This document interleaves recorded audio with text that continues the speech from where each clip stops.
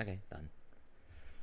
I'm gonna take out the fudging dog and use the restroom too while I'm at it. Let me leave text up on screen.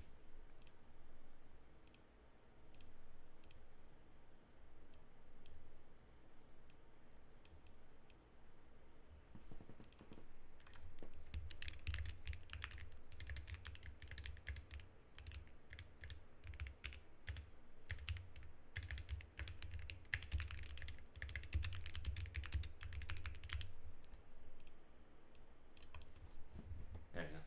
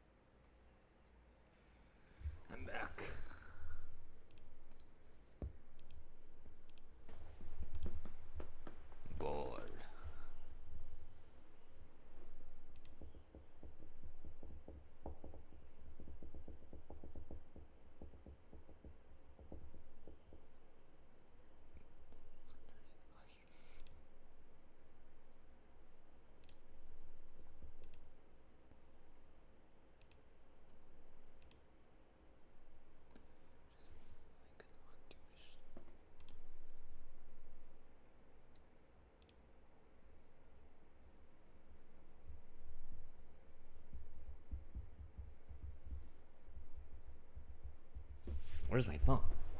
Lost it.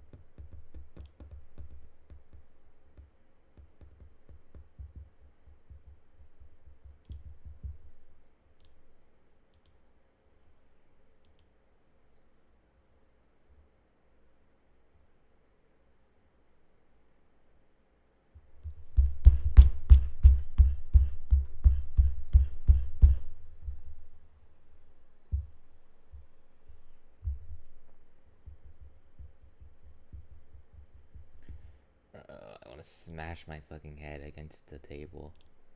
So tired.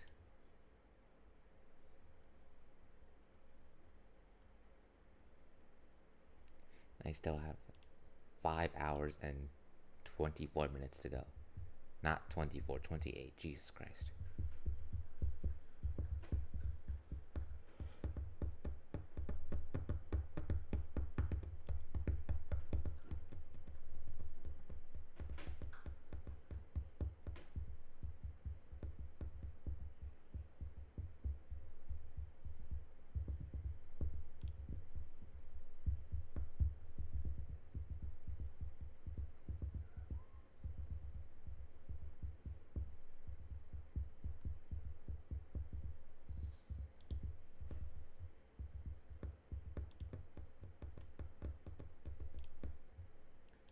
I'm so bored.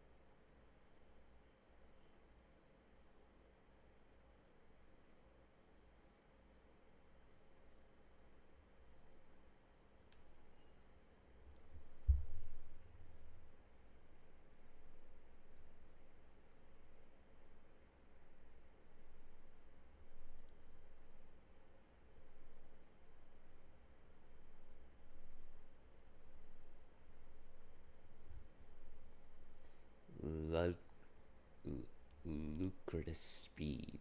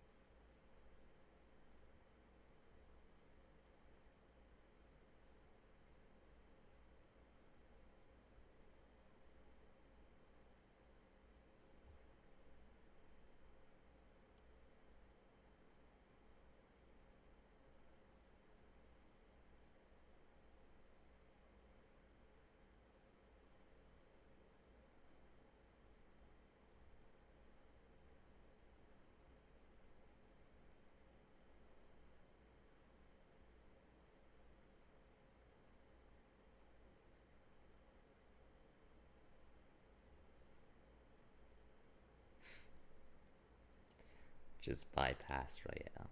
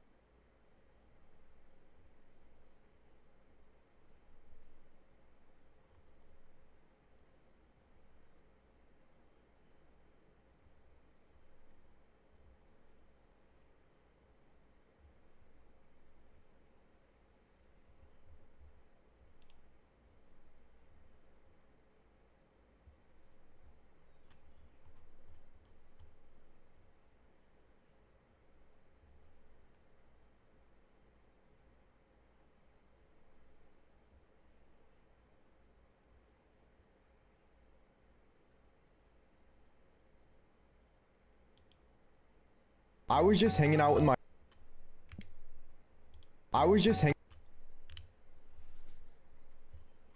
Okay, you know what? I'm gonna watch more YouTube. My stream, I can do whatever the hell I want.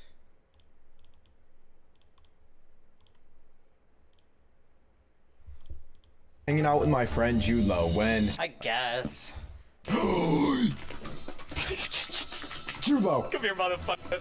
You are an Oh my god, this guy's so annoying, bro. I can't walk anywhere on this server. Traps are just everywhere, dude. And this isn't just the first time either. I can't deal with this anymore. But the only way to get him to stop was to give him a taste of his own medicine. Oh no, I was Because he's been placing traps for so long, there is no way he remembers what he built on January 17th, bro. Wait, hold on. I think I recognize that ravine. Is this where he was? Yeah. Okay, so he goes down here. But where does he go from here? So he goes in this cave, and then the trap's down there. And he goes this way. Then he goes up here. Okay, I found one. Yeah, this is a working trap. So you put it here. And then I mark it. And now I know where one of his traps are. After realizing I could find all his traps like this, I went through 4 whole months of Julo streams, then analyzed them by this rocket ship. There's one here, and then there's one here, to find every trap he's ever made. This was how I was gonna trap Julo in his own trap. So once they were all highlighted, I picked the best route to fight Julo and bait him across as many of his traps as possible to get the highest chance of this working. Now it was time to give Julo a taste of his own medicine and stop him from trapping for good. What do you want? What do you want? How you doing? What you want?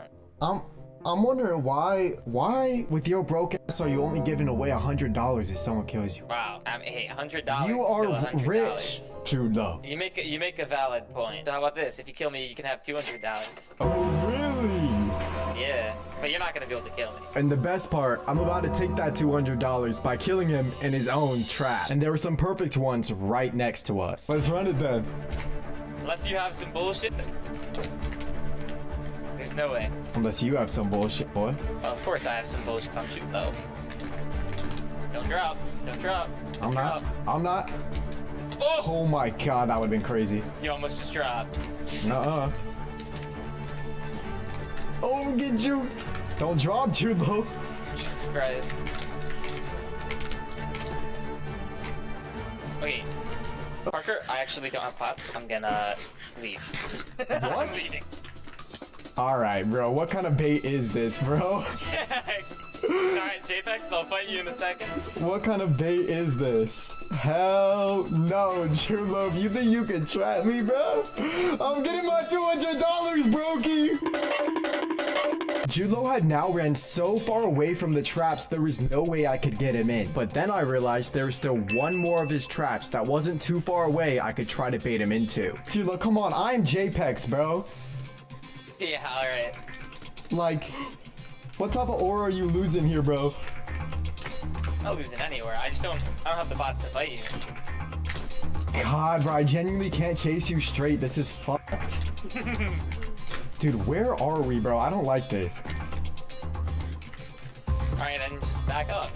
And just say bye-bye to $200. No, bro. What's right here, bro? There is something here. No, why did you... Dude, this is so Well, I guess stupid. this is the one spot you can't get trapped, right? I guess, but I don't want it.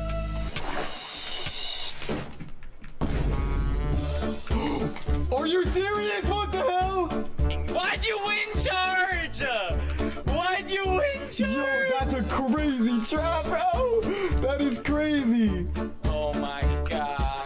King That trap is sucks. I crazy. cannot trap anyone with this That shit. is some buns doo-doo, bro. You're so bad. You're so bad. Why is he Julo! Wait, he's not alive. And to make this worse, I didn't even get close to trapping him. Judelo's just too smart and my baiting skills were almost non-existent. But on a good note, Judelo still had no idea what I was doing. So this time I was gonna lead him towards these 3 Judelo traps. This one is a hill knockback trap. This one is a shovel fall trap. And finally, this one is a fall trap that's activated by a wind charge. So when I saw him a couple hours later, I decided I was gonna jump him again, but this time with a much better bait. Judelo. Hello, $300. No. Dude, I'm not gonna fall in your trap this time. I don't even need a trap. We'll see about that. Hey, let's make another bet. Oh, What? No, I'm not giving you $200. That ship has sailed. no. How about this? Let's make it What? 300. Let's make it 300 this time, right? But if No. if I die, you could get 100. What? Yeah, how about that? For How real? about that? Yeah, Oh, bet. Deal. Are you being dead ass? I'm being so dead ass. All right, JPEX, I'm coming for that 100. Now that he was filled with greed, trapping him in his own traps was gonna be a lot easier. You have terrible spacing, Judelo. What are you talking about? You're about to get dropped in like 10 seconds. 1, 2, 3, 4, and GG. Oh, I missed. I missed. Oh, I forgot about your stupid mace, bro. You're mad annoying. Dude, you fight so genuinely weird, bro. Oh, you're dead. No, my lunge Oh my God, cooldown. oh my You would've God. died. Oh my god, dude. Whoa, whoa, whoa, whoa, whoa, whoa, whoa, whoa, whoa, whoa, whoa. What is that? Spear, hello? Spear? What are you doing, bro?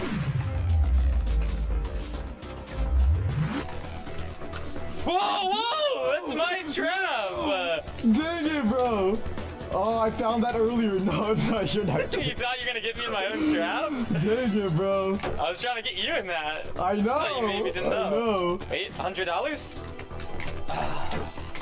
I know you're the mace master, bro. That's the only way you fucking kill people. And of course I'm gonna use the OP weapon. Oh no, bro. Trap. What? No, what are you doing? You're freaking me out, bro. That was an accident, I'm not gonna lie. Dude, I'm genuinely so scared of your mace, dude, stop. Oh my You should god. be. Oh god. No!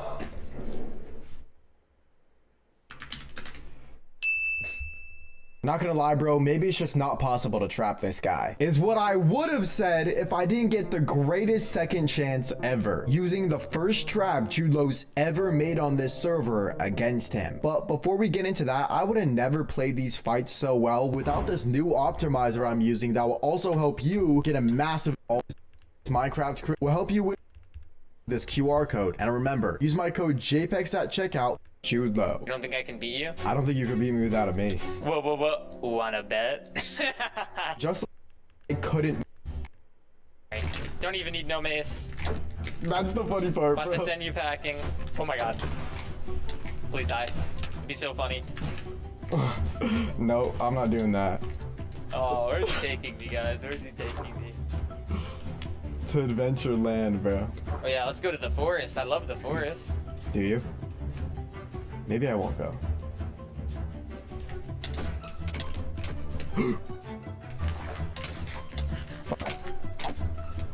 That got to neat. Get low. Yep.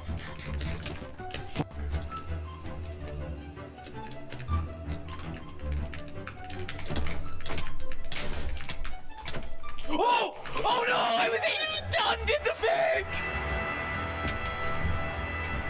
Oh my god, you undid it. I can't believe you undid it. I can't believe you did that. You undid it! I fucking did it! Yes! Yes! Oh my god! Oh, there's no way. Holy shit. It actually worked. I just got Judelo in his own trap. I just got Judelo in his own trap. But as you can see, the video isn't over yet. And that's because this was all part of Judelo's plan. You know what, JPEX? What's good, bro? Bravo, bro. Yo, come look at this fucking redstone, though. That's fine. I want to give you your stuff back. Oh. Because you did give me my stuff. But I did. Judelo, what the f is this? JPEX. Are we serious? Are we serious? What? Right. Really should have seen that coming. Oh, how the turns have tabled. How the turns have tabled. Why is there a trap there? And how did you know I was gonna fall into that? Because I'm always 2 steps ahead, JPEGs. That entire time, he planned to die to make me feel like I won, just to take it all back. This guy is a villain, bro. But I gotta give it to him, he's insanely smart. So if I really want to trap this guy for good, I'd have to get him with something he would never expect. So I took to hiring another super good trapper on the server, Doomcow. I need to get revenge on him back like so bad. I got you, bro. We about to trap Jude. And to do so, we were gonna build Julo's favorite trap, a staircase pull. Jude has trapped more people with this trap than anything because it's so unexpected. And now I was gonna get him back with it. Oh, and he's not even gonna be sus because it's broken. Yes. Yes, exactly. Dude, I'm excited, bro. I'm hella excited. I hope you pull this. I hope you pull it off, man. Okay, what are you gonna do? You're gonna try to trap me now? I'm gonna run. I'm gonna be like Jude running down the stairs, right? Too early. Way too early. Okay. When would you pull it? You see how the trap is here, right? Yeah. When we pull when the name tag is like a block away. Like, you see this? Yeah. Perfect. Nice. Very, very good, actually. Perfect. Perfect. Nice. Very good. Okay, I got it. Yeah. All right, Julo just DM'd me. He's getting on now. I'm actually gonna stretch this a little bit so I could see him coming further. Hello? Finally. Alright, what you want? We can meet at your base and I could kind of like explain. Okay, alright, I'll be there in a sec. Yeah, I'm a little bit away too, so I'll meet you there. I'm at my base. Okay. I'm like 200 blocks away. Okay. Oh my god! Oh, yes! No, I fucking... It's like there's an arrow cannon! God damn it! Yes! Yes! Oh, dude, I was looking around for the arrow cannon and I was like, oh, is it in my base? Oh my god, dude, I got you with your favorite trap, bro! God. I won, Julo! Fuck you, bro! I fucking won, dog! Oh, I got your maze, bro! I got your maze! Yeah! Yeah! Julo. I'm never logging on again. Yeah, I wasn't ready. I was expecting something. I wasn't expecting it on the way down. I mean, dude, Julo, I trapped you with your own trap, bro. I guess it was, you know, it was similar. Better, honestly. Low-key better. Dude, now are you gonna stop trapping, bro? You know what it feels like now, bro. You know what it feels like. It sucks. I do know what it feels like, and it does suck, which is why I'm gonna keep doing it. I gotta get my kit back. No, bro. Oh, this whole video is for nothing, bro. By the way, don't forget to check out. Let's watch TDC next.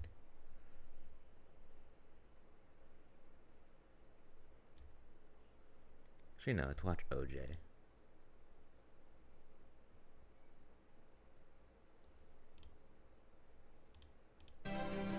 This might be the one! Strike it! It's the finale. And we're maxed out!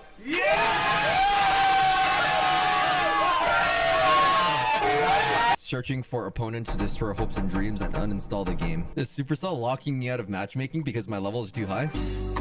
Wait. Can't get into a ladder match because it's refusing to match me with lower level opponents. We're in a game after 20 minutes. Giant in the back. Good game. They missed fireball. Oh no, I am so sorry to whoever just downloaded this game. That is tankier than a golem. 2 hits, 3 hits, 4 hits.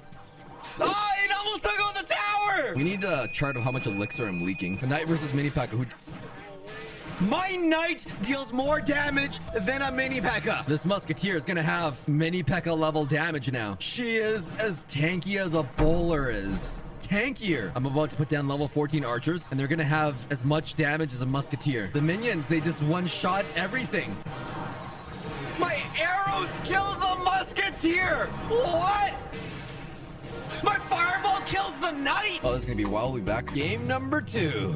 I think they're just trying to drop trophies. Feels like mid-ladder to me, you know?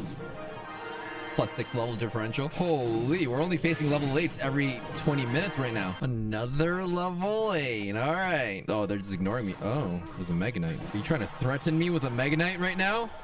I'll threaten you with a level 14 mini P.E.K.K.A.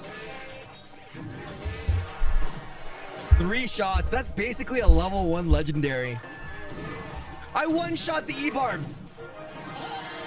What? Well, this time we've got a level 9. I think we can win without putting down any cards. Watch this. I just 2-crowned them without putting down any cards. Why are there so many level 8s trying to drop? He's not trying to drop because he put down a prince and stuff. The arrows don't even kill my archers. This is my life now. Alrighty. We have a level 3? Level 1 skeleton. Oh, they're so cute. They're only level 1. Now that they have to deal with... Did the archers one-shot the goblins?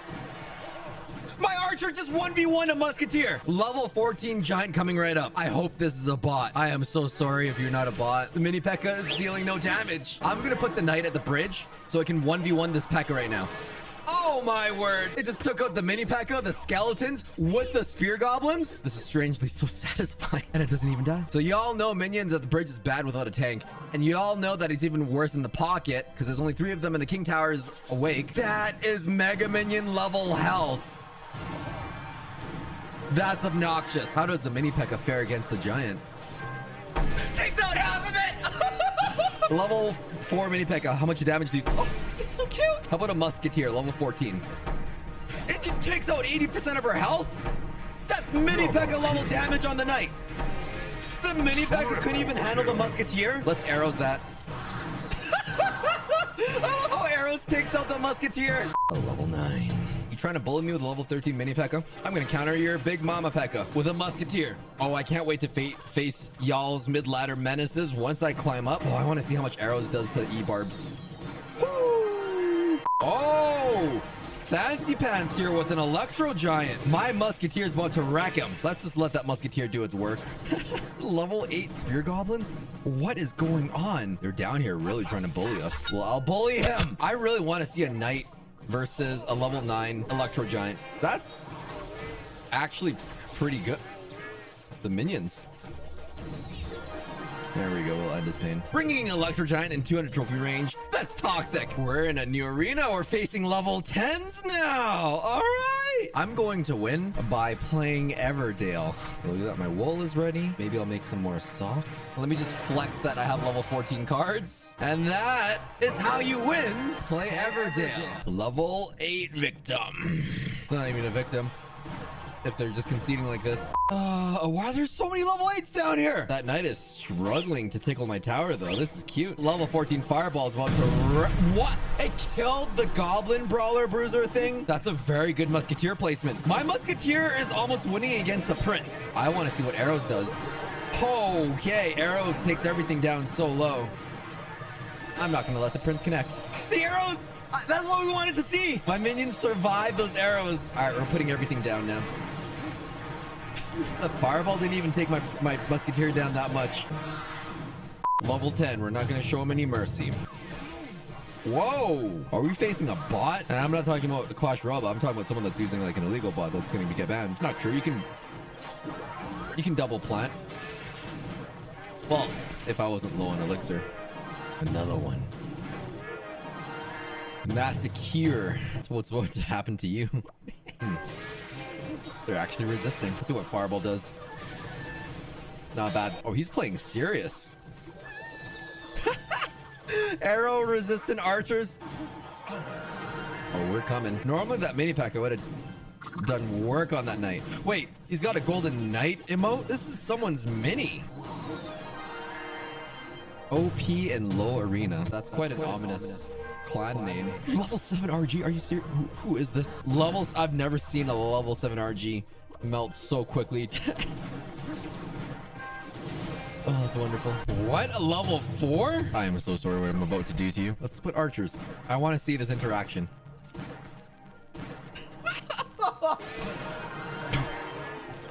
Tower melted. Can they defend against this though?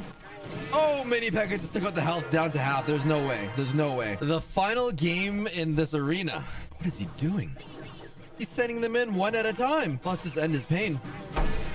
Look at the mini P.E.K.K.A. take out 1/3 of the king tower. Our first barbarian bowl victim. Arrows did work to those barbarians. Have mercy! How are they gonna deal with the triple musketeer push? Or archers, same thing. That knight is tanking as much as a giant would in this arena. Holy moly. I'm starting to think some of these level 8s are actually level 8 down here. Whoa, level 5. Can you stop my Sparky push? Well, pretty much like Sparky.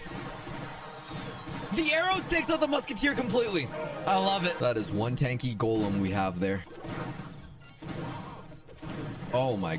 Skarmy technically should have stopped that entire push. Let's get up as high as we can to mid ladder so we can destroy actual opponents that didn't install the game on day one and we're probably gonna uninstall it now just because I am crushing them so hard and they're really confused. Okay, we're getting into games really quickly now. Holy moly, look at that massive push we got on the right side. Those minions, they're tanking. Probably didn't even know what hit him. This is faster than sudden death. We're gonna end this as efficiently as possible. Mini packets deal so much damage. Just the baby dragon?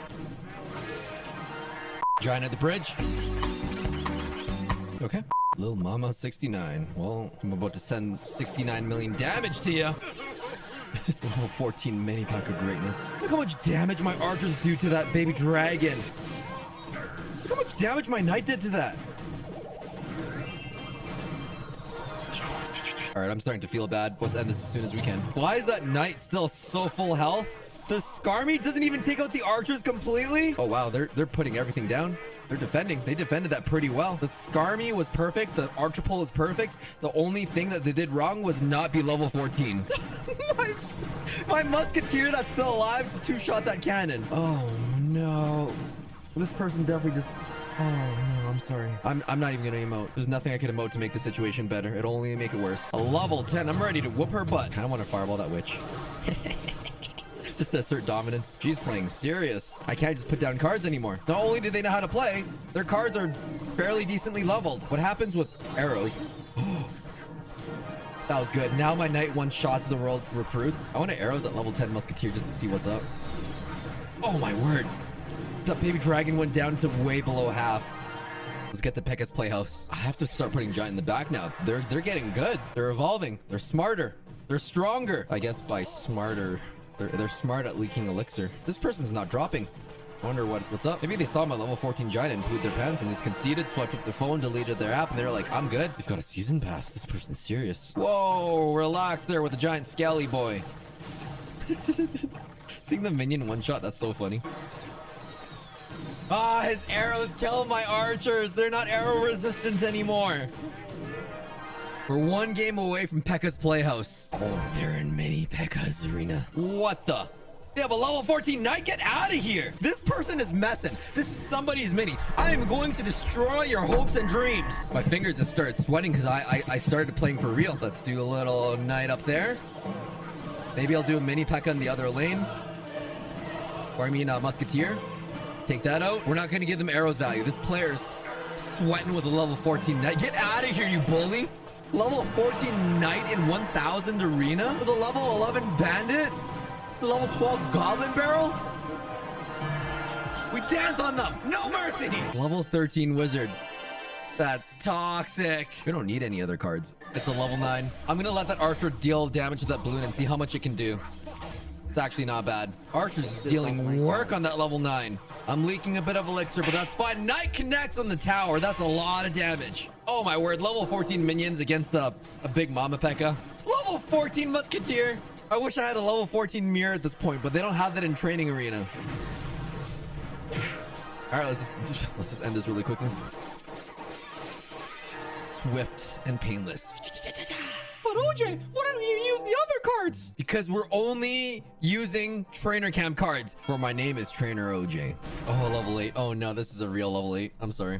No, I'm not. You put Prince of the Bridge? Who are you? So much damage on that baby dragon. Oh, they're about to feel a world of hurt on the left side. That's normally a good response to that. But my Pekka is level 14. So much it connects. That's illegal. Pocket in the bridge. Pocket giant we go. That archer's still going. We have scarce star points. Oh, I want a 2-star mini Pekka. 3-star knight. Do we have enough points? No! I just want to see how resistant they are to baby dragon. All right, it's over for them. It survived the baby dragon. That Skarmy should have taken out my giant. It couldn't even bring it down to half. Let's do a Knight in the Pocket just so that we can take. What the frick did he put down there? I don't even know, but they died to archers like really fast. Defensive Golden Barrel. We have the trifecta of BM. I'm gonna let that Goblin Barrel fly. Level 7 goblins, that's so cute. And I still have more health than his Princess Tower. I do kind of want to take care of that baby dragon. We'll just do a mini P.E.K.K.A. and the other. Oh, my arrow resistant minions! That is so satisfying. So satisfying. Why is that minion still alive? It got arrowed. That should not happen. What are with people and level 10 miners? Well, I'll show you with my level 14 knight. I'm merciful. I'm gonna leak elixir and I'm gonna play a musketeer because that knight is basically a giant level of tankiness. And we're gonna arrows that, and that knight is still going to tank for that tower. The musketeer took out that mini P.E.K.K.A. That Valkyrie's not doing any damage to the musketeer. I'm gonna tank with the archers because I'm a baddie like that. Well, that archer started vibrating in a weird way. Normally archers don't tank the miner, but wow. Fireball that's double the level of your... Get a level 7 wizard. That's not even fair. Musketeers within range, double plant. We're good. I think they closed the game because we're level... Oh. Oh, wow. No. He's level 10. We're gonna giant in the back then. Level 13 witch? Does my level 14 fireball take her out? We're playing serious now. Level 12 barbarians? What the? This is a mid-ladder menace here. What's he doing so low? We just have a double musketeer. That's all I really needed in life. Level 13 Valkyrie? Who is this? Wow, we'll show you. In the pocket we go. Give me your barbarians. I know you got barbarians somewhere. Oh, well, that's fine too then. Let's take that all out. The giant just straight up takes out the tower. Or 1277. Our final game to Spell Arena. And it's a level 8. We're gonna pull the Valkyrie. Ain't got time for her biz. Oh, that could be trouble. Inferno Tower counters level 14 giant. Oh, but it's still alive. Look at the non-existent damage that the tower is dealing to the giant right now. Ghost, I am so sorry about this. Could I use an emote?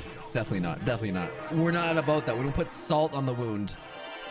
Spell Valley and a reward I totally don't need. Start to face some real level 8s now.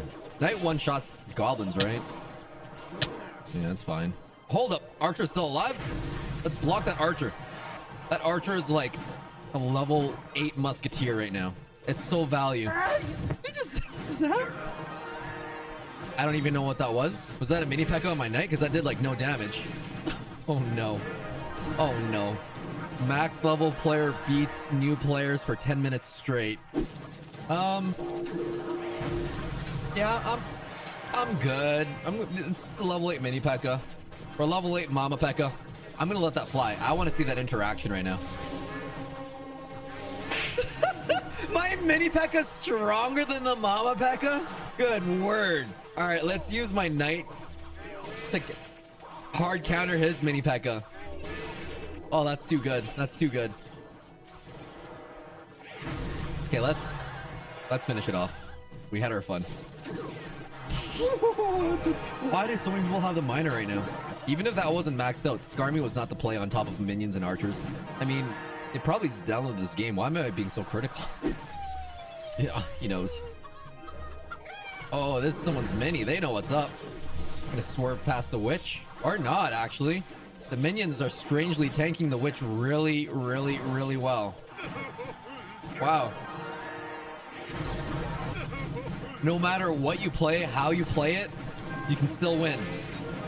That mini P.E.K.K.A. that normally counters my giant isn't doing anything. Wow. That felt like he put a knight on top of my giant. I don't feel bad if it's someone's mini. He had a chicken. I could play a card anywhere on the map, and I'm still going to win. I'm gonna put minions on top of his wizard. We're gonna arrows his barbarians because I can. Let's go. Oh. Princess. We're doing that, hey?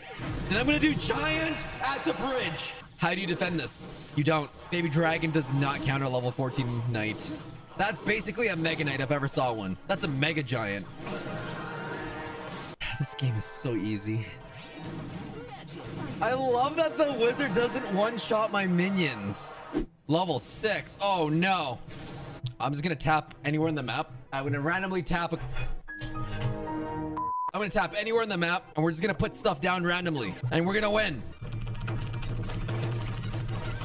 Just put stuff down, just put stuff down, just put stuff down, just put stuff down. Arrows on my knight. Yep, that's how that works. Okay, I think we're winning. Just put stuff down, put stuff down. Where's the giant gonna go? We'll never know. Anywhere in the map, wherever he goes, he's gonna take out a tower. This is my first level 6 in a while. We didn't even see level 6s in Arena 1. Level 6 Mini P.E.K.K.A versus level 14. Who went? Oh, one hit. The other one didn't even take out down a sliver. They're probably sending this to their clan right now. Like, Who has a maxed out deck? me, because I spent $3,000. This is not how you're supposed to play Clash Royale. I am so sorry, everyone. Disgusting! Oh no, it's a level 6. Okay. Here's what I'm gonna do. We're just gonna put Giant in the back and then I'm gonna grab a drink.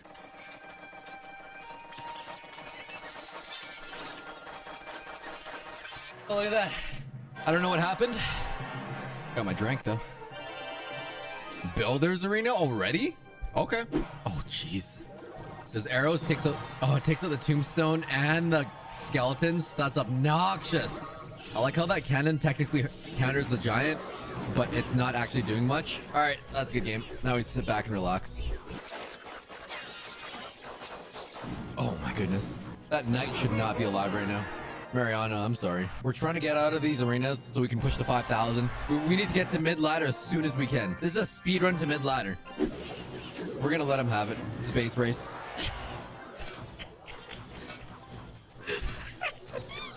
My arrow resistant minions!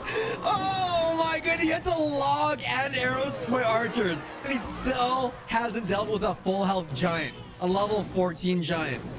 I'm just gonna arrows that because I actually want to end this game. Oh my goodness, that's not fair. How are we gonna use this deck in mid ladder though? We're gonna be pushing to what, 7,000? I don't know if that's possible with the King Tower level. Shoot, 5,000 at least, we can do that. 6,000, maybe. Hello? They're gonna struggle with a double lane push.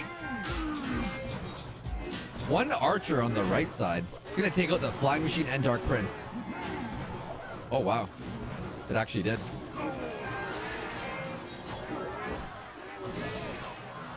I like how my knight deals more damage than a mini P.E.K.K.A does. Triple archers, stronger than triple musketeers when they're maxed out. It's not as devastating, but it's like ba ba ba, ba ba ba. Level 10 P.E.K.K.A, and it's dealing no damage to my giant. Wow, I really want to see Big Mama P.E.K.K.A against this mini P.E.K.K.A. I really want to see it. Okay, I'm gonna try and bait it out. We're gonna put a giant there. Gonna put a Big Mama P.E.K.K.A over there. Hi. There it is. There it is. I can't wait to do this. I can't wait. 1v1 me, bro. The battle of the century. My mini P.E.K.K.A lost? Hold up. I'm more devastated that my mini P.E.K.K.A lost. I know it's a level 10 Mama P.E.K.K.A, but still. I spent 3,000 for nothing. 1975, our final game to Royal Arena. Royal Arena used to be the highest arena in the game. So it's like we beat this game in 2016 all over again. All right. I just want to fireball that just to see. Okay. I don't know what I was expecting, but yeah, that's exactly it.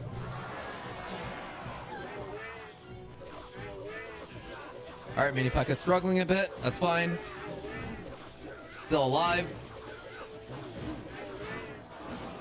Level 12 giant. Okay. We're playing for realsies. Nah, just take that right side. Because I've got good stats for the cost on the right side. This is like Rascals, but on steroids.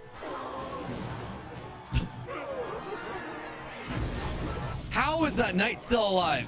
Holy moly. Roll Arena. We did it. A level 9 Electro Giant. Oh my, oh my. I'm gonna do a Musketeer kind of staggered so it doesn't get in the Electro Giant's path. Oh, we definitely need to arrows that. Level 14 arrows just wrecked everyone and everything. And oh, my Mini Pekka 2 shots the Electro Giant. I don't know what I was expecting, but yeah, that's with the level 14 cards. We're getting pushed to 7,000, maybe 6,000. Maybe 5,000. I'm getting ahead of myself. Oh, it's level 7. Those minions deal minion horde level damage. I one-shot the minions with a musketeer. That's not fair. I love it. I also one-shot a knight with fireball. Let's get out of this arena. Let's get up quick. Apparently, our opponents haven't evolved enough yet because some of these interactions are just, well, I'll just let you all see for yourself. Level 10 miner. Oh my. Oh, that log made my minions. Oh, yeah. But the Valkyrie saved my minions, so now the Giant's in front. And the Valkyrie, he couldn't even kill my Musketeer? I don't know about that wizard. We're just gonna go ham on the right side. Maybe I'll put a Giant on the left side, knowing full well that the Musketeers ain't got nothing on me. Scar me. It does nothing. It does nothing. Look at my Mini Pekka just tank like a knight does. Oh man. Also, we have the trifecta of BM. Oh, I want to solo this Mini Pekka. Oh, that's so good. That's so good.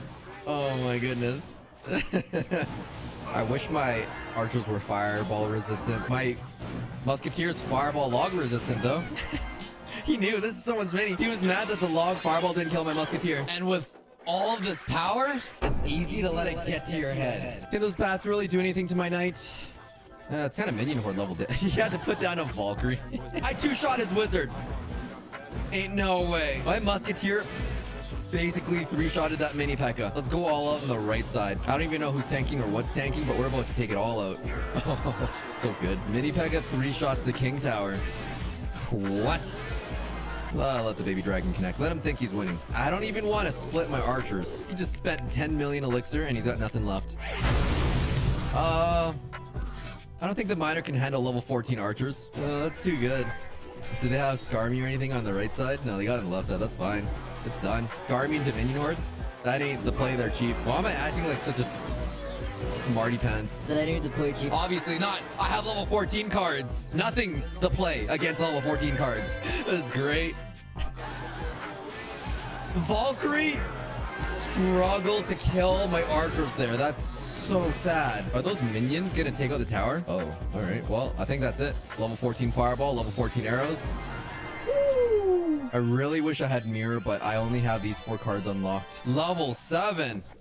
That's what we love to see. Now, how much does arrows do to a musketeer? It kills it! Level 14 archers versus level 7 knight.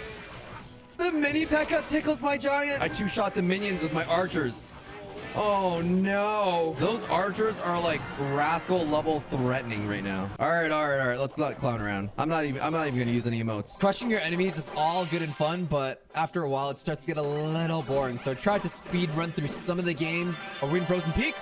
I think we are. That is until I ran into some BMers. Does he think he's won? I don't think anyone in this challenge has taken my tower yet. This BMer playing log bait. He's gonna have like Inferno Tower somewhere. I'm so ready. I'm sweating for you. My minions are log resistant, not fireball resistant.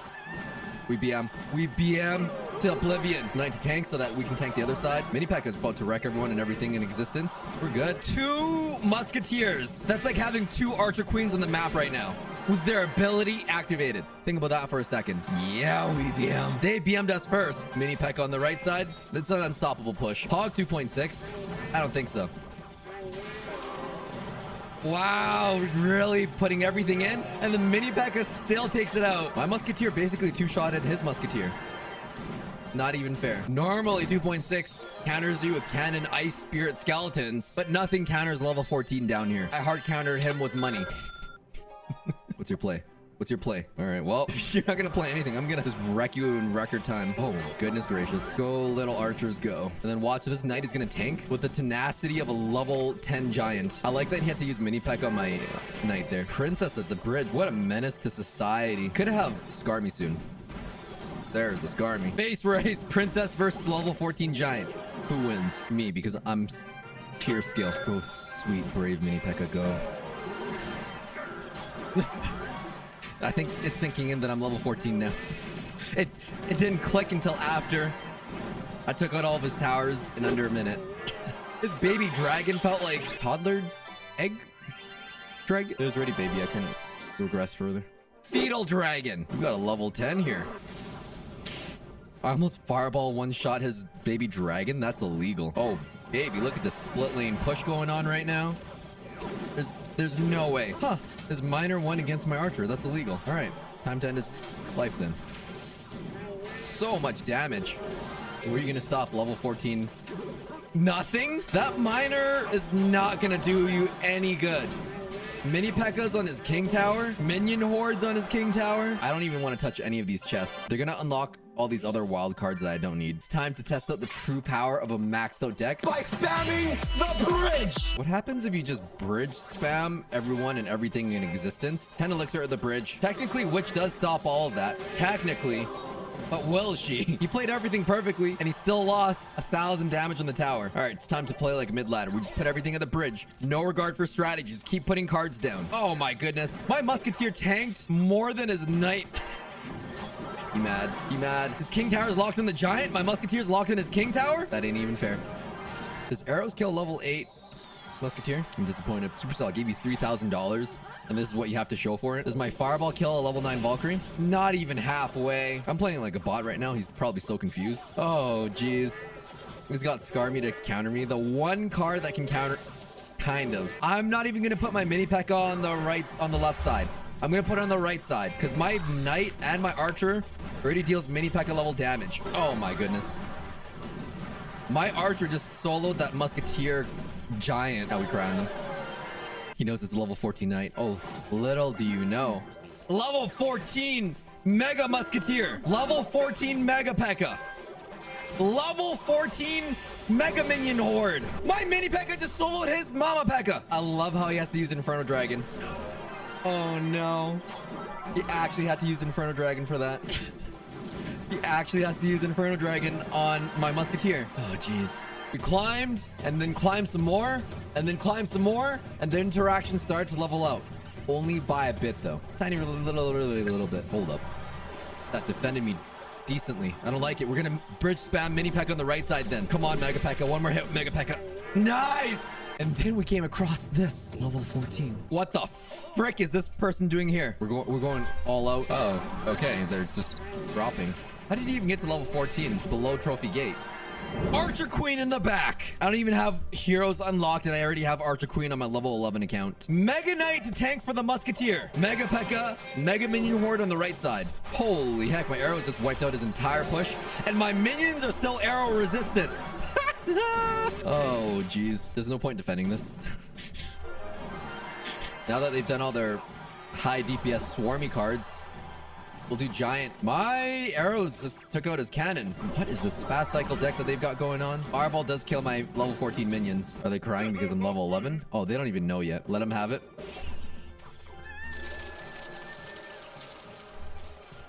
Let him really have it. Oh, he's got a Mega Knight. Well, I have a Mega Knight too. And mine is better stats for the cost. Oh, that's over. Tombstone. What tombstone? Oh, mini P.E.K.K.A. disconnected. Oh, what's wrong? Why did he stop crying? They always think they can win down here. All right, well, he just used all of his tank killers and everything else, so we're just gonna go ham on the right side. Hunter can do his thing. Magic Archer. It's new, I get it. He wants to play it out. Barbarian Barrel doesn't take out the archers. Not even close. I would have loved to see that Valkyrie interact with my Musketeer. After a few more games of being a complete megalomaniac, I then remembered why I spent 3,000 on this account. With great power comes great responsibility. My purpose is to protect the players against the mid-ladder menaces. I'm gonna split my archers because that freaking princess. Uh-oh. Inferno Tower actually does pretty well against level 14 giant. But not against my knight. Now he's got nothing for mini P.E.K.K.A. You know it's bad when it's defensive Goblin Barrel. I miss when my mini P.E.K.K.A. could 3-shot the King Tower. Those were the days. Oh no. One level under Fire Spirit doesn't connect. That's unfortunate for him. I'm gonna completely ignore those gobbies. My Musketeer still one-shots his over-leveled minions. His level 12 minions. Level 12 minion horde? Was that your trump card? You fool. You fool. You've activated my credit card. Bet he wasn't expecting my Mega Archers and my Mega Musketeer to deal that much damage. Level 11 Mega Knight. All right, we got a baddie over here. This is why I made this account. to defeat these mid-ladder menaces. I'm gonna give him fireball value or arrows value, one or the other. Arrows me, do it. Do it. Your level 11 Mega Knight has no power here. I have an even Mega Knight, and it's good stats for the cost. Oh, wow. Balloon. I want to see how my archers take care of it. Late planted archers as well. Of course, it doesn't even connect. Should have saved that Inferno Tower for the Mega Knight on the right side. So much damage on both sides. Archers, take it out. 58 away. Mega P.E.K.K.A connected on the right side, and the Prince couldn't even take care of it. Hog Mountain opponents. That's a level 14. Oh, and he's playing for real. What are you doing with a level 14 down here? What the frick? I'd rather have level 14 cards than have level 14 King Tower, so we're good. Let's see, in case they have like something. No Inferno. Okay, we're good. Level 14 Knight, though. This player's playing for real. Level 13 Archers. That King Tower is actually defending against my units pretty well. That was the toughest match yet. I couldn't just put stuff down without thinking. We're one game away from Royal Arena. I'm going to put the Giant a little staggered just because the Archers are going to need some catching up time after the Tombstone pops and everything. Never mind, the Tombstone didn't really pop that well. I want to see a level 14 Knight versus level 12 Mini P.E.K.K.A. Yeah, that's expected. All right. He just used all of his cards on the left side. So he's got nothing for my level 14 Mega Minion Horde. Holy. Before he even knew it. And just like that, we made it to Hog Arena. Jumping into our first match, I had to test out some of the interactions just to know exactly how much effort I need to put into these games. I think my Giant's still gonna deal way more damage. It actually did. That's a level 14 Mini P.E.K.K.A. Oh, that's strong. Those Mega Minion Horde, they just keep giving and giving. Oh, it's over. The Archer, it locked on the tower. Maybe it's not over, but it is now because you got nothing for the mini. How's what was well played? The part where I spent $3,000, and yep, it turns out this deck is still too OP. Some of the players already know that resistance is futile. All right, he's got a Mega Knight. I've also got a Mega Knight, and my Mega Knight only costs 3 elixir. Do you defend against a Mega Archer or do you defend against the Mega P.E.K.K.A? None. The answer is none because you can't. Oh no. My Giant is tanked for that Musketeer. I feel like it's extra intimidating just because I don't have any tower skins. I mean, this deck is so OP that I don't even need to be playing to win. And that's what I did.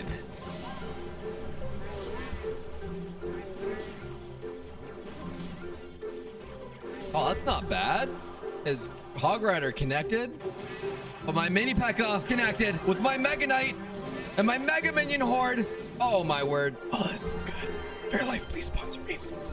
What the? Got no chill there. Thank goodness my level 14 Fireball actually counters Elite Barb. Oh, geez. All right, we're going arrows there. My Giant survived all of that. It should not have survived. Oh, wow. He's actually throwing everything in the book. Well, I've got Mega Knight for you. My 3 elixir Mega Knight's going to destroy you. Technically, Skarmy did counter that, and it should have won. Who's going to win? His Mega Knight or my Mega Knight? Pretty sure my Mega Knight's going to win, so I'm going to push the other lane now. Oh, his Mega Knight beat my Mega Knight. All right. His Mini P.E.K.K.A really was a Mini P.E.K.K.A. It was so small in damage. Oh, his Mini P.E.K.K.A versus my Mini P.E.K.K.A. I'm going to clear the Dark Goblin so it's an even playing ground. Oh, that's good. I know I had the Princess Tower, but still, my Mega P.E.K.K.A is better. I don't think he realizes that my Mega P.E.K.K.A can deal that much damage. All right, we'll do the Mega Giant and Mega Minion Horde. That Dark Prince is about to disintegrate. I know it's level 10. Oh dear. What Dark Goblin? If they don't see the card levels, they're probably so confused right now. We split the minions in the back, Mega Knight in the front, Mega Giant on the right side. Oh, it's a 2.6. 2.6 is not going to save you. No matter how many ice golems you cycle. Oh no. Oh no. Why did that Archer deal that much damage on the left side? 2.6. Wow, more like lost than 2.6 seconds. Woo. Kind of annoying that there's a furnace, but not annoying because it's never gonna connect. Well, now. That poison couldn't kill my minion? What? I bet arrows would kill that Mega Minion right now. It's only level 8. Let's pull it up. Give him some false hope. Did I just two-shot a Mega Minion with archers? Wow, he's literally throwing everything that he can. He put Furnace, which is the correct counter, Barbarian Barrel, Mega Minion, and everything else. And we still won. Level 12 Goblin Barrel. Okay. Oh, we're gonna punish this dirty mirror user. Normally, Executioner would have actually been a really good play there. Normally. Mini pack in the pocket. Oh, that's too good. That cannon wasn't bad. It would have taken out a regular leveled mini P.E.K.K.A. Level 7 Dark Prince. Interesting. Let's see if my Mega Minion Horde can take him out before he touches the tower. Oh, not even close. And it did 1,000 damage on there. Oh my word. Arrows that out. 2 connections, half health in the tower. All right, I think he zap gave up. No? All right, the age-old question. Oh, frick, I meant to use arrows on that. Okay, level 14 arrows, 486. Level 7 Mega Minion, 5... it survives arrows. My Mega Knight should counter that hog really, really nicely. Basically 3-shot that Hog Rider and only got 1 hit on my tower. Kind of obnoxious, I love it. Wait, what are those skeletons doing there? And why are my minions still alive? Wait, did that Valkyrie genuinely struggle to kill my archers? Why am I so surprised? I mean, it's level 14 cards. We're 1 away from Electro Valley. Level 5 Goblin Hut? That's asking to be arrowed. Arrows takes out the Goblin Hut, but not the goblins that it spawns. Oh, so good. I love one-shotting the minions with my Musketeer. It never gets old. And that should be Electro Valley. There we go. Oh, he's gonna regret that zap. He definitely needed to zap.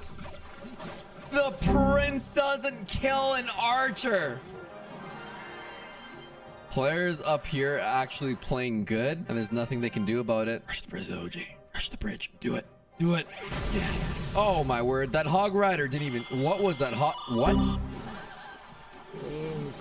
The Valkyrie couldn't kill the archers with 2 spins. They have a pixel of health left. We'll put the Mega Knight down to counter that Battle Ram. I even put it down late. I mean, yeah, it's a level 8 Battle Ram. Well, why am I acting so surprised? Oh, that arrows. And it only needed 1 of the 4 arrow waves, or however many arrows there are. Mega Knight on the right side connects.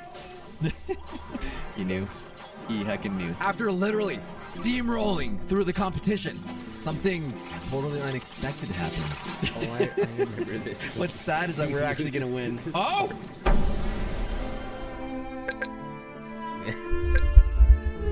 This is my first time losing on this account. I could have arrowed the Sparky. I could have arrowed the King Tower. I could have done anything. Losing that game was a truly humbling experience. And now that we're within grasp of Rascal's hideout, it was time to give my competition the respect they deserve by showing them no mercy. All right, no more clowning around. This is the final game to the next arena.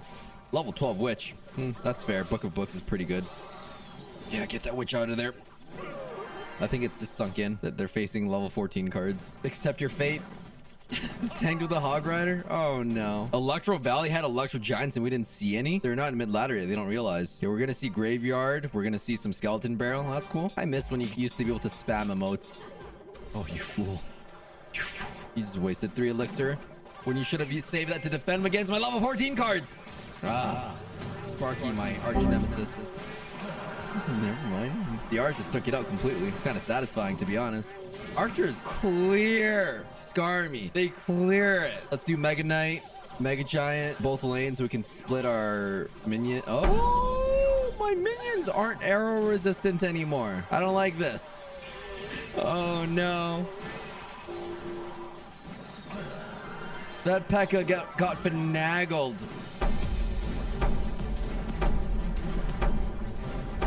Look how much damage that Musketeer's doing. It's tankier than the King Tower. How is that even allowed?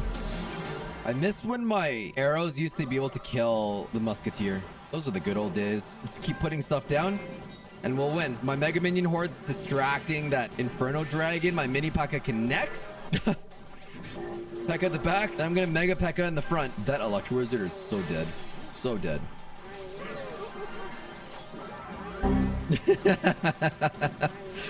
Can we get the King Tower before that P.E.K.K.A. touches our tower? So close. One more hit. Ah, it connected on my tower. Lava Hound actually want to counter this. Knight to tank. Oh yeah. Put down a giant in front of all those baddies. Level 13 Minion Horde. Ooh. Okay. Live, Musketeer! Live! What? That Mega Minion could kill my archers. I'm gonna tank that with a level 14 Knight, just to flex. Let them think they're winning. Really? Freeze still didn't take out the tower. All right, we're struggling a little bit. They have some. Oh no! Give me your best, Skarmy. No Skarmy. Okay. They're resisting, and I don't like this. I'm just gonna go full out on the left side then. Oh no, that Valkyrie was nothing. Respell's not gonna do anything. All I did was save my minions from getting hurt. Skarmy? No Skarmy. And just like that, we made it to Rascal's hideout. Oh boy. Mini Peck on Valkyrie. Knight one-shots everything. I completely forgot that I was level 14. This is amazing. That archer is tanking everything. Did it just get easier? I think it got a little easier. Fire. Do we win yet? Nice. Oh, that's so good. Protein. Level 12, Dark Prince. We got a sweaty boy here. I'm just gonna crush your hopes and dreams right now, right at the bridge. What does Fireball do to an Executioner? The Fireball knocked him out so that my Archer could survive. Miner was not the play. We got level 14 Giant, level 14 Archer, level 14 Musketeer. What if I just mini peck a Knight the other lane with Archers? Did he poo his pants at the sight of my level 14s? He might have. Mini pecker connects. My Archers are arrow resistant. Let's get it. I want those minion hordes to connect. Even with rage. That wasn't even enough. Oh, heavens no. We're getting that Firecracker out of here. Even a level 12 King Tower does nothing to that Musketeer. That's ridiculous. She took out more than half of it by herself. Oh, surprise me with a Mega Knight by pretending to not have Elixir? You fool! Now you've got to deal with a Mega Minion Horde. It should not tank 4. Oh. Got a fancy Inferno Dragon going on. That could actually take out some of my things. The wizard splashed my archer and still didn't take it out. Jeez. Frickin' heck, we need to fireball that. I love when fireball kills a witch in one shot. Oh, you fool. You needed to fireball for my archers. Level 14 Mega Giant in the back. Oh, actually, I'll let that survive. That's actually tolerable. I could fireball that all out of oblivion. Or I could let them think they're winning. I am a merciful god. Use my wallet once and my ego inflates. Oh, yes. They can't win. I already have the strongest card in the game. My mother's credit card. P.E.K.K.A. bridge spam. I think he needed that P.E.K.K.A. for my giant there. It's only going to get one hit. He tried to prediction log. I'll prediction rush the bridge on the left side. You committed way too much. There's no way you're defending this. You needed that P.E.K.K.A. Oh, we got a baddie with a level 12 over leveled Valkyrie there. Oh, mid ladder. I'm coming for you. I am coming for you so hard. It's a level 12 Goblin Barrel with freeze. Okay, take it. That's 7 elixir. And you're still not going to take out my tower. Let's give them fireball value. Oh no, that mini pack is only dealing Knight level damage on my giant right now. Giant in the pocket, it's over. That ice golem was just desperation. All right. If you're gonna freeze, I'm just gonna fireball you. Tombstone. All right, I'll just take it easy. Or I could take it out with arrows in one go. Normally, a musketeer would have defended against my musketeer. Oh, does arrows take it out? Please tell me arrows takes him out. Yes! That is so satisfying. Knight connects in the tower. Oh, goodness gracious. Pulled my giant. And it still connects and deals 10 billion damage on his princess tower. I'm not even gonna BM. This is just harassment. All right. We'll end it. That was not well played. I am so sorry about that. I just put down cards and then I won. I wanted to see how much dash that did to my knight. It did nothing. Does arrows take out a level 10 wizard? Oh, not quite. But my mini P.E.K.K.A. is still alive. How? It soloed the big P.E.K.K.A. and gets a hit on the king tower. Does my knight one-shot that battle ram? It doesn't. I'll just spell them out. But now that we're almost mid-ladder, we're starting to see some really high-level cards. I might actually have to use my brain cells a little. Just a little, though. Oh! He's got level 12 E-Barns. That's a different story. That's actually kind of threatening. I'm not even gonna use anything. Fireball. That's so cute. Is Skarmy coming up? Skarmy? Kind of prediction, but I didn't have Elixir, but I did predict it. Now that he doesn't have Skarmy, or... What was the other tank killer? P.E.K.K.A? Inferno Dragon? Yes, Inferno Dragon. It was literally in front of my eyes. He can't defend this now. Oh my goodness. We're gonna fireball that monstrosity. Arrows? Level 9 Valkyrie. Oh no. That bandit and that mirror bandit. I don't know if that's the correct Heal Spirit doesn't matter if I one-shot your level 10 bandit. Is that 1,000 damage on the tower? Is that how much Mini P.E.K.K.A deals? Ugh, rage quitters are pretty rare in this trophy range, but there are a few here and there. Did they poo their pants at the level 14 giant? I can't tell if they're dropping, if they're lagging, or if they just straight up swiped up and they're like, I'm done with this. I just saw a little 14 giant. Serenity Peak, I'm coming for you. Oh, that is Fireball. I love how my Musketeer just wrecks everything. I'm gonna have a preemptive knight to tank the princess so that my giant can deal maximum damage there. Oh my word. Oh my word. Serenity Peak, more like Serenity. 400 more to Legendary Arena. I don't think that mini pack is enough. Oh, that Valkyrie couldn't finish off my Musketeer. Existence is pain. Freeze and Log didn't take out my archers or Musketeer. Mini P.E.K.K.A connects. Welcome to mid-ladder, where people BM with over-leveled cards. Princess of the Bridge, I hate you. I hate you so much. I'm gonna put the giant a little bit further back, but just close enough that it's gonna overlap on the witch. Fireball that? Yeah, why not? Or fireball that? I know what I said. My arrows is fireball level damage. It's threatening. Wait, but how is he winning? That was not the zap that you needed. I love how the archer tanked 2 shots so that my mini P.E.K.K.A could overlap it. Even though most of the interactions are still super unfair, I can feel my power waning. Some of my opponents have some really scary cards. A Mirror Dark Goblin. I don't know what level that is. Level 15, okay. We're not gonna let that fly by. Level 13 E-Barbs. Oh, geez, my Musketeer doesn't one-shot them anymore. At least I can one-shot his magic archer with arrows. That was a lot of work to block my Musketeer. That was 7 elixir. Now we sit back and relax. I'm just gonna kite that so as to prolong the pain. Before he gets the 1 crown. Oh! That's what you get for level 13 E-Barbs and level 15 Mirror. I'm the hero that Clash Royale deserves, but not the one it needs right now. I don't have an Electro anything. Zap. Sparky's actually going to deal a decent amount of damage to my giant, even though it's level 14. Oh, goodness gracious. You're going to have to tackle from a distance. Woo! Took it out. I was pooing my pants for nothing. I've never faced Sparky of that caliber. Look how everything has like 30% health left. There's nothing you can do about it. All right, base race. Can I win this game without taking out that princess? I'm gonna put down a mini P.E.K.K.A because I sense some Mega Knight energy going on. We just took out the Inferno. We protected my Musketeer from all of that. Oh my goodness. The archers didn't get any damage, and that princess is not gonna be able to take out my tower in time. Does a level 14 Mega Knight counter a level 11 Mega Knight? I want to do it. I just want to see the interaction. That was not bad. Valkyrie on the mini P.E.K.K.A. What a mad lad. Should have put on the archers.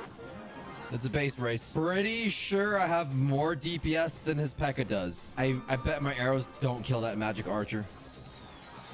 It doesn't. It doesn't. What a prison. We're still gonna base race. We're still base racing. I might just go to dead. I'm pretty sure I'm gonna win this. There ain't any reason to stay up. Oh my word. This level 12 P.E.K.K.A almost took me out. My Musketeer's going! It's the gift that kept on giving! They don't even know yet. They don't even know that they've lost.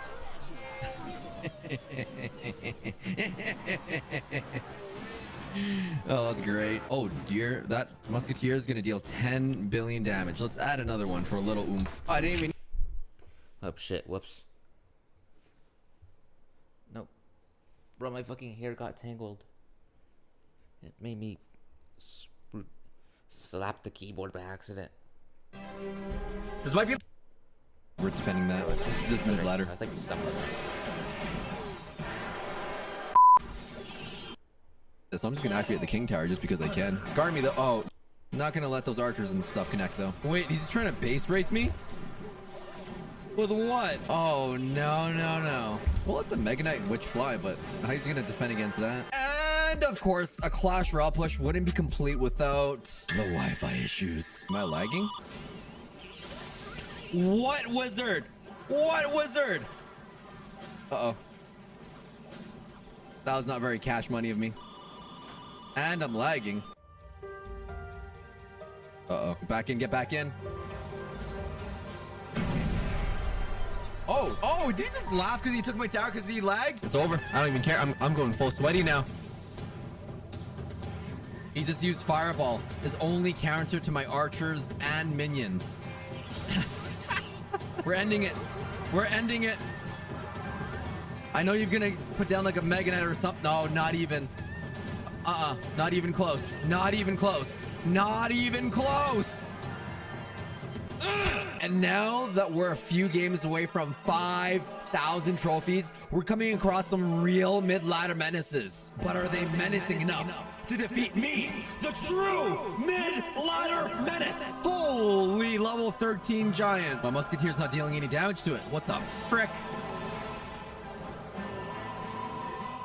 I love how a +1 musketeer takes out minion horde. That's the dream right there. Mini P.E.K.K.A connects. We got the giant at full health. Level 13 E-Barbs too. We're reaching mid-ladder territory and I'm excited for this. This makes my blood rumble. 26 trophies away. The grand finale. Give me your worst. I'm being annoying. I'm being super annoying. Give me your worst. Level 14 giant skeleton. What the heck? Level 14 minion horde? Oh man, is this the new mid-ladder?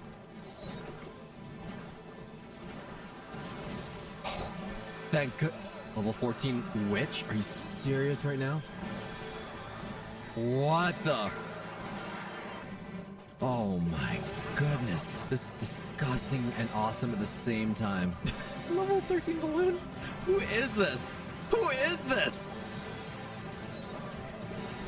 Oh my goodness.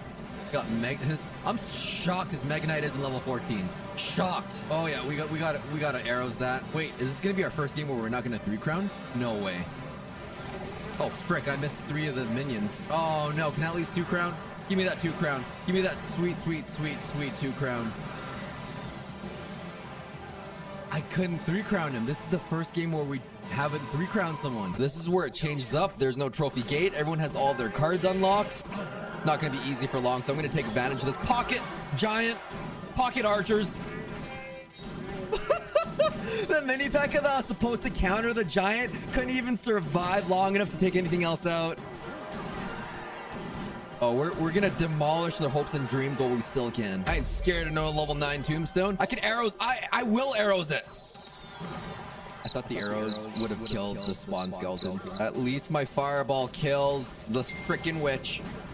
I'm not even gonna put anything in front of it. P.E.K.K.A ain't got nothing on me. How are you gonna handle a level 14 knight? Pro tip. You don't. I love how my knight is still alive. This is amazing. Mini P.E.K.K.A deals 1,000 damage. Level 12 minions. We got a baddie here. He's got some pretty decently leveled cards. All right. Got a bowler. Oh, geez. I didn't even need to do anything. We don't one push win anymore. What is this? I need to actually think now. Dog Rider. More like Dead Rider. Oh, that's unfortunate. That Electro Wizard's dead. I'm not even going to let that Dark Prince charge. We need to assert dominance. Actually, I already asserted dominance at Arena 1, so I'm good. So the first 2 games were pretty easy, but then I found myself running into a lot more level 12 cards. But you're gonna need some stronger cards than that if you want to beat Trainer OJ. How are you gonna deal with split 3M push? Hint, you don't. What? I've already committed so much in lies, so I'm just gonna activate the King Tower. I'm not mad. The Ram Rider. Oh, wow. He switched out to something else. Watch enough OJ for now.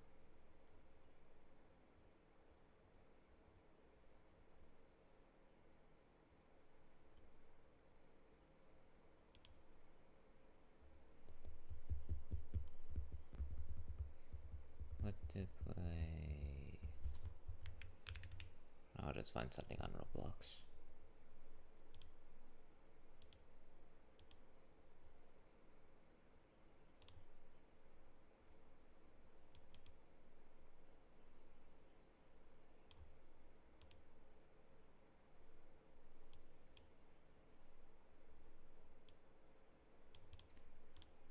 Okay.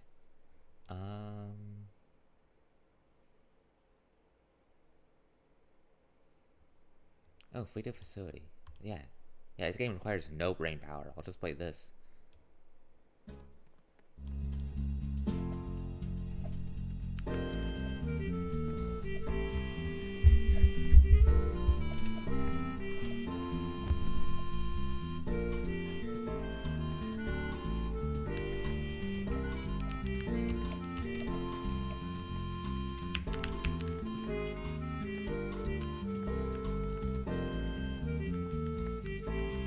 How do you get to level 200? What?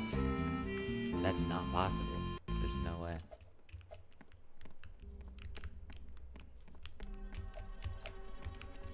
Oh, there's no shift lock. I forgot. It's annoying. Also, there's no computer uploader. Should be one heater though.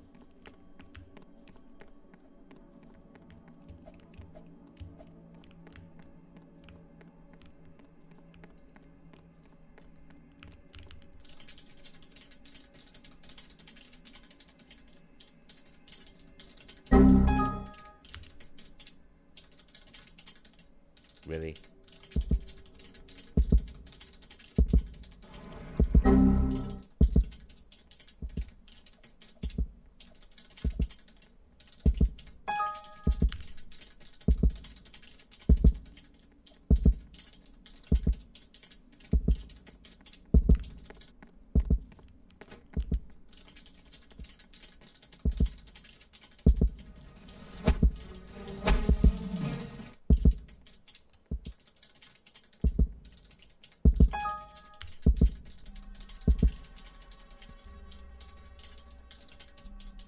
I was about to saline this dude out if he messed it up.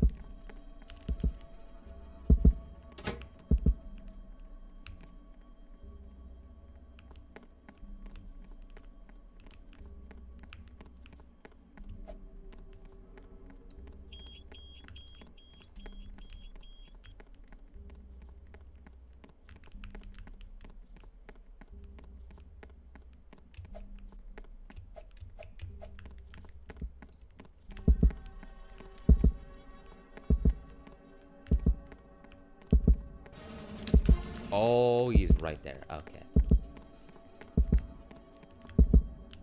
What? Oh. But is he just camping the computer?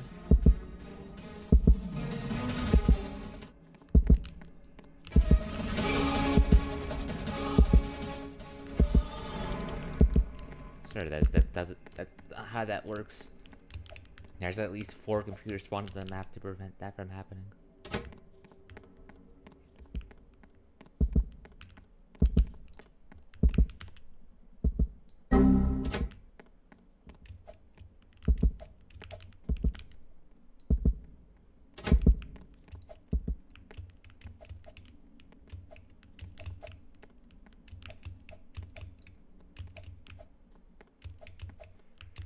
One more computer.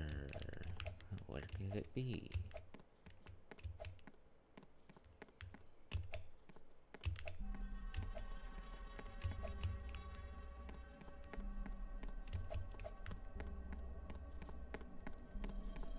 Really? Oh, there's no computer here. Okay, well, never mind. I'm not gonna save him. The beast is camping him. Oh, there's a computer right here. Hold on. I have an idea.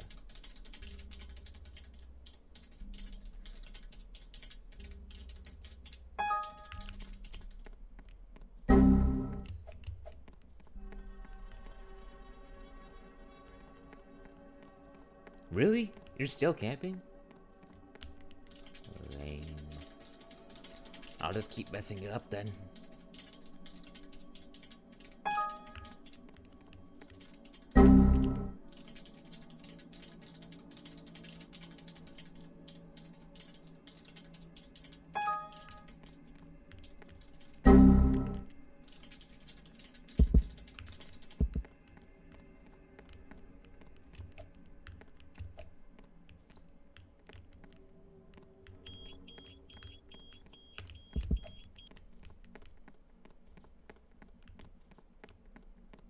Really?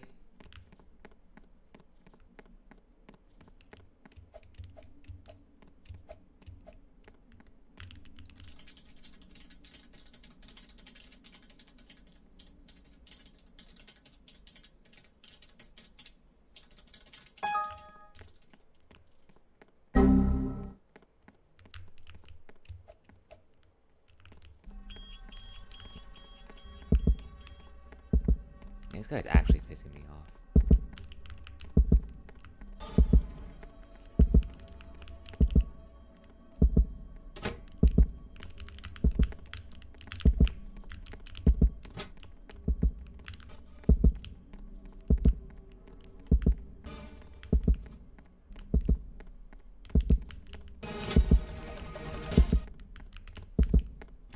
You suck.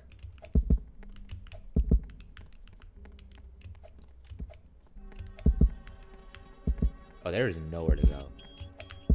This is bad.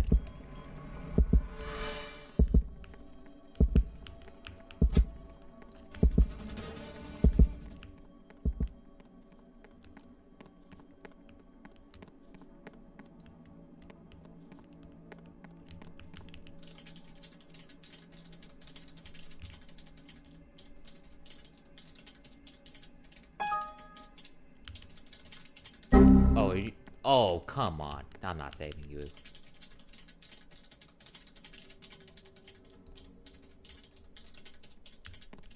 Probably move. Not trying to get killed. Oh, of course he just comes right around as soon as I try to move out.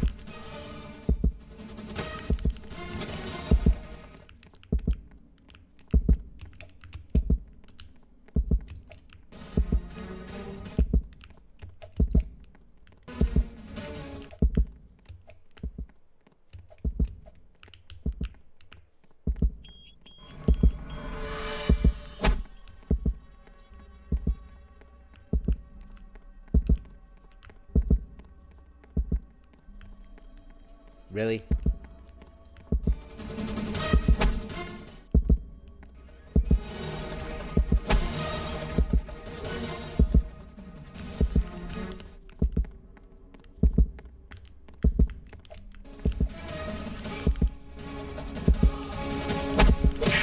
Oh, okay, bro. Nah, done this bullshit game. Ultimate. Okay, well, I definitely got the brain woken up a little bit.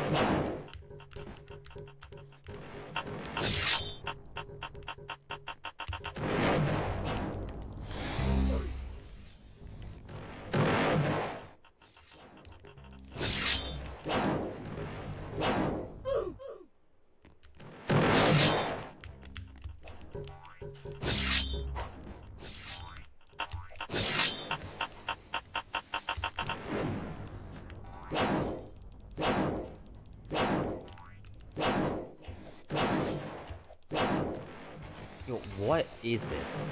I'm dead.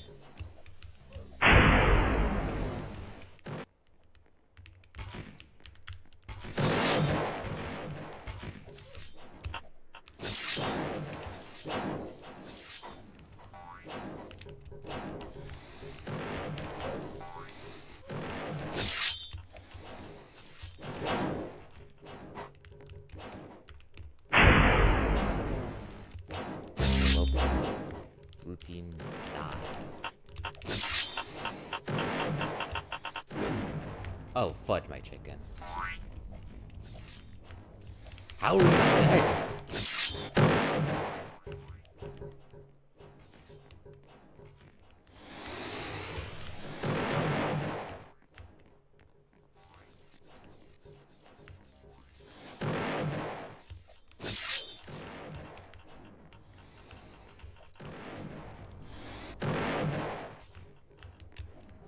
Oh my god.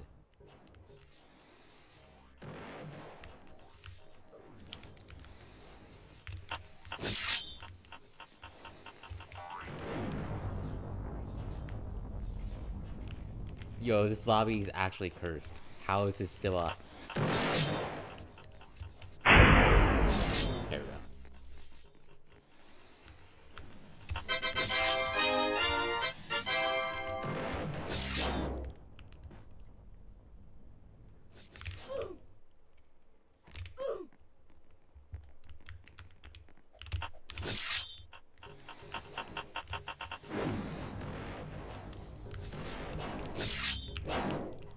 No, I'm so ass.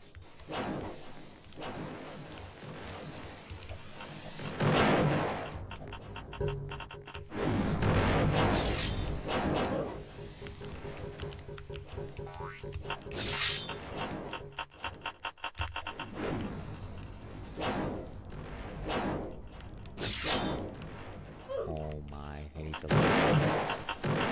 Oh, what the hell? Yo, get this guy out of here.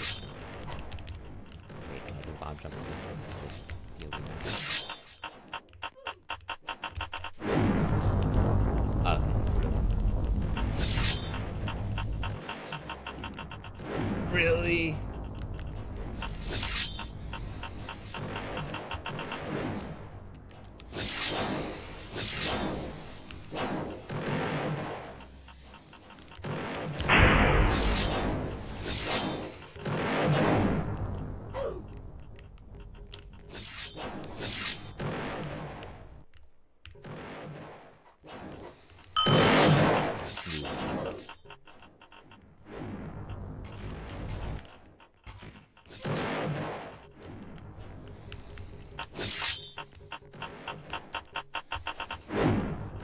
Really?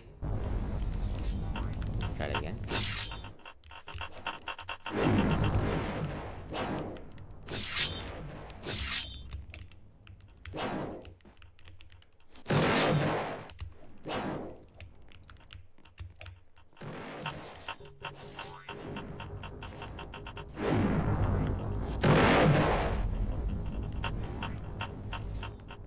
Okay, well, we lost. Oh, you know what? Fuck you. You ain't winning. Oh my god. Bullshit.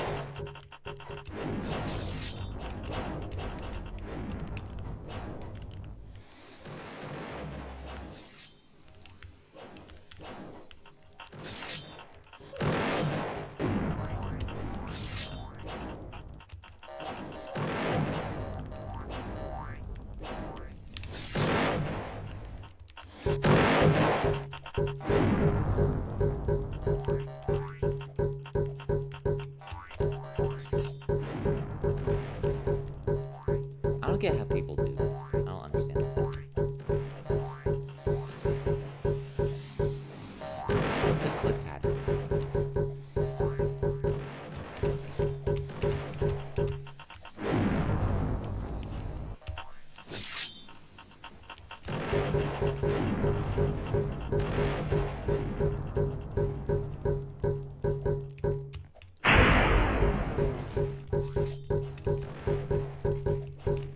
Oh, it's that easy.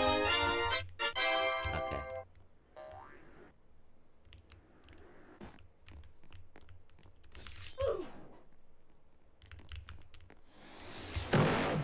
I meant to blow up my bomb. Okay, anyway, spawn on the top anyway.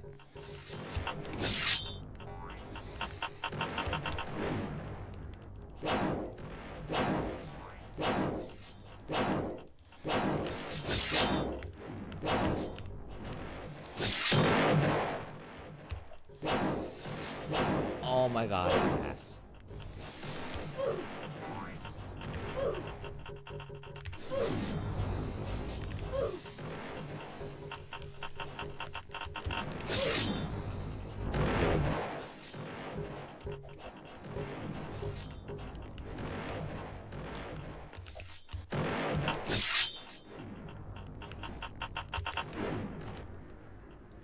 God damn it. We're getting destroyed.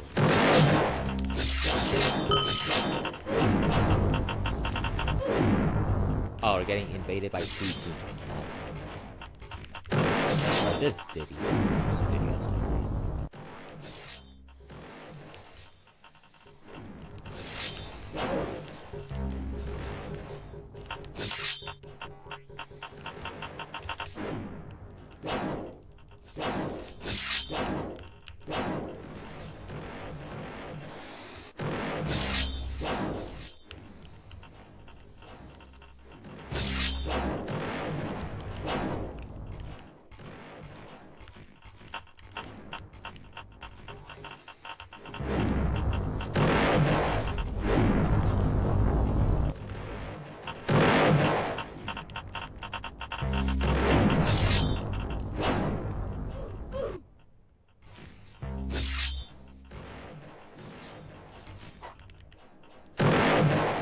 Okay, go.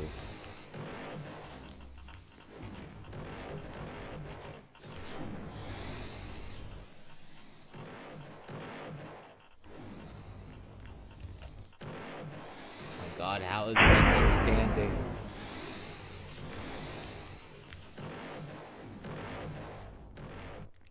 There we go.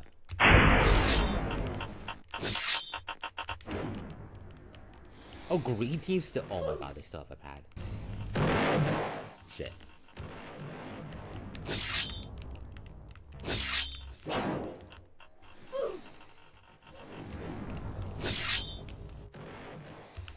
Oh, okay, well, something. Nice. W snipe.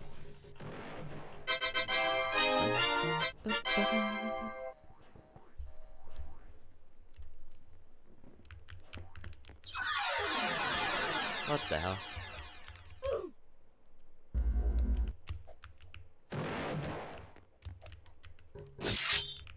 Wait. Oh, this is so broken.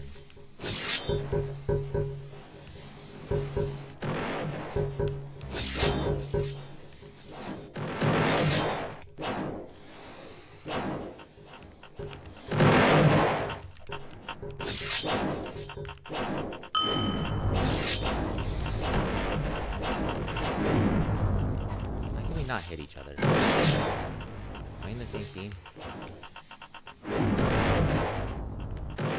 Where the fuck is my username?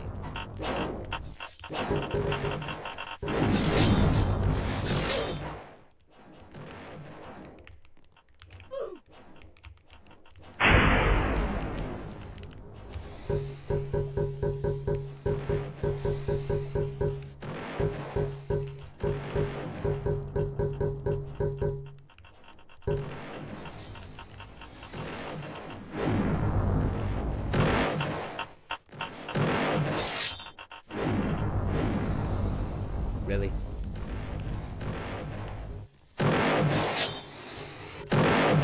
Oh, I see what's the problem. I see what the problem is.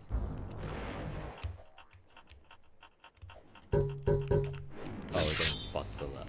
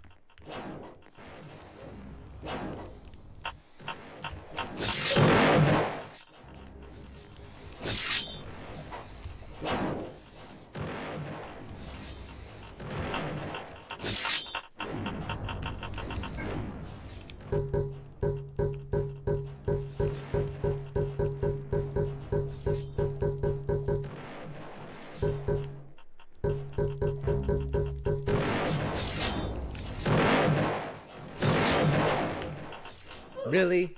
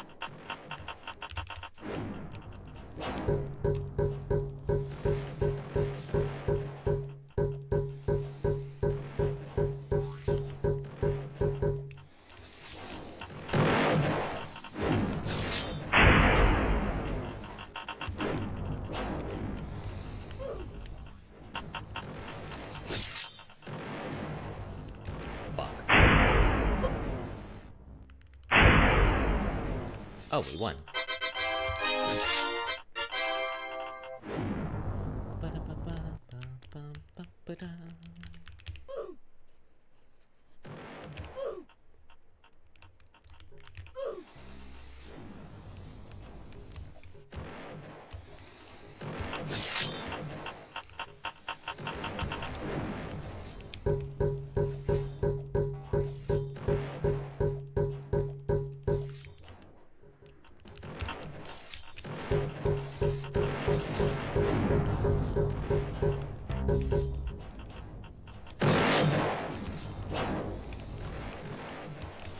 Dude, I'm actually starting to become good at this game. What the hell?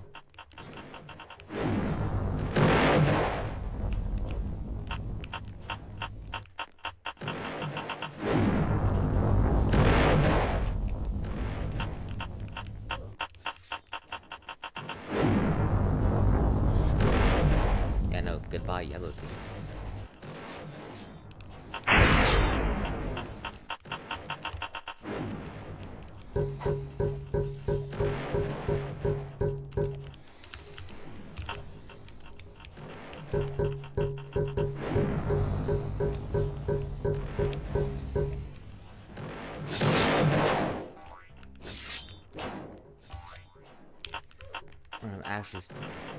Am I actually cracking? What the hell?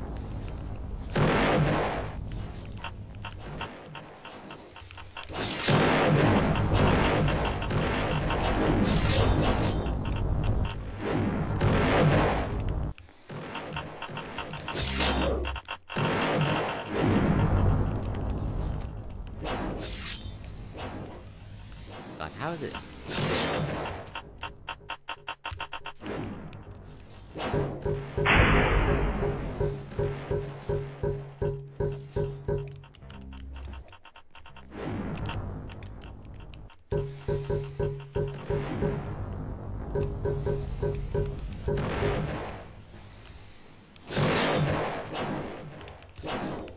Are you kidding me?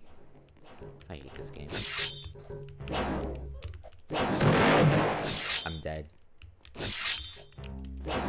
How are we alive?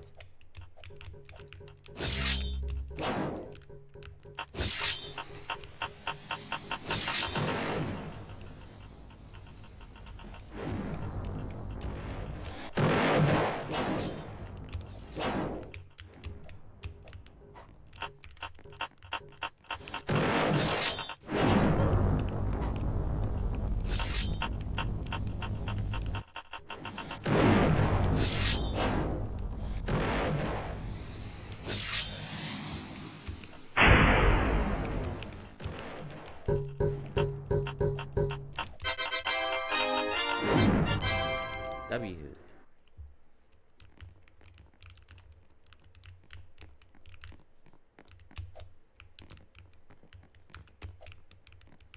What the hell?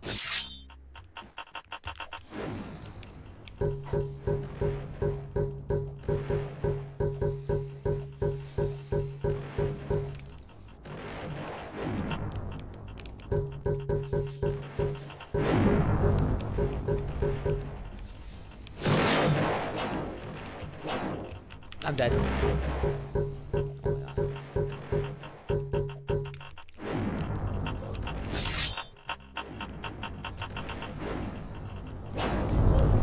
damn it.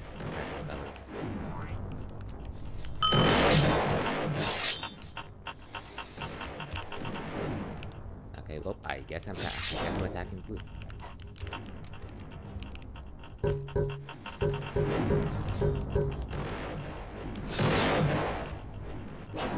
Oh my god, I swear to god I clicked. Okay, well, game disagrees apparently. Wait, I'm stupid. Wait, we're getting attacked.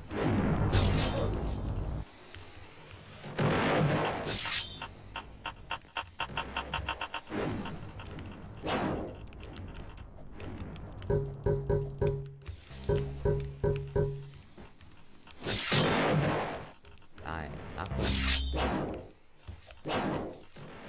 Oh my god, how do I keep messing that up?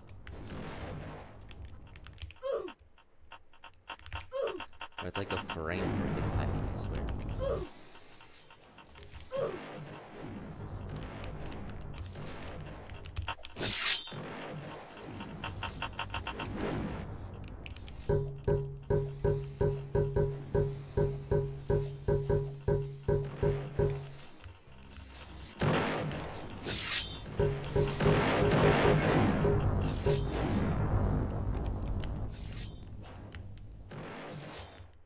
How?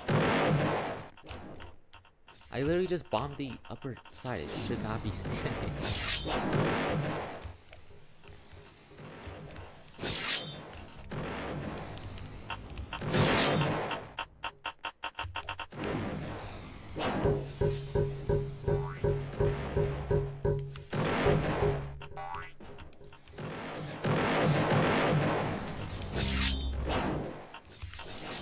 Oh my god, this game's actually gonna make me rage. How am I not thinking? I have failed this shit like 5 billion times now. Still fine. Getting carried.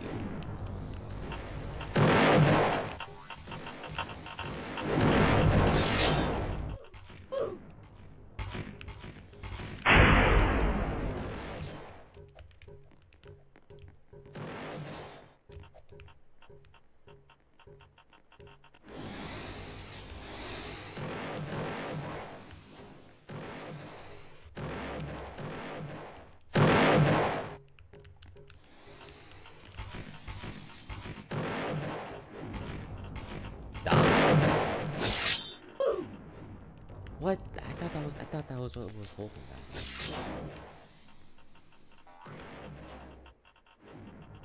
What? Oh fuck. Up.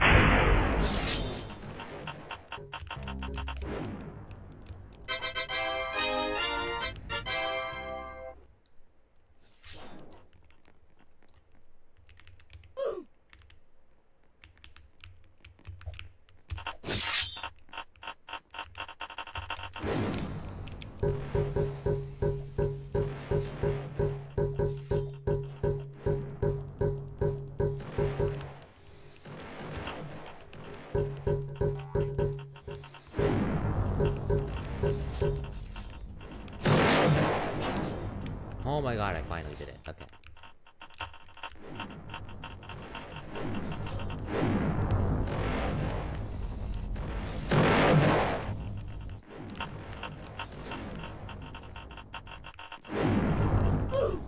Really?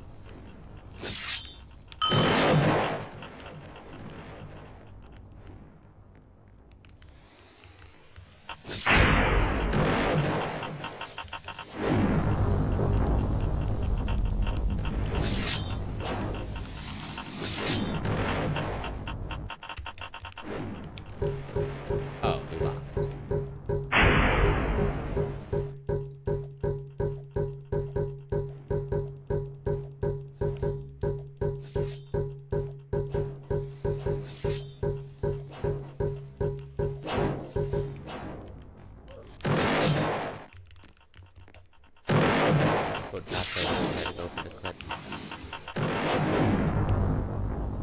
Die, blue team. How?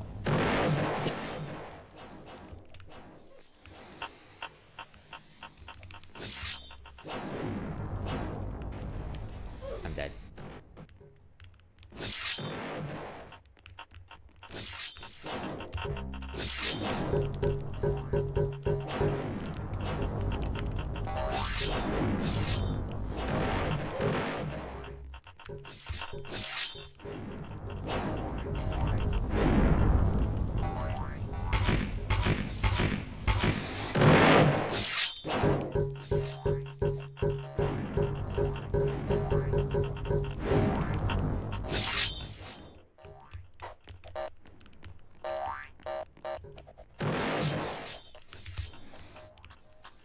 Oh my god.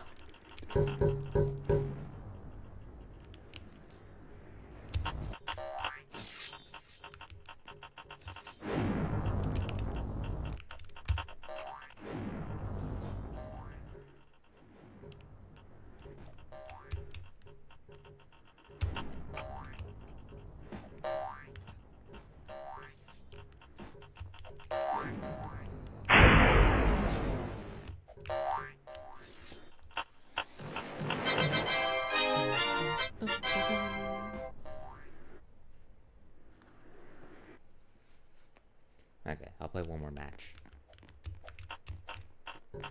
Oh, I got it. I got it. Immediate. That actually has the good person on it.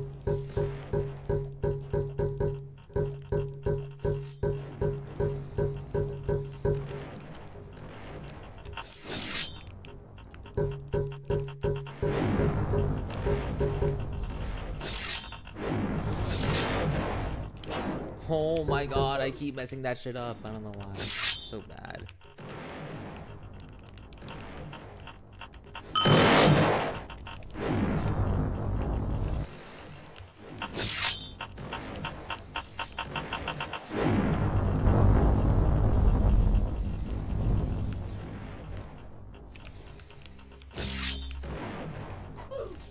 I literally think it just doesn't work. I swear to God.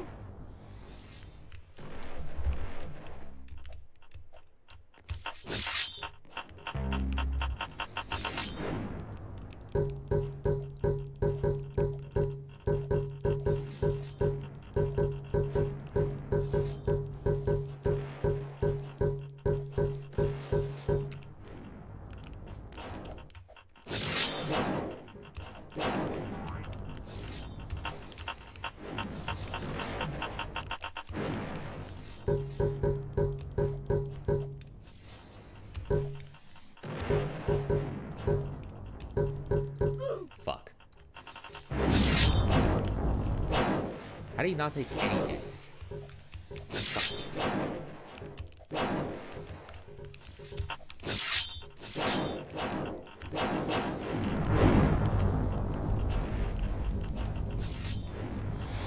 What? What?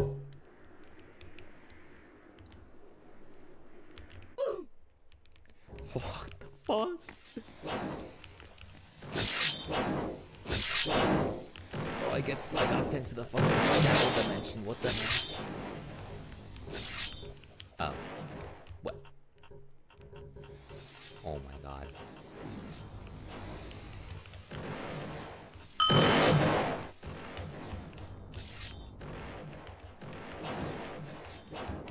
Literally just die, please.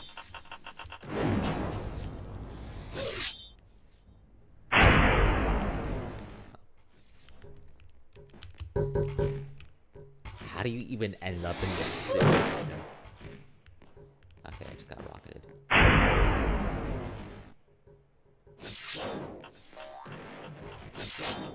No team won the match. It's funny.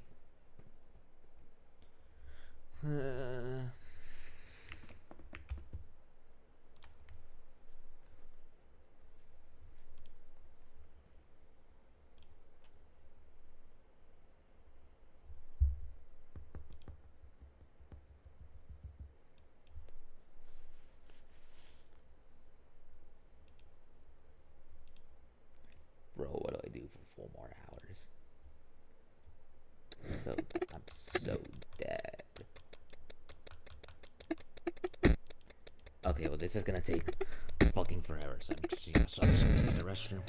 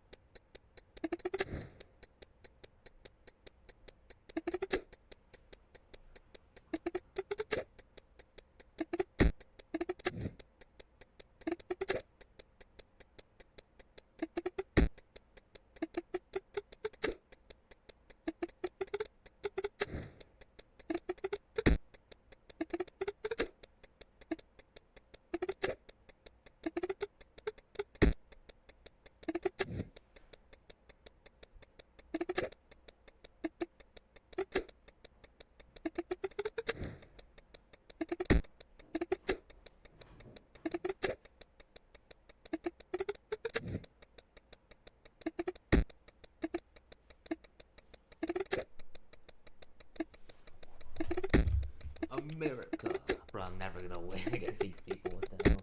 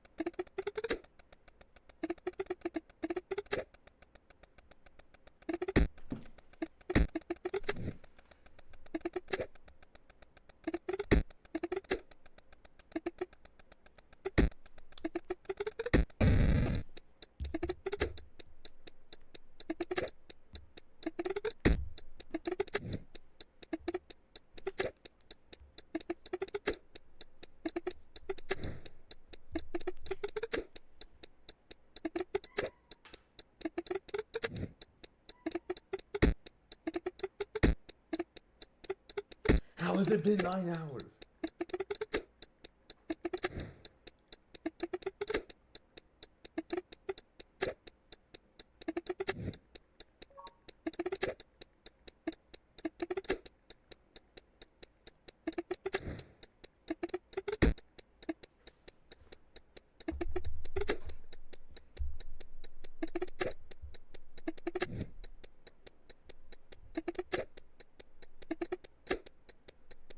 Bro, my brain is low Kirkley fried.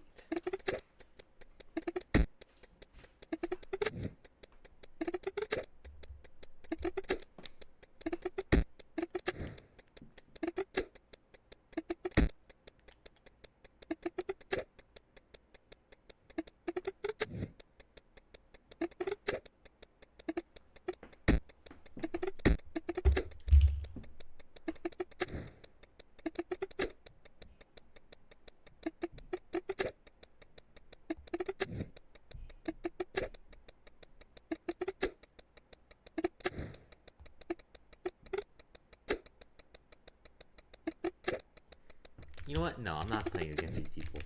Fuck that.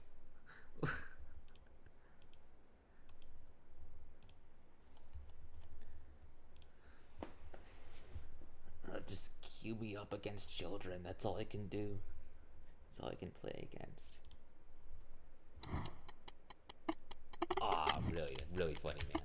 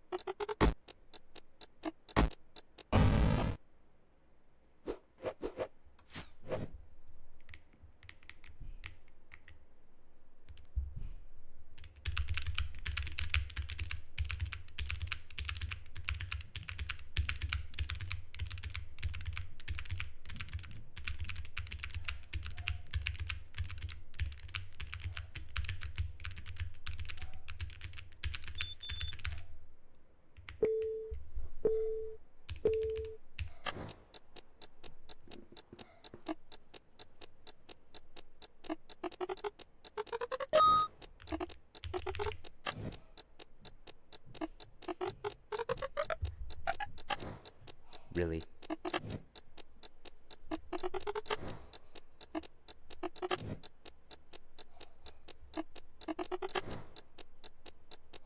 Seaman. Nullscapes.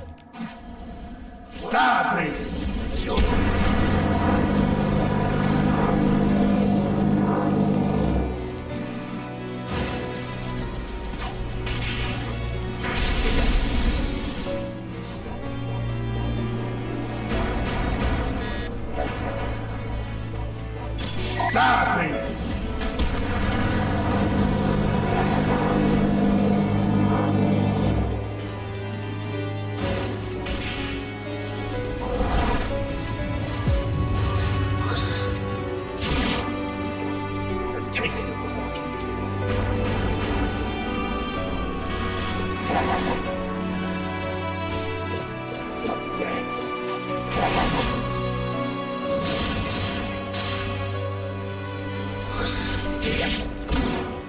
Get out of here.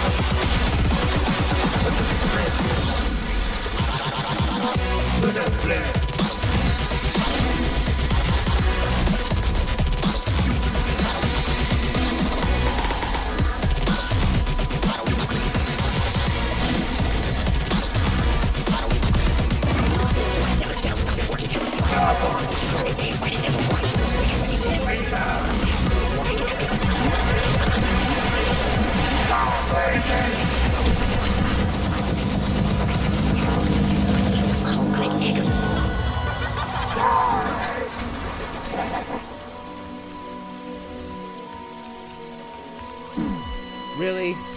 I literally saw that coming too. I just couldn't press the X button down in time.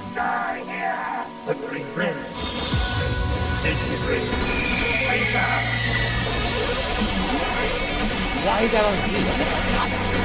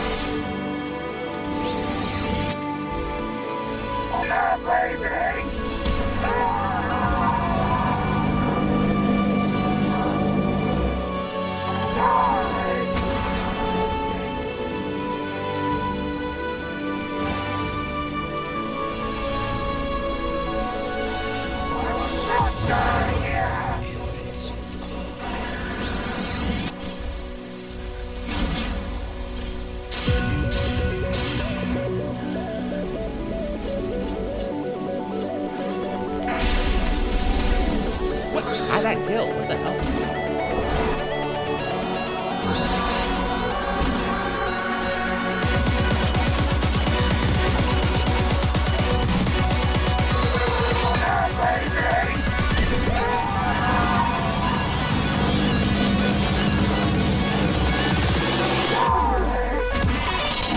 Okay, that's cool. He really does made it.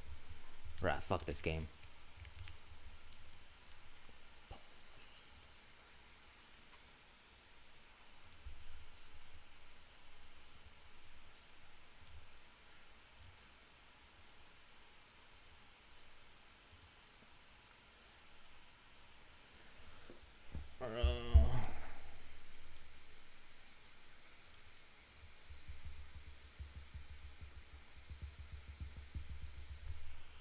Oh my god, I still have 4 more hours.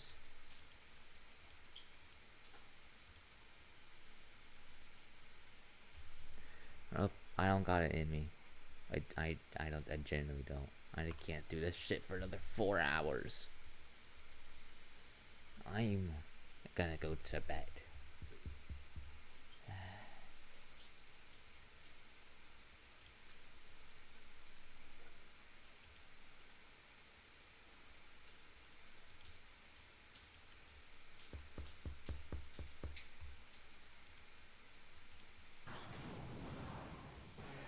Cannon will prevent the big connection, but we are still razor thin, 2003 to 1972.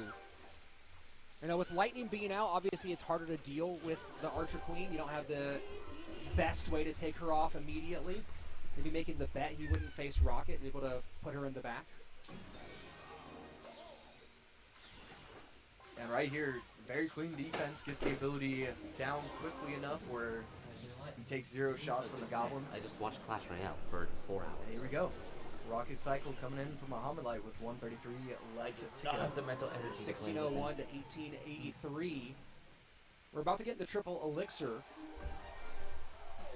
And how do you feel about these two decks as we get into the final minute? Yeah, I mean, if I'm a fan of Ian, I have to be feeling really good. I think right now he has the... Oh wait, it's Mo versus Ian. I mean, what the fuck? not necessarily the matchup, but he's got the momentum at this exact moment, I think. But with Muhammad Light and these spells, who really knows? Oh, this is an A elimination little bit of match. damage Holy shit. and a lineup for the Oh, come Hero on, Magic Ian. Archer ability does Leave touch it. the right-hand side of the tower. 50 seconds left, 1506 to You can defeat 1204. this noob named Muhammad Light. And more Shit. Rocket Cycle. What he's doing with these rockets is just unbelievable. It feels like it's easy for him to get them down and still be able to defend. As soon as I thought it was an advantage for Ian, Molight's showing why it's absolutely not. I mean, just 0 shots Oh, shit, once lineup. again. Hold on. There was a miss, and now another time, so able to cover with the Fire Spirit. There was a missed Goblin with a log earlier. No. Okay. And GG. now the Yeah, no. log doesn't get the outside placement. And a Fire Spirit has to come down. No. Muhammad should be able to lock things up with a rocket here. Has to avoid taking a big shot. 3 seconds left. And that should be enough. Muhammad stands up a little early. Doesn't matter. Muhammad Light shutting it down in game number 3 with the rocket cycle, and a big sigh of relief knowing that was one that sat on a razor's edge from bell to bell. Yeah, I mean, just escaping with a set victory is Muhammad Light. I mean, both of these players played out of their minds. I mean, it was so back and forth.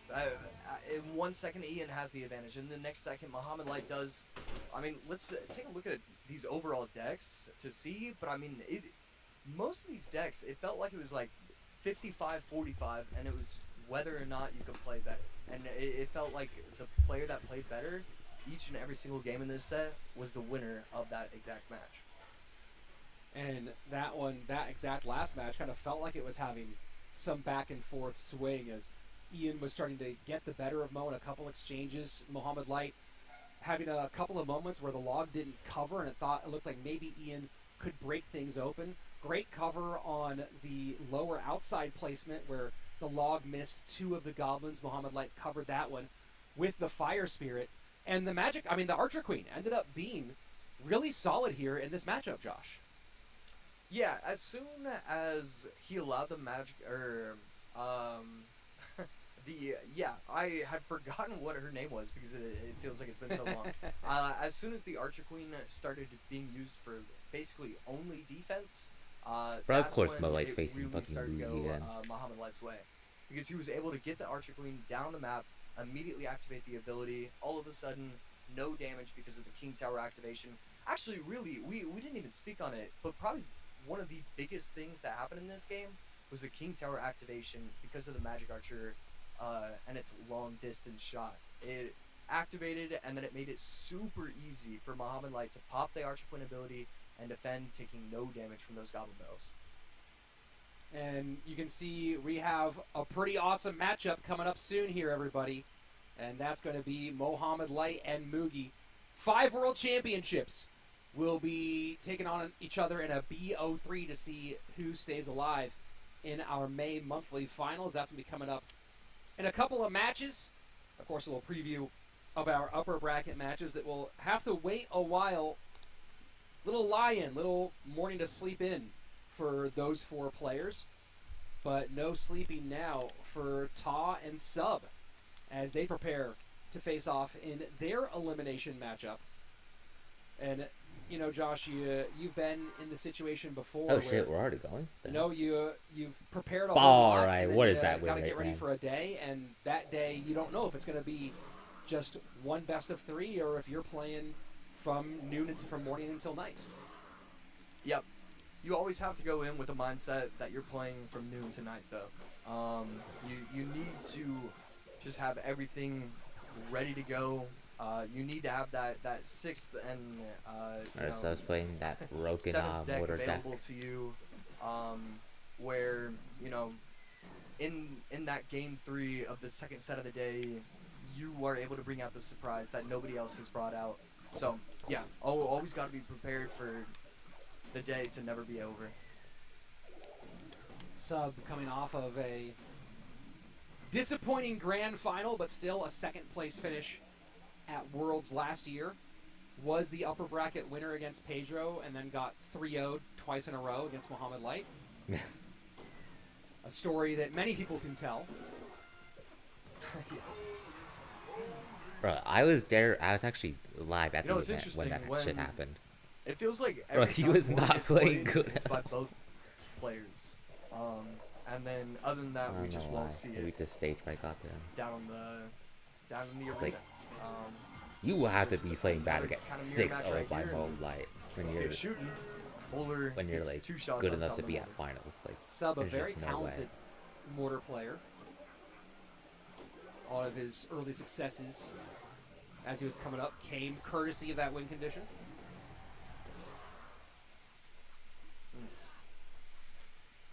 Does mess up the timing just a little bit. I believe there was an opportunity for him to get a little bit of pressure with the bar barrel, but just not the case in that exact Bowling, moment. bowling.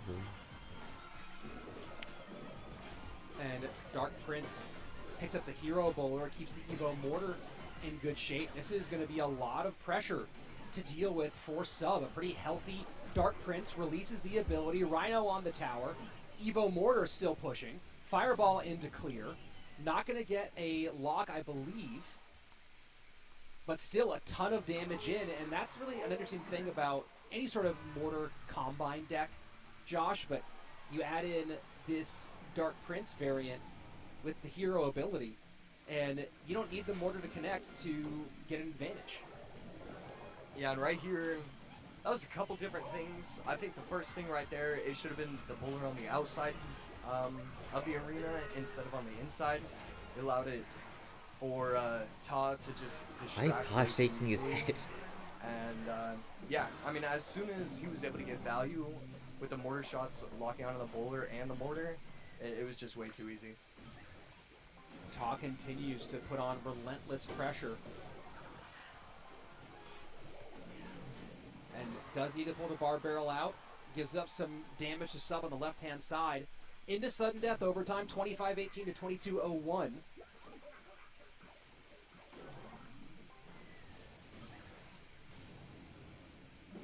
Yeah, I mean, a lot of this is just based off the matchup. The difference between the Dark Prince and Minions and the Bowler and Rascals should be a Bro, lot Sub, easier. what are you doing? Lock in. Should be smoother to defend, I would assume. With, Or if he pressed the ability, the quicker Sub cycle. would have That's just lost the actually game. what we are seeing so far on Taz end. Maybe not, though. Dark Goblin wanders into the boulder, so no pressure there. Final minute, triple elixir on its way. And the lead is Or Sub there is like one of for those Ta, not a inconsistent dramatic players, one. I swear to God. And that Skelly Barrel is going to change the story very quickly. Lead now swings to Sub. Boisterous. Yeah, right there. I mean, Sub has done a brilliant job of getting himself back into this game. Skeleton Barrel will go to the mortar and force out a defensive mortar on Taz end. We're going to see if he wants to activate the ability or not, and he does. I love how he's approaching this. He's getting so aggressive, and Taz just can't keep up. Evo Mortar, right-hand side, Bowler to counter. Still layers in the left-hand lane that are forcing Elixir out from Ta. 13 seconds left. Evo Mortar for Ta cannot find any sort of way through. And that's going to be game one for Sub. Unfortunate. Yeah, I mean, once Sub started using the bowler correctly and just making sure that he was slowing everything down, he just dominated, really. I love that he made the early mistake, didn't let that distract him from his ultimate goal, which was getting to triple elixir. Then it's just pressure, pressure, pressure. He always got the fireball on top of the tower plus the Dark Goblin. I would have liked to see Tom maybe switch a few things around where he wasn't getting so much value with that. But, you know, that's the difference between playing a deck, 4,000 different matches and only playing it 80. So it makes sense that Sub was able to pull this one out. So Sub gets game one on the Mortar versus Mortar, and going to take a look at the Mortar play for Ta overall. He's played, had some decent wins with the Dark Prince variation, but this time not able to get it. Win rate 85% with that deck overall. And when you think about it, Josh, what do you think the key was that, you talked about the cycle being a little bit better, a little easier to defend on one side of the board than the other? Do you think that the ease of defense was the thing that locked this game up for Sub? Yeah, I really think, it's just the difference in how you defend these Evo Mortars. On one side, you can defend it with a Bridge Bowler, and your opponent knows that you're going to do Bridge Bowler, so they go in with Bridge Minions, but the Bowler still takes it out in time. And then on the other side, you have to distract with Skellies, with Dark Prince, and then all of a sudden, the Evo Mortar still has 20% health. So it's just all those little things that quickly add up. Basically, it's a lot of little things, but they don't add up until triple, because that's when you get to bring it all together. And once triple elixir hit, that's when everything got brought together. Sub still has the hero Dark Prince available. He used it yesterday in his Mortar configuration. A little change up this time around, going wall breakers behind King Tower for this one. So minor wall breakers for Sub and an early connection. And there we go. This is what I expected from this weekend. surprised that I haven't seen it a little bit more often, but Mega Knight in the back, and you know, if in today's world, in today's Clash Royale, the first 2 cards cycled being your Evos is just always a great play. It's so funny how offense is the best defense, because that's exactly what you want to be doing. You want to be cycling your Evos and getting them ready as the Damn, even the fucking And Todd just commentators have it not are liking that acknowledging overall how, sequence. He will come out ahead on Elixir for it, how offensive but heavy the maybe game felt has just like been at lately. some point he deserved to get a little bit of tower damage. The Empress just getting handled and controlled very nicely, but look at the Elixir advantage still for Ta, having only now getting into his 5th card. Sub has gone through almost his entire cycle in our first minute and a half. Bum, bum, bum, bum. Yeah, it's gonna be. So Todd does not have Fireball available to him, which already makes me love the deck choice from Sub. Anytime you can use Magic Archer with no Fireball is phenomenal, and yeah, we're just gonna have to see what Todd's final cards are. Holy shit. And ooh, that's a no ability Magic Archer King Tower activation. Gonna help Ta out a lot. Yeah, brilliant play right there, and the Wall Breakers are going to get a bit of chip. I mean, that is just so much damage to be giving up. And the Lumberjack gets brought back, so that way it can't even get the Rage Spell on top of the tower. I mean, so but putting on a clinic in these first 2 minutes of this game. If you're looking on Sub's side, what's your methodology for dealing with the Evo MK? Yeah, it's pretty tough. It's going to be Pretty sure Todd spam as like many cards as you can. But at the end of the seen day, this the thing Wall Breakers before. are going to be okay at defending. You know, the Royal Delivery is going to be He a either, nice he either little has lightning or halt. fireball. And honestly, even using the willing to Magic bet Archer lightning. ability is going to be something that you can be, you know, trying to use as often as possible. So, while you don't have any Boy, great answers, what the you hell? don't have any, you know, terrible ones either. But right here, this is a lot what? on the map. Ta is just overwhelming in this exact moment. And the Zap takes the bats off the board. Empress on the ground, Lumberjack on the right-hand side, Miner to control in the middle. But a big chunk taken out by Ta, as the story really has been Sub Nah, throughout our Todd the lost his majority of advantage. this matchup. But Ta once again builds an Elixir advantage, sets up with Evo MK in the back. Yeah, and even though you can defend the Evo MK, and I'm saying all these things where like, yeah, you know, technically you can do this, you can do that. At the same time, even when you defend, you're still losing Elixir. You know, all of these cards that he's playing are disappearing from the map. All the cards from Ta are staying on the field. So that's the difference between these decks. And right now, we got another defense that works. But again, Ta up 5 Elixir, and then he just gets to start again, starting with the MK in the back. Are you surprised that Sub isn't cycling his bomb towers earlier, or is there a reason behind that? It's always going to be easier to cycle the Tesla, just because it's going to be able to protect itself from these Magic Archers. I'm not... And because you're going up against that Empress, where if you place it over the middle, it can easily... start chipping away. I don't think I'm super surprised that he's not cycling it willy-nilly like we see with the Teslas. Miner to the back. Sub playing a great game here. 30 seconds left, and really it's going to come down to maybe one Jesus final Christ, Todd's getting defense shit on. as Ta loads up the left-hand side. Yeah, perfect job from Ta right there. Just ignore it. It doesn't matter. You're taking a tower or you're losing this game. 15 seconds left. Just placing everything at the map and just trying to figure out if anything sticks. Full spam. Sub putting on a defensive clinic here. Ram Rider connects, not going to be enough. And Sub, a clean 2-0, beautiful game. And a masterclass for those of you out there who look at the MK and go, how do I deal with it, especially not having a super strong tank in response. Sub just showed you the way. Yeah, I mean, Todd did everything he could. I loved how he was playing it. He was cycling it in the back. He was getting these massive elixir advantages. It just didn't matter. Sub was so perfect, so pristine on defense. Every single interaction was beautiful work.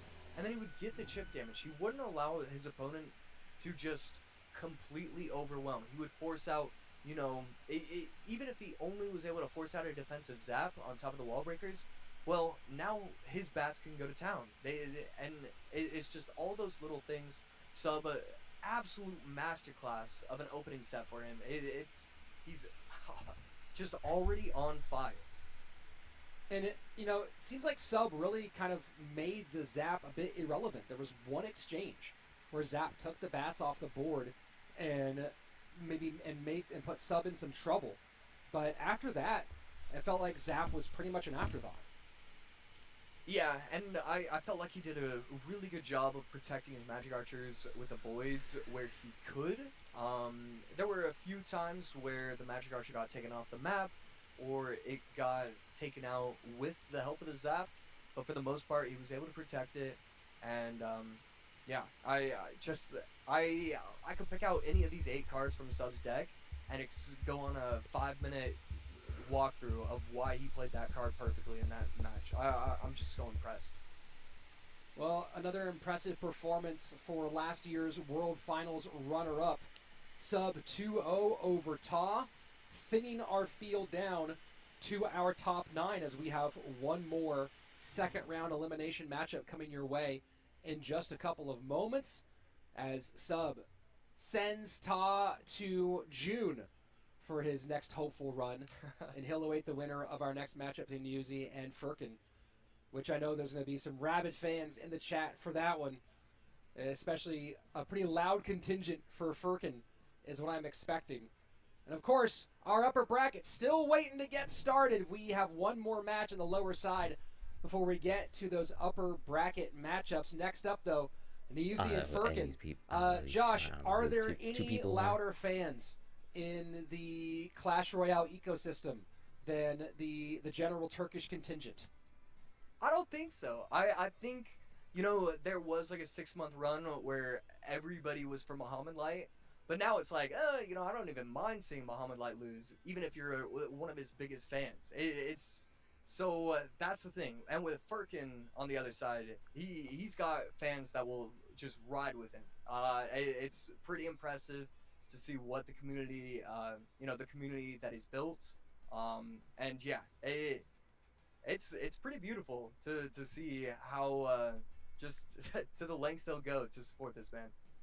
And Furkan does have a World Finals appearance back in 2021 in that first solo World Finals where we had 32 players in that first bloodbath round, where it was just a best of 3, winner go home, no losers bracket to thin the field.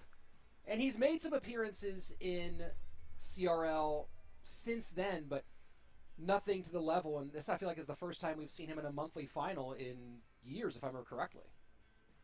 Yeah, I mean, both these guys he's a very solid player. And it feels like the pressure definitely isn't too bad for him either.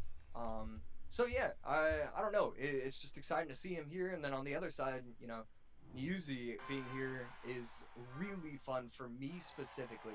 I was taking a look at his Royale API, preparing for what these players are using, and I just love the decks that he was running. It was all heavy, all beat down. That's my type of play style that I like watching. And right there, this deck from Furkan shows that he was looking at that too. Going in with Hyper Bait, trying to outcycle. I love this deck choice from Furkan in game number 1. Josh, how do you know that someone goes to Yale? Yeah, they tell you there you go. Over and over. Misses the activation against the Magic Archer. Does Yuzi. I know I would tell people if I went to Yale. Be every piece of clothing that you own, including your shower sandals. Unfortunate wall breaker connection there for Yuzi. Didn't really have a phenomenal option as the double push came in.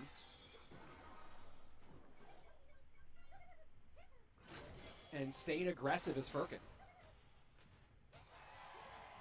Good Furnace in response. Able to be on the right tile. Oh, and right there. Pretty massive mistake. Yes, it's only one Fire Spirit, but a lot of these Furnace Knight decks, I mean, it's clear that we're going to be seeing Graveyard from Niuzi. So any sort of chip damage is big chip damage for Niuzi's deck. This is interesting, you know, talking about earlier how Royal Giant really is not popular on the meta right now. Even Firkin, who's known as a really talented Royal Giant player, I think has only run it a handful of times so far in this competition.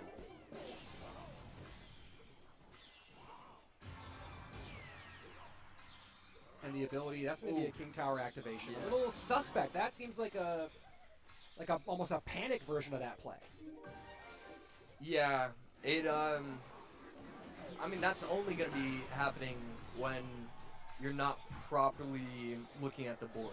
And it's difficult to do that during games, so I absolutely understand it. But it was very obvious that was just going to be a King Tower activation, not something that he wanted, but we're going to have to see how he responds to the adversity that he's given himself. And had the lead, now suddenly losing some of the cushion he had maintained, 21-19 on the left-hand side. The big issue for Niuzi, though, is he doesn't really have a phenomenal way to take care of these bait cards. That Goblin Barrel continues to just put more and more little chip damage on that left-hand tower. Yep. He's doing a great job of pressuring, and right here, I mean, it's okay. Good snowball timing, though. And that's going to get cleaned up pretty nicely. But Firkin just doing a great job so far.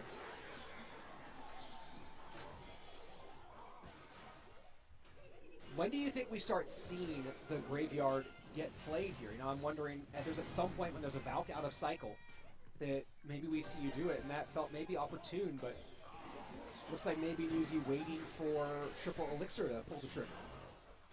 Yeah, I think that's just going to be how he wants to approach this. Inferno Tower on top. Good activated ability from Niuzi, and it's going to be a little bit more chip. It just feels like his entire game plan was survive until triple, and then I get to go in. And now that we're here, Firkin does not have the Dark Goblin in the back to be able to stop these graveyards. It is going to be difficult for him to stop without giving up a ton of damage. And right there, again, just more damage for Niuzi. And the late use of the ability really changing things there, right? As he went and engaged the Valk high, able to pull it away from any sort of legitimate graveyard defense. And then as the Dark Prince got low, popped the ability, but still in trouble. Now down Jesus to Christ, this 690, game's close. What the hell? 625. Yeah, and right here, he needs to do something. He does have the snowball in cycle. 20 seconds left, 690. Actually, no, 549 to 625. Firkin does Also, have the what lead. the hell? He's using Inferno Tower. Ability popped. He's trying to Takes the furnace off, and think that's he going to be was. it. Firkin knows it. And Niuzi, just a great job of Inferno patience. Tower Fell is behind early. trash. But phenomenal There's not use really a of reason to the use it unless you're Hero trying to Dark snipe Prince something ability specific. for some critical connections.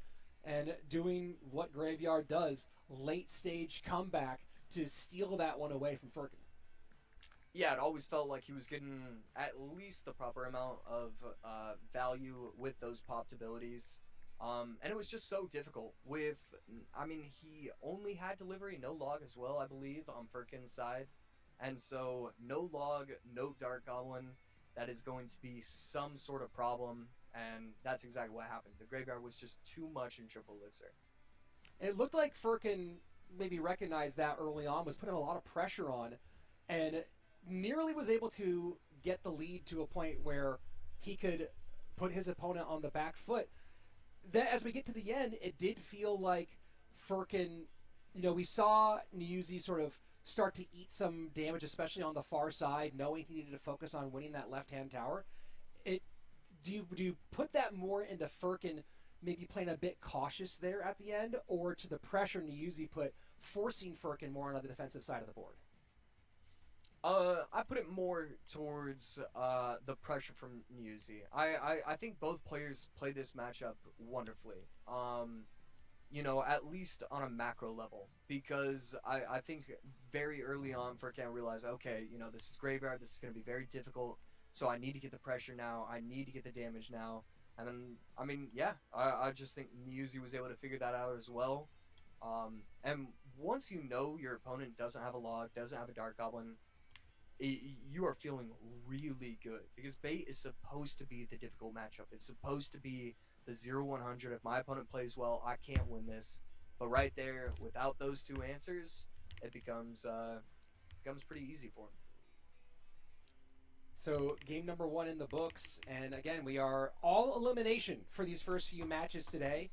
There are no second chances here. So as we look at the matchups that Firkin has been playing throughout this competition, we've only seen Royal Giant once from him so far on the weekend, a loss to Viper in the first round of our upper bracket. Viper running Graveyard and Firkin's Royal Giant getting stymied. Let's see if he turns to it here with everything on the line.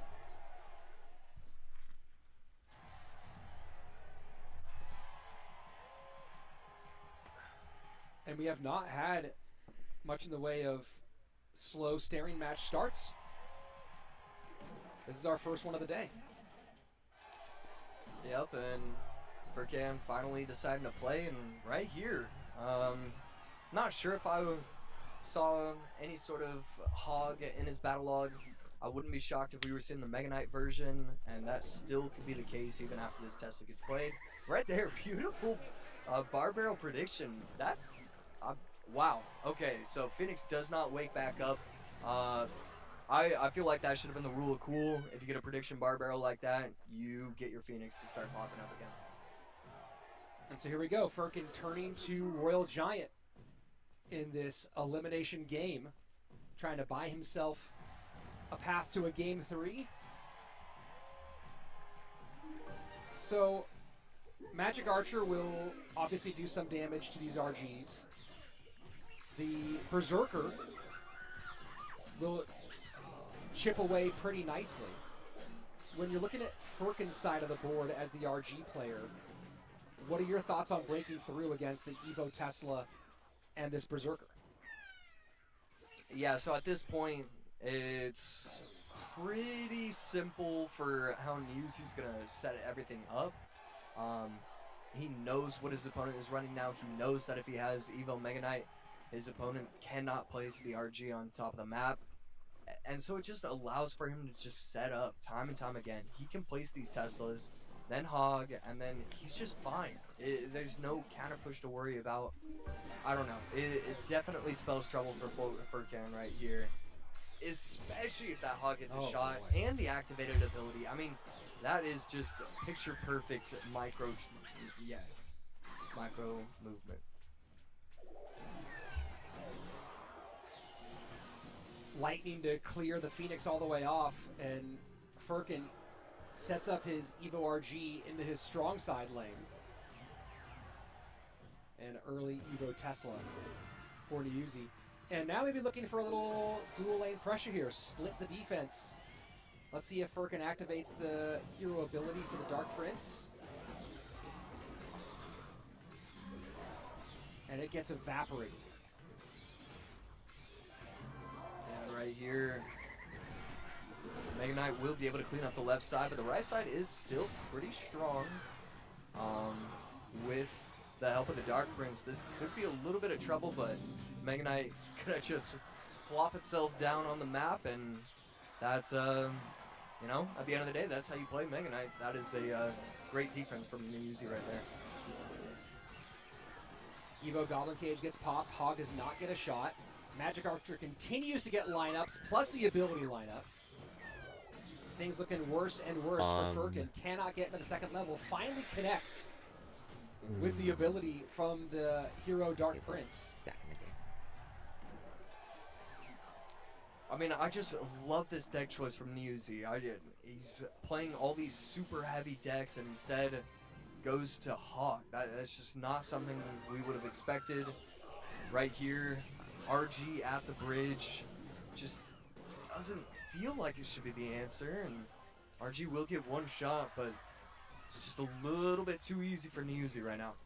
Need a lot more than one to get back in this one for Firkin. 908, his top right tower, over 1,000 HP. The difference, no matter which side he plays. And time is running short.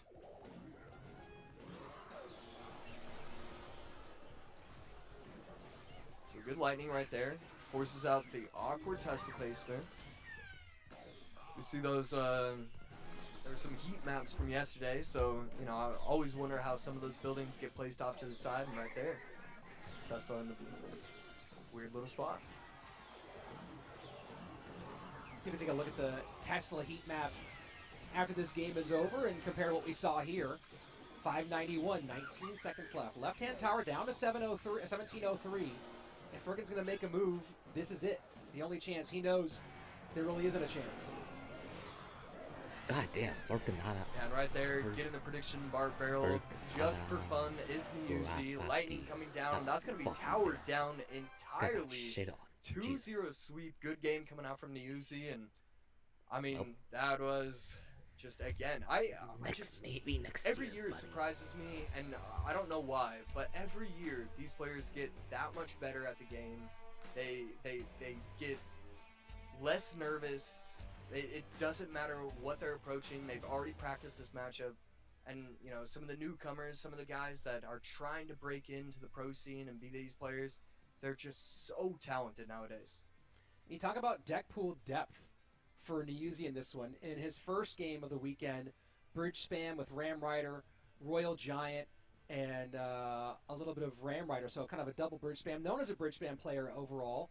Second round against Pedro, took the L's, but did throw some Hogs, some Royal Hogs, and some Golem out there. And then now in this one, some Graveyard back to Royal Hog one more time. So kind of flexing all different types of archetypes, although it is definitely clear that he is most comfortable all gas, no brakes.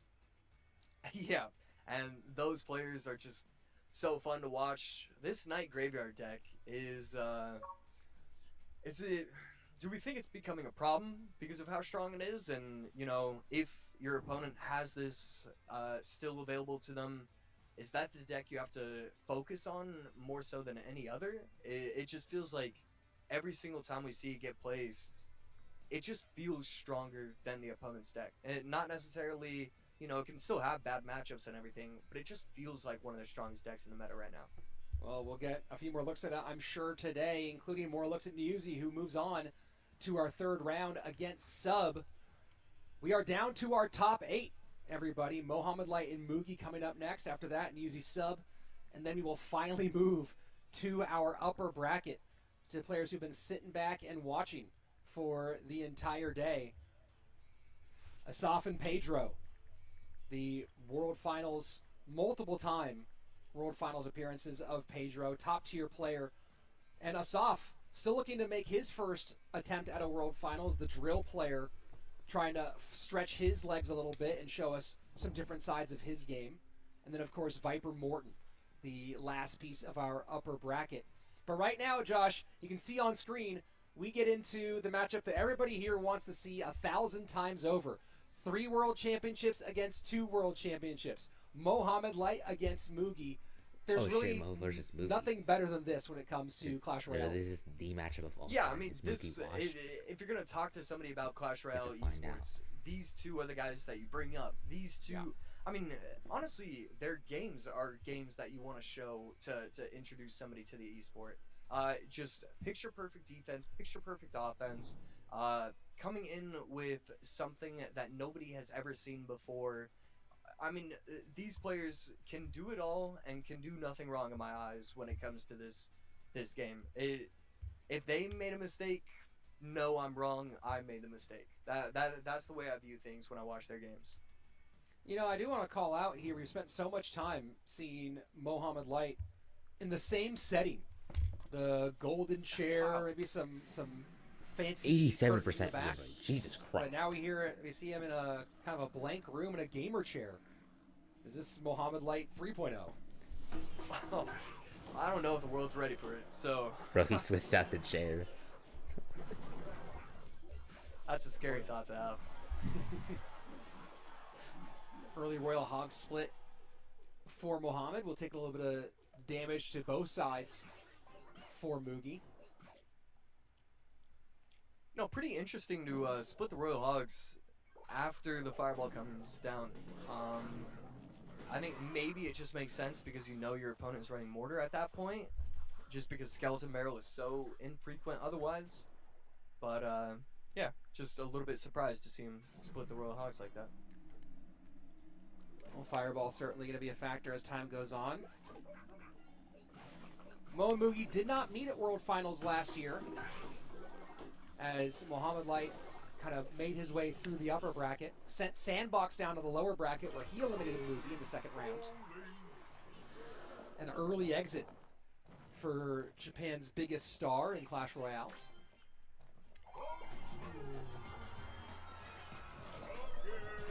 Wait, Yeah, at the end of the day, let's get reflected? you know what, Oh, they do. Nice. It doesn't make any sense how some of these players are so consistent with God damn, their they got the perfect timing. Jesus. playmaking and just the fact that, I mean, even like a bad World Finals should usually mean you get knocked out in the first round. For both Mohamed Light and Mugi, a bad World Finals making like top 4. So that's just the level these two are on. And a little late with the pigs out of Mohamed Light. He's going to eat one shot from the mortar. It finally does turn. Yeah, not the end of the world for Mohamed Light, but still never great. Right now, Monk getting a lot of value, getting the correct timing. Minions are going to take themselves out, and the bowler is also going to do that. Slight miss time though. Had it been a tenth of a second later, it would have been able to get that final shot on the bowler. 25 seconds left in regulation time. Mohamed with the lead in both lanes. 20:56 left-hand side, 22:04 right-hand side. Mugi's done a little bit of work on that right-hand lane, courtesy of that mortar lock.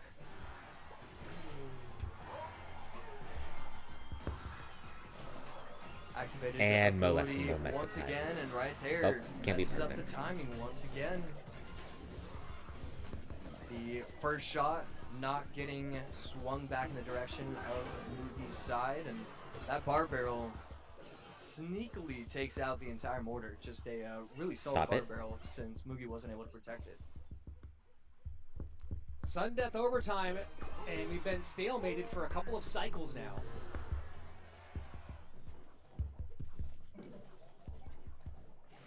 And so far, it really does feel like we're in this kind of rinse-repeat situation, Josh, as Mugi plays these mortars high. Mohamed Light really not getting on the offensive very much after some of the earlier play. And now finally, we'll see him get on the offensive. Evo mortar high. Bowler going to work on those. Fireball hits everything. Waits until after the hero or after the monk ability goes down. Okay, It well, feels like bad Mohamed's monk. finding a lot of trouble looking for damage here in the late stages of this game. Yeah, Boom. absolutely.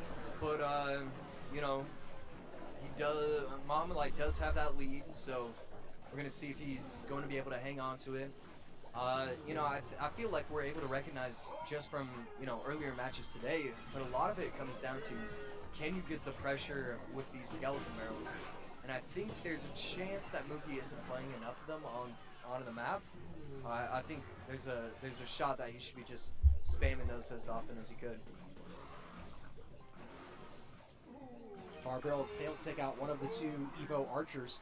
Pigs down, split. Mortar has to come high to cover, and it won't really even, it gets nothing off as it gets completely eaten alive by the pigs. Final 10 seconds. Oh, he just saved that And fireball fireballs to go the each last direction. 10 seconds. A Really? tightly fought battle, a tense one in our opening game of this best of three. Mohamed Light on top, up one. Yeah, I mean, Mohamed Light he just took the lead early on, and then everything after that was played as if it was, you know, a tie game. And so he was just consistently up by the 400 to 600 HP worth of damage. And yeah, I feel like there wasn't enough offensive pressure from Moogie. Like, even at the end, yes, he's going to be placing the mortar on defense because, you know, he has no other opportunity.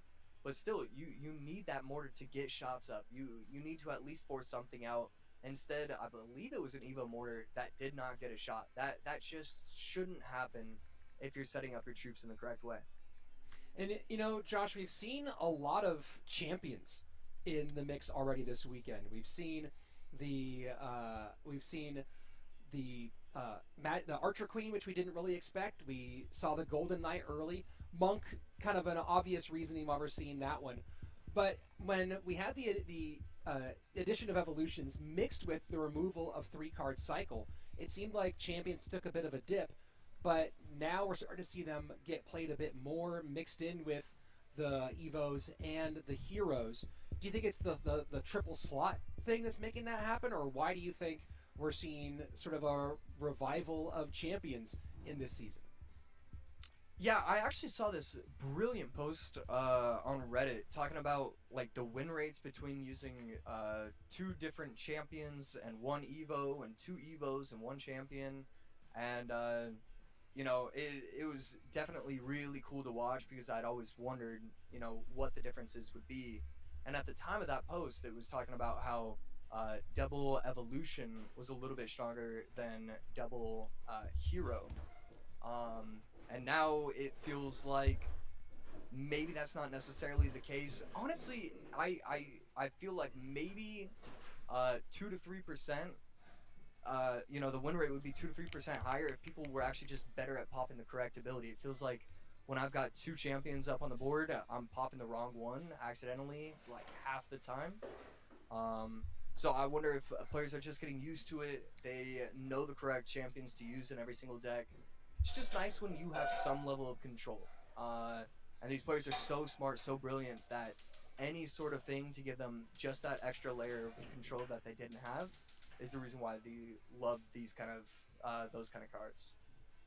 Yeah, then it does get a little complicated to evolutions, heroes, champions. Next we'll get who knows what they'll name the next one. Here we go, game number 2. And minor for Moogie, we'll say Muhammad Light is running minor wall breakers or a different wall breakers variant. Bats make it feel like there's a minor in here.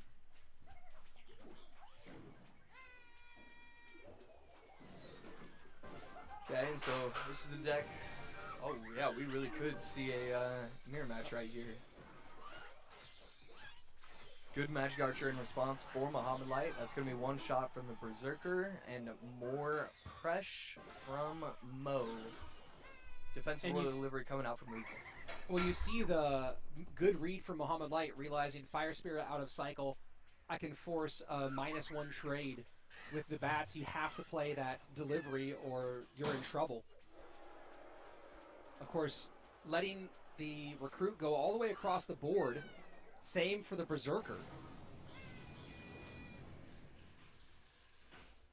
Yeah, kind of a an interesting little interaction right there, but you would have actually just got like 1 or 2 extra chip shots from the miner if you used the bats to protect the miner for the first shot or 2, and then the miner would pop up because you know your opponent has to deliver.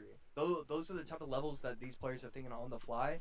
And I gotta say I'm happy with myself that I was able to think of that. And the ability from Moogie maybe backfiring a bit as he takes some extra damage there. Wow. So the one big difference here, Tesla versus Bomb Tower. Do you have a preference between these two, Josh? Yeah, I'm trying to think if it was from yesterday's games or last week or last month, but there was a very similar matchup to this one, and the Tesla was able to win really easily because if you're not able to protect your bomb tower even just once, it makes it so that the magic archers kind of go crazy on the map. And so, yeah, from what I can tell, this should be looking really good for Muhammad Light. And of course, the Magic Archer or the Tesla able to target bats when Bomb Tower is not. Another small wrinkle in that conversation as we are 15 seconds away. And close on the King Tower activation is Mugi, but not quite. Sudden death overtime, ticking in. And slight lead right now for the 3-time. And right there, Magic Archer able to stay alive. Bomb Tower going to get placed down just in time, but definitely a very sketchy moment right there for Mugi. And he's going to activate King Tower every time, isn't he? And that's a huge connection. Muhammad Light strengthening the lead as we get into the final 90.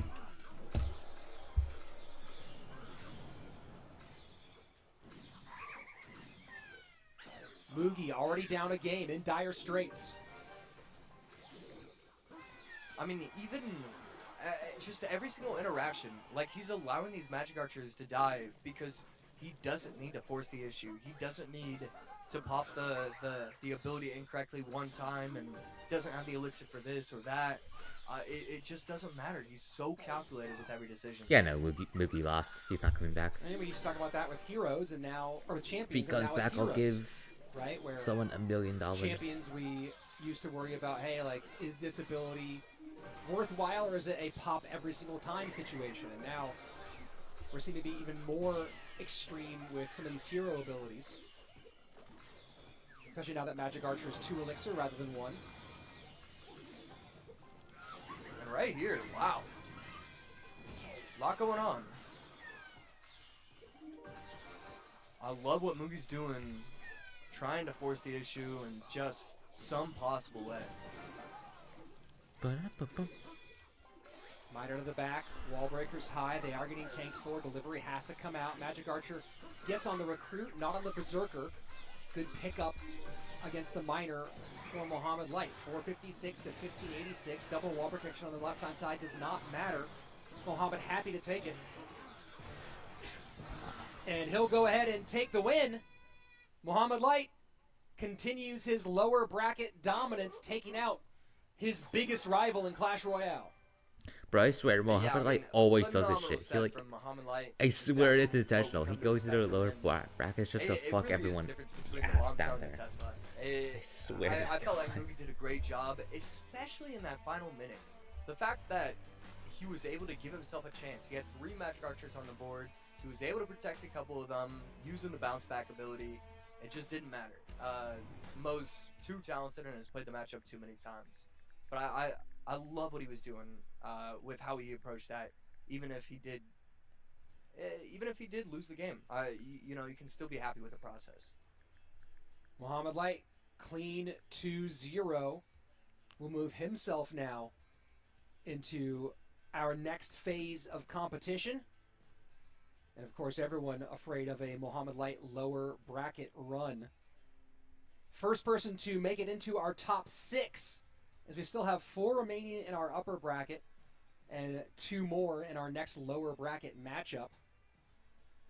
And Muhammad Light will be awaiting the loser of Djokovic versus Pedro. So one of those two will have to go from a loss into a pretty brutal matchup. Let's take a look at the heat map for Tesla, over 10,000 placements during our group and Swiss bracket stages. And Josh, of course, we're seeing some pretty heavy heat right there in the middle. But you see some other interesting placements, right? And you're seeing them on both sides. Talk to me about some of the more odd placements you see on this heat map. Yeah, I mean, if we take a look at, you know, some of the spots that are right next to the bridge, and we see it all the way on the left side, top left corner, and all the way in the top right corner, we just saw it in that previous game. Sometimes you have to take them opposing Magic Archers out of, off of the board, and the only way to do that is by sniping it. So you can't let it walk through. You have to get it right in that exact moment. That's the reason why we're going to be seeing that. Another thing, we're seeing it to the left and the right of these crown towers, and one possible explanation, either they had 4.02 elixir and they were trying to stop a hog that was getting to the tower, or once it gets to be the Evo Tesla, it's always going to be a good placement to take care of those graveyards, especially because of how great graveyard is so strong right now. Those are going to be some possible explanations for why we're seeing it not just directly in the middle like we're used to. And you kind of get a spread of, I'd love to get a color-coded version of this one day where we go versus what matchups, right? Where is this being played? Yes. Where is this going against hog decks? You talked about some of the obvious graveyard placements, some of the high ones to snipe something across the bridge. Where might we see a difference in various of placements against balloons or against skeleton barrels, things like that? So the full breadth and depth, and you do see some pretty significant consistency. And we're talking about these players at that level. We don't see a lot of weird outliers there either, right? It's a pretty uniform map on both sides.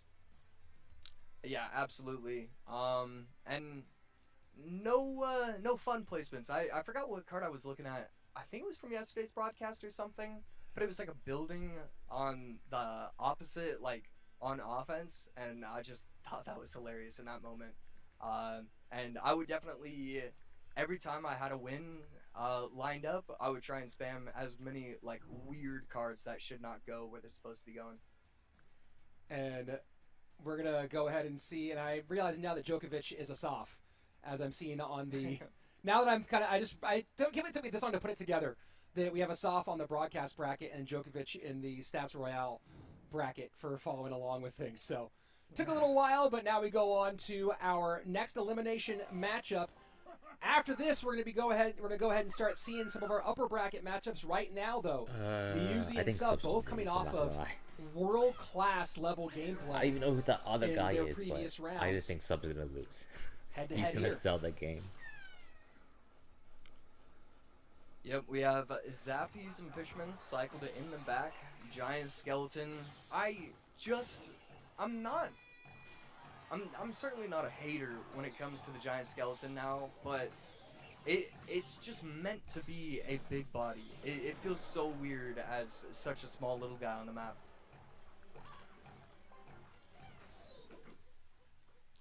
A couple times we've seen Inferno Tower today. Not in necessarily the matchups that we're calling for it. But now you're against Giant Skeleton, against Bowler. Likely a Royal Giant in here, so one of those ones where an Inferno Tower might find some more targets. Okay, so right there, King Tower does get activated because of the Magic Archer ability. I'm wondering. I mean, I can't tell if it's going to be RG or if it's going to be like Graveyard Freeze or something. I feel like I'm crazy to think Graveyard Freeze, so. But I don't know. Crazier things have happened here, Josh. It's, Fisherman is always one of those ones where you're kind of sitting there thinking, where else does the fish boy go? But like I said, crazier things have happened for sure. And it's Piggies. Yeah. So what's your thought? What's your thought on the Fisherman in this Piggies deck? I'm not exactly sure. I do like the arrows though. I think that's good. I don't know. It just feels like Fisherman. It's just not strong enough right now. It can work in certain matchups. I just don't think it's strong enough. And Yuzi has run Royal Hogs with Giant Skeleton in this tournament. Very different look in that version. Ran it with the Evo Bowler, as we see here, one time. And has run this Fisherman variant one time. Does have a win with this deck. Okay, with all 8 cards matching? I'm not talking about the full matchup, but this exact deck. Yes, he does have a win. Okay, yeah. I know And what. right there. Scratch that. The one difference is actually a couple of differences. Guards and Mother Witch in that variation, as opposed to the archers and the electro spirit. So no, not all the same cards. Playing some variants here. Oh, Yeah, new it's up kind of cool video to see came out. archers kind of get brought. Let me check this out. Hero Tombstone in a nutshell. Tombstone will be the next hero coming to Clash Royale. You can find it for free in an event, or you could just buy it for 200 hero coins. It doesn't really matter, whatever you want. But make sure to use code Abdude to support the channel regardless of what you do. The ability is a single use 6 elixir ability. Yes, 6 elixir, you heard that correctly. Pretty crazy, I know. What it does is basically it breaks the tombstone and spawns a tomb queen in its place. That tomb queen is a building targeting giant troop, so it ignores all the troops attacking her. She also, kinda like the witch, spawns skeletons every few seconds in addition to spawning Wow, that's more the skeletons weak-ass on bastard. death. Her HP is slightly less than Goblin Giant, so I would say it's not always worth going for. The DPS is higher, but yeah, good luck getting that thing on the tower because it kinda costs 9 elixir to play. What I find interesting is that when a tombstone breaks, there is still a chance to spawn the Tomb Queen. The window is small, so there is barely any flexibility, but it exists, so it could be worth going for in certain situations. Obviously, this means that spelling the tombstone to prevent it from spawning a queen isn't a viable play. A frozen tombstone can for some reason still use the ability and spawn a tomb queen. Feels like a bug cause frozen heroes usually can't use their abilities. Now since it doesn't directly interact with troops, there aren't a lot of interactions to go over, but I still have a few. Sometimes against miner or graveyard decks, playing a tombstone in the back of your tower is a good defensive play because it basically just covers it up. This does coincide with the design of having your tomb queen spawn from the back so you can build elixir for a bigger push. But what I noticed is that regardless of where the tombstone is played, she will always go to the right side of the arena. And this isn't a true blue, true red thing, it does that on the opponent's side as well. Well, she goes left here cause their right is my left. You get the point. Now why does this matter?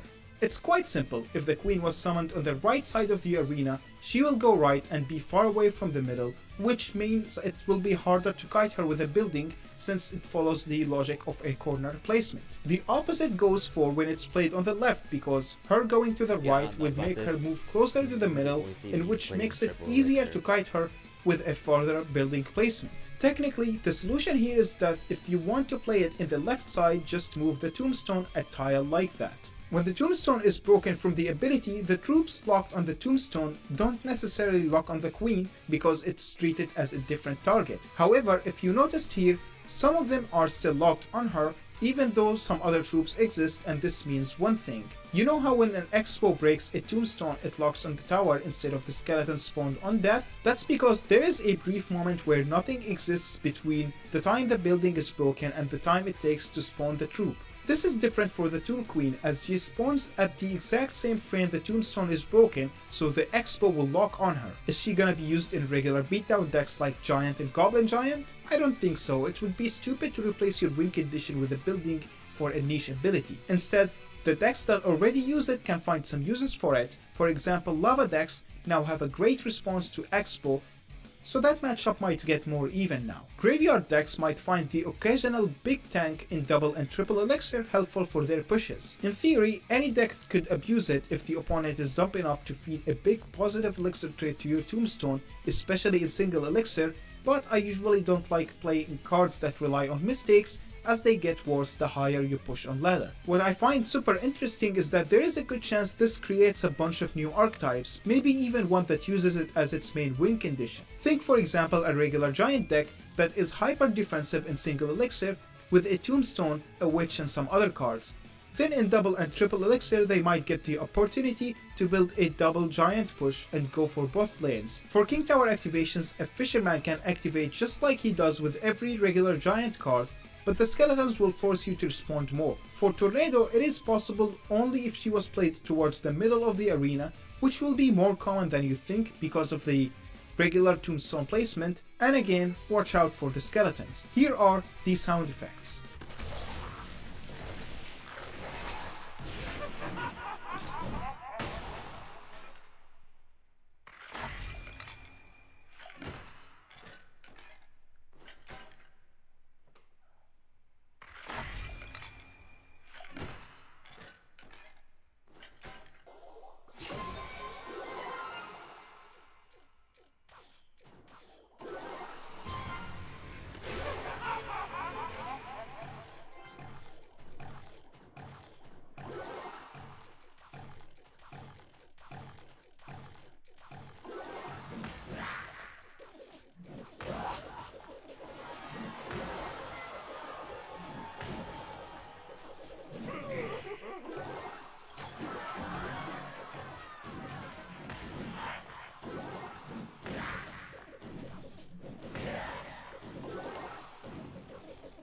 So the nutshell videos are not really that long, and that's because it doesn't really mean that Hero Tomb Queen is like not an interesting card or it doesn't have any value, but I think it doesn't have micro interactions, more so macro stuff. So if you want to hear my thoughts on it, you could check the second channel video on the left side, my dudes. Welcome back to the second channel, my dudes, and today we will be talking about Hero Tombstone because I think it's a very interesting hero. Alright, let's get into this. So this time I'm playing against Ken as opposed to testing interactions, and that's because, to be quite frank, this hero is interesting, but there isn't really much interactions to talk about. So I figured instead of playing against bots, I would just give you my point of view from playing against Ken, which is usually something I do every single update. So the thing is about when I play with Ken, I'm not trying to win, I'm more trying to show off interactions, so I try to guide him with that. But without further ado, let's just talk about how I feel about this hero. I think this one is one of the most interesting heroes ever released, basically, because it has a 6 elixir ability. This is something that I never imagined they would ever do in their life, right? And this 6 elixir ability makes it so it isn't an ability that you want to always use whenever you have the chance to, because basically when you use it in the incorrect time, like what Ken did here, you kind of like just get screwed in a way, because you overcommitted over something that really isn't giving you any value.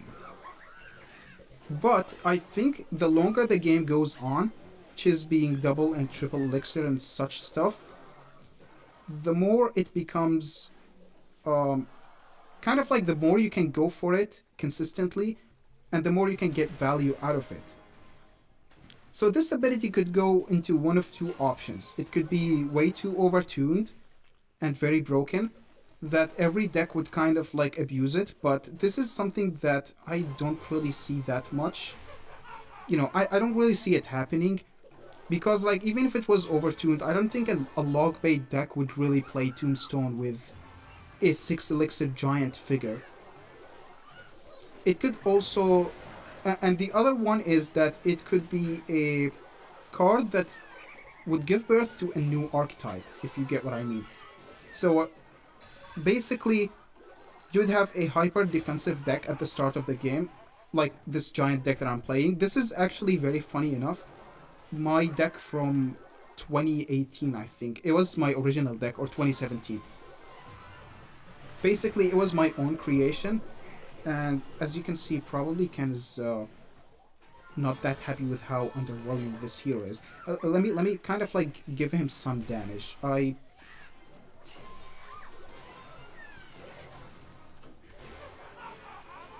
Yeah, I just wanna try to give him a good trade or something along the lines of that, so he could get, you know, something flashy going on. But the thing is, I was talking about my... Yeah, it got a hit on the tower, and it also... The skeletons are doing fine, that's nice. The death skeletons are decent. So this was like the deck that I played in 2017. It didn't have like Tombstone, it had a lot of other things. And my idea for this deck is that I would play my Tombstone back here. Of course, you want to play it off away from the King Tower so it's harder to kite. And then I would play a giant on the other lane. And try to set up a push, so something along the lines of this. Now I have 2 giants. I could go for a flying machine in the middle. And then I want to go with the witch behind the giant. And then the mini P.E.K.K.A behind that, because that spawns regular skeletons. So it kind of doesn't need the witch as much as the giant does. This is kind of like the first idea I got with this hero when I first saw it. And this could be maybe a new quote-unquote archetype or something. But it could also be a decent card for Graveyard, for example. Graveyard decks could just start abusing that. Can I play them in the same lane? Would it be useful? We'll see. But this is this might be tough for Ken to defend, so I'm just like not gonna support it as much, and we'll see how things go. That's a lot of skeletons. He messed up the kite, but he has Evil Eye Spirit, so that's nice. Let me just do this. And yep, we'll see. We'll see. Wait, Berserker. Yeah, and the Tomb Queen will take out the tower. That's nice. Not quite. That's really interesting. I mean, it's gonna be a time over or whatever. He's gonna win off of time and damage difference, but that's cool. Alrighty, game number 2, and besides the giant deck that I created back in 2017 having a slight chance at being revived, I do think this could fit in a couple of different decks. So Splash Yard was the one that I mentioned previous video, because in single elixir you could just abuse Tombstone defensively because it's a very defensive building. Maybe I find it very annoying, maybe other people don't, but I really can't stand a defensive Tombstone. And in triple elixir and double elixir, they could have some big ass giant, it's not technically giant, but it's kind of giant. So it's like a push with a giant and a graveyard and maybe Baby Dragon, Ice Wizard, Electro, not Electro. Either way, thing is, it could also work in maybe, what do you call it, like Lava Hound. I think it's decent in Lava Hound, especially since it technically is a tool for them to counter Expo. And Elixir Golem, like I'm playing right now, could be one of the options. You know, the thing about Elixir Golem is that it has healer, and I feel like that Skeleton Tomb Queen is really nice with healer, because it has its own support with the skeletons that get spawned, so it doesn't really need support as much as a regular giant does. And the healer will keep her alive. It will help her, you know, get more skeletons down and stuff like that. I feel like, you know, Elixir Golem is a good one, especially since for split lane pushing, when your main tank is 3 elixir card, which is Elixir Golem basically, I think it would make split pushing much easier. So it could get overwhelming for the opponent. So as you can see here, I could just do this and then go Elixir Golem and a healer on the opposite lane. There's like nothing is stopping me from doing that, because I don't need the elixir as much. I don't need as much elixir as, you know, going Giant Witch on the other lane. That is a lot. Oh my god, that's gotta be overwhelming for him. But he defended, that's nice. So this hero feels experimental. Maybe they're trying something new, as in trying to do hero abilities that aren't always worth going for. I feel like giving feedback over these kind of designs is probably more beneficial compared to the older heroes. So if you have any feedback, if you have any ideas, feel free to voice them over socials across all of the month. Because I genuinely feel like they are trying to... Wow, my phone is not silent. One second. I gotta have that silent. So, as I was saying, they kind of like have been trying to improve the hero designs with the Dark Prince and the Hero Tombstone. I feel like those are pretty decent. Bowler was a mess. I don't really like the way Bowler is. Oh, he's playing Clone with it. That is really nice. Mr. Kenny Winnie. Oh my god, those evil skeletons, please die. That is crazy. Okay, I'm glad they didn't take my tower. I don't want to like lose the match very quickly.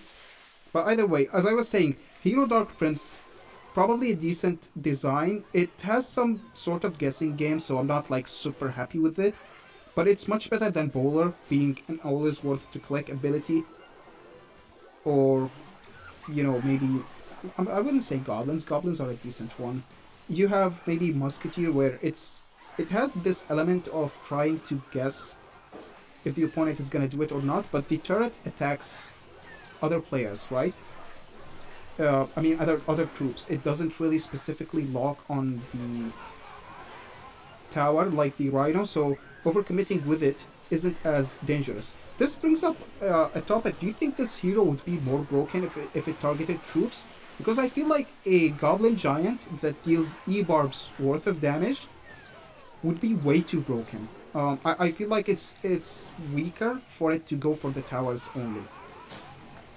I would be curious to hear your thoughts on that. Let me just clone that. Rage that, and I feel like, yeah, that's basically my thoughts on this hero. I actually love it. This is the first hero that I feel confident about. I hope I'm not proven wrong, but this feels balanced and very experimental and interesting, and I really like this direction. Well job, good job, Clash team. That's well played.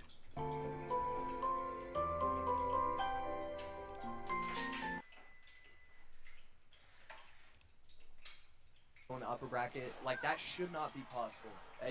He's been playing for so long, the meta's changed so many times. To remain having that discipline where you're still a streamer, you're still doing content, and you know, posting on your social media and everything. I don't know. It's unheard of, and you know, that longevity is it's very impressive work from Mr. Morton. Skeleton Dragons go to the opposite side, cage to meet.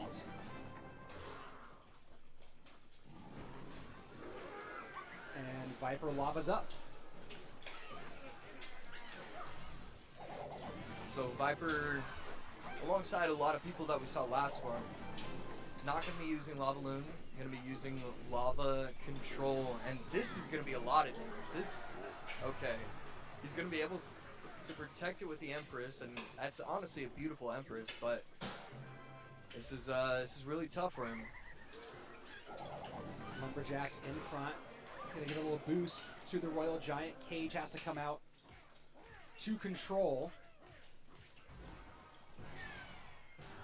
So a few good options here between the Phoenix and the Skelly Dragons for these lava defenses. Are you surprised to see Morton cycling the Skelly Drag to the opposite lane? No. I think in this moment you kind of have to. You want to be trying to protect your troops as often as you can. Barbaro plus Zap going to be able to take out the Phoenix Egg. I don't know. It's just it's kind of a tough matchup for Morton. Needs to get to his fireball once again. Yeah, it's just a tough matchup for him. And Viper's been playing this really well so far. And survives that entire sequence with no fireball, does Morton. And he's got a ton of damage on Viper's right-hand tower, down to 1149. Zap cycled, maybe to get a little chip damage, more importantly to get the Evo back for Viper. RG gonna get 2 shots here. Second one does get off, 5:35. Now Viper in a lot of trouble as we enter into our final 70 seconds. Yeah, I mean, Morton unafraid of swapping things around, going with what he thinks is best, and he's going to go in with the fireball instead of anything else. That is a crazy fireball instead of going in with the RG. I'm very surprised that he did that. Lumberjack looking to hold, fireball clears the Skelly Drags off. A lot on this left-hand side. Morton trying to hold on. 36 seconds left. Viper fighting back. Fireball cycle in. One more fireball for Morton will do it. Viper in a race against time and a race against Elixir. And yeah, Morton should be back to it. GG, well played. Game number 1. Morton shuts down the lava play. Yeah, I'm still a little bit unsure of why he started with the fireball cycling so early. I thought there was definitely an opportunity to go in with the RG one more time probably. But obviously it worked out, so well done to Morton for taking game number 1. And it was really just tough for both players. It felt like Viper technically had the right response with the Evo Gob Cage. And I really liked how he was playing it. He was allowing the RG to lock on, he was allowing this to happen, so that way it would stay at full health and get as much value as possible. I don't know, Viper just struggled too much on offense as well.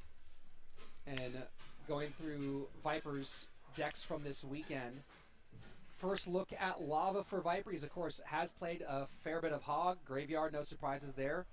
Some minor wall breakers. Lava Hound running into the combination of Phoenix able to just really eat it up. Phoenix, Fireball, Skelly Drags. But I think what Morton did really well in that matchup was use his ground troops to control the attention, to control the aggro of those big aerial pushes from his opponent.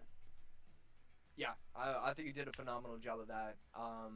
And I really liked just how he was using the Lumberjack in general. I think, yeah, I don't know. The fact that he was able to swap lanes so many times was brilliant. I love that he was doing that. He was getting a ton of pressure with the Lumberjack, which is always great. And then because it worked out, I do want to commend Morton on figuring out that fireball cycling was the way to go. Had it not worked out, that would have been kind of a huge situation. But because it worked, it's good. Well done. Oh, yeah. Yeah, once it works, it's brilliant, obviously. We all know that one, Josh. You know, talking about things working, Viper has run a fair bit of Lava Hound over the course of this competition. Only a 40% win rate with Lava. And so it's really interesting to see him going to it here in this matchup against Morton, where he's been having pretty middling success with Lava Hound overall. Thoughts on why Viper is leaning on Lava so much, despite not finding as much success with it? Yeah, I think that's a great question. And I talked about this last month, and I know with like competitive events, sometimes you want to use what you're used to, and if you've been practicing with lava control the entire time, you know, feel free to remain using lava control. But I was watching Ian's YouTube video from his 7-0 weekend, and he used Lava Loon. And I was like, this is what I'm talking about. And he was able to dominate because the Hero Loon... The thing is, the Hero Loon is so strong. It's I think it's not even necessarily the idea of I think Lava Loon is strong. I just think Hero Loon is unbelievably strong. And I want to be seeing that. I still, to this day, do not really understand why everybody who plays Lava in comp does not feel the need to attach Loon to it. It just blows my mind.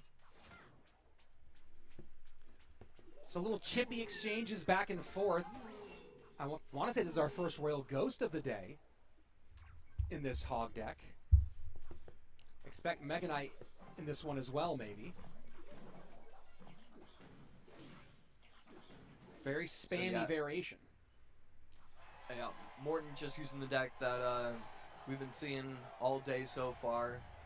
Viper on the other side, yeah. You know, it's kind of interesting that instead of Battle Ram, we're seeing the Hogs in these kind of decks, but not super shocking. And right here, Xe going to clean everything up, but not before the tower gets down at 2402. And it's been a day where we've seen some guys going Ultra Comfort in the tough spots. And Viper going Hog Xe with the Boss Bandit.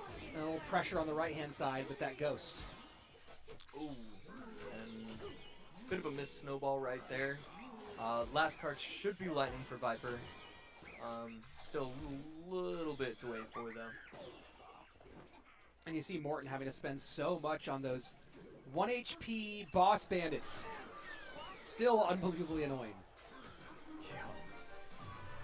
Yeah, 1 HP Boss Bandit is still like a B tier card. Hog gets one. Critical shot in for Viper as we are 20 seconds away from sudden death. Morton with the lead, 1963 to 24-49.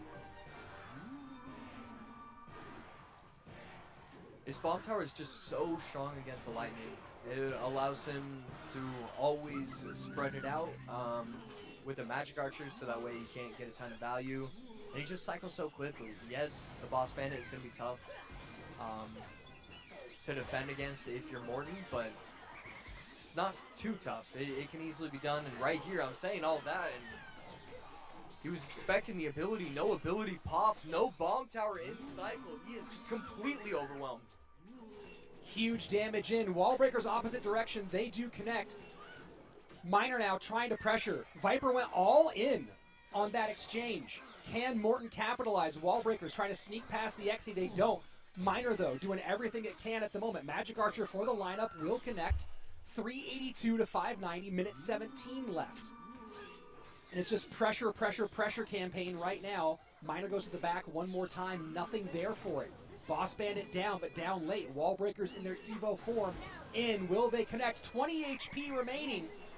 No spell for Morten. Has to get on tower. Goes to the safe spot. Miner hits. Wow. And Morten takes the win after Viper makes it a tight one. And Morten will stay alive in the upper bracket, sending Viper down to face elimination. Yeah, I mean, I really thought after that one big push from Viper, it was going to be a snowball effect. I thought, you know, the Boss Bandit was too healthy. He had the hog. He was getting all this damage and just forcing out responses that weren't going to create any sort of counter push. It just did not matter. I mean, Morten, too strong on defense. I love that as soon as the snowball went out, boom, he's already got more bats. Boom, he's gonna try and protect his magic archer with the wall breakers or this or that. I just thought he didn't panic in a situation where others would have. And that's just the years of experience. I don't know what the total number of Clash Royale League matches played or games played is in this league, but Morten has to be near the top with his history going all the way back to 2018. Very calm, very secure, and able to secure the victory here in a really interesting battle between Morten and Viper. You know, Morten really not using the Royal Giant much at all. Got a couple of, I think maybe 2 Royal Giant pushes in the first matchup. Then got some chip from the Lumberjack, some Fireball Cycle. And then game number 2 that got maybe caught there for a moment as you were talking about, maybe thinking that the Boss Bandit ability was coming in, didn't come in. Hog nearly stole this one, but as you said, very calm, and that will keep Morten continuing to charge through the upper bracket. He'll await the winner of our next matchup between Asaf and Pedro. And Viper falls down to face Niuzi, who has been on an absolute tear today thus far. Yeah, definitely starting to make a name for himself right there, and that is such a beautiful sight to see. You know, Viper absolutely has had himself a good run, and he still has the opportunity to have a good run, but looking at Morten in an upper bracket final already, it's just, it brings peace. I feel like that could bring peace to the world in some ways. Well, you know, or at least bring a golden ticket to Morten. Peace of the world might be asking quite a lot out of a Clash Royale competition, but I understand your feeling. You think you can do it? World peace may be achievable today. We'll see if it happens. But now we go to the other side of our upper bracket, where Pedro, multiple-time world finalist, facing off against Asaf, who has certainly earned his stripes as a ladder player, as a drill player, and he was knocked on the door of being a bit more in the mix from the competitive side of things. But now we kind of have this put up or shut up moment for a guy who's certainly a talker in Clash Royale. You know, maybe no one is as advanced in their Twitter trash talk as Lucas, but Asaf's certainly someone who lets it fly as well.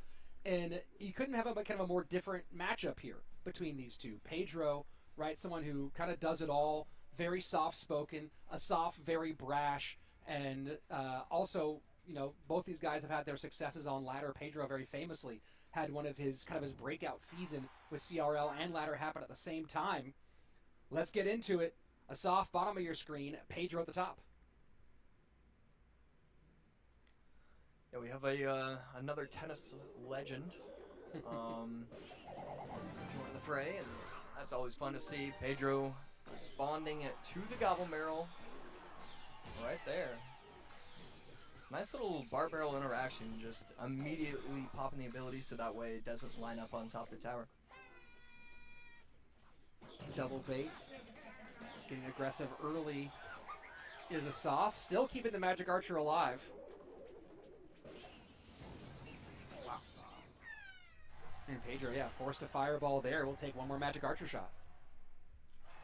Pretty crazy to see somebody cycle 3 cards that are 4 elixir or less, and then already be getting out cycled by Goblin Barrel. It is just insane how fast certain bait decks are. Pedro sets up Lumberjack left-hand side. Asaf, Lumberjack of his own to meet it. When you think of Lumberjack in this matchup, Josh, or in this deck overall, this double bait deck, do you think of Lumberjack more offensively or defensively? It's definitely going to depend on what the matchup is. You know, against something like RG, which is potentially what Pedro is running, it's going to be more of a defensive unit, and you're probably going to try and just stack that alongside the Berserker to take care of these RGs. And then, you know, if you were going up against something like Hog, where yes, you're going to be using it for defense, but really you want it for that counterattack, then it would be more for the counterattack in a matchup like that one. Happy to leak a lot there is Asaf, just to make sure his defense was all set up correctly. Fireball gets on the Magic Archer and the tower. Lumberjack stays up. And back another barrel for Asaf. Yeah, and Asaf already mixing it up, trying to make sure that Pedro can't just blindly place the barrel in the middle. He's going to have to pay attention to that all the time. Something to watch out for if he can ever get Pedro to look in the wrong way and place the wrong way. But so far, Pedro has defended it with ease. There's the first Royal Giant. Lumberjack stays alive just a little bit and will take down the RG. Magic Archer ability connects, 2166. Both of Asaf's towers have taken a little bit of chip, equal in number, left to right. So that definitely would have been an opportunity to have the Magic Archer try and get one more shot on top of the tower, instead electing to activate the ability early. And right there, that is a lot of damage. I believe he protected it with the wall breakers, and I believe that was a phenomenal play. Able to get the left tower down to 1620, and the right tower low as well. Pedro just looking for some sort of answer. Early Tesla for Asaf. Not playing the Evo version, as Evo's sitting on the Goblin Barrel and Lumberjack.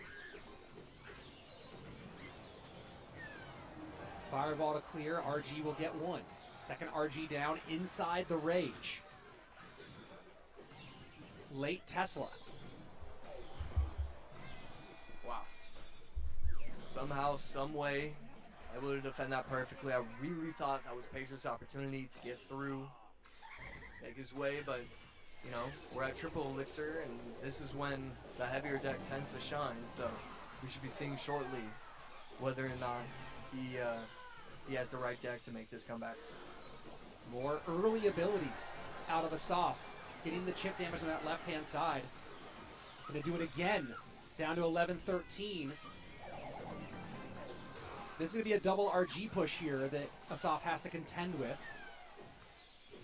as the second one should be in right behind this first one. And there you go, opposite lane, switch up here.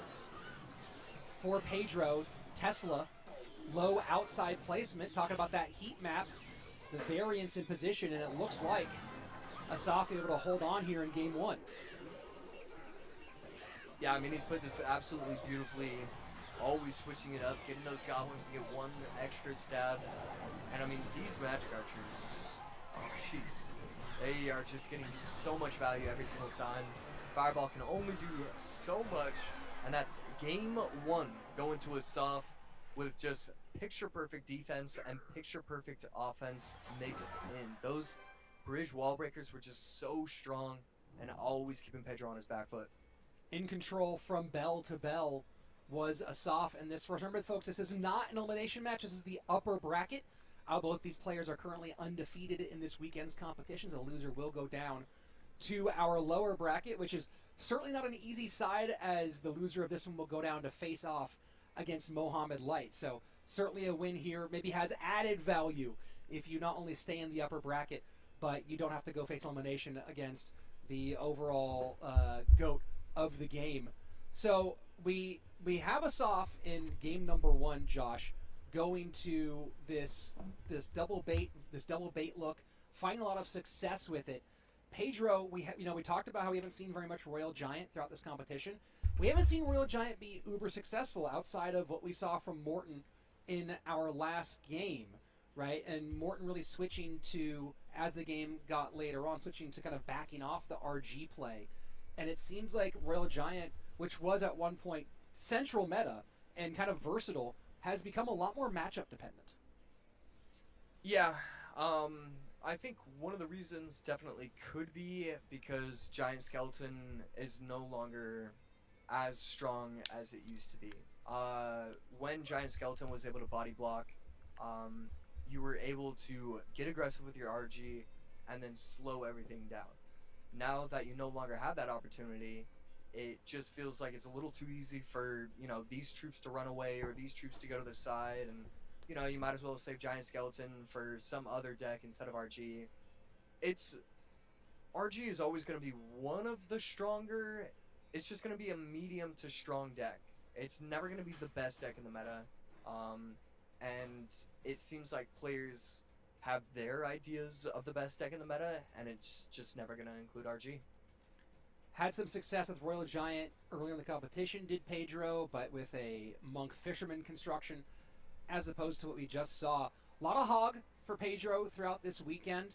A little bit of Miner as well, but has really been heavy on Hog. Did get a couple of wins with this Royal Giant deck in other matchups, but not this one, of course. So, you know, when we're looking at next up for Pedro, obviously known initially as a very strong Hog player, a really excellent Mortar player. You've seen a lot of Miner out of him this weekend, a lot of Hog out of him this weekend. Pedro is facing off against a guy who's really known for Drill. And if I'm Asaf in this case, I'm almost wondering if you go Drill here in game 2, knowing you have a game 3 left, and you're kind of forcing Pedro to cover a lot of different bases at once. Yeah, I really like that idea. I think Asaf absolutely has an opportunity to do that. And I just want to see his gameplay, you know, broadcasted to the world. It's the same thing when Viper runs the Hog XE NATO. Honestly, it's the same thing when Pedro runs Mortar.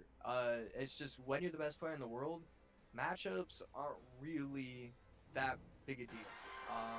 It has everything to do with how many times you practice the matchup, and yeah, I would absolutely love to see him run Drill right here. Hog it looks for like Pedro. That's not going to be the case. Hog both directions.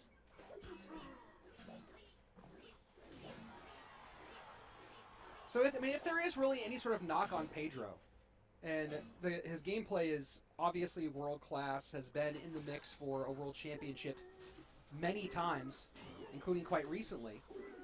But if there is any real knock on Pedro, is it maybe that, especially in stressful moments, his deck pool gets really small? Yeah, I could definitely get behind that as a knock. I definitely hadn't really thought about it until you mentioned it, but that does seem to be something. Huh? Yeah, that does seem to be something to really think about in the future. Basically, the idea is, as a player, you should never allow a commentator to say what deck you're going to be running that game.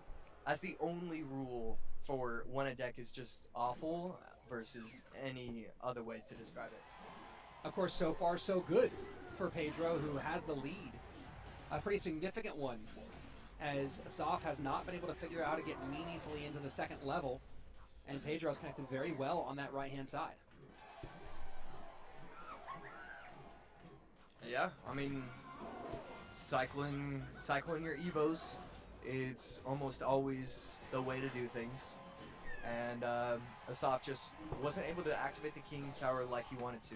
The split Zappies and the Mother Witch could have worked, but just not well versed enough to make it happen right there. Forced out the Teslas, so pretty nice ability, especially getting the Magic Archer down to 1 HP.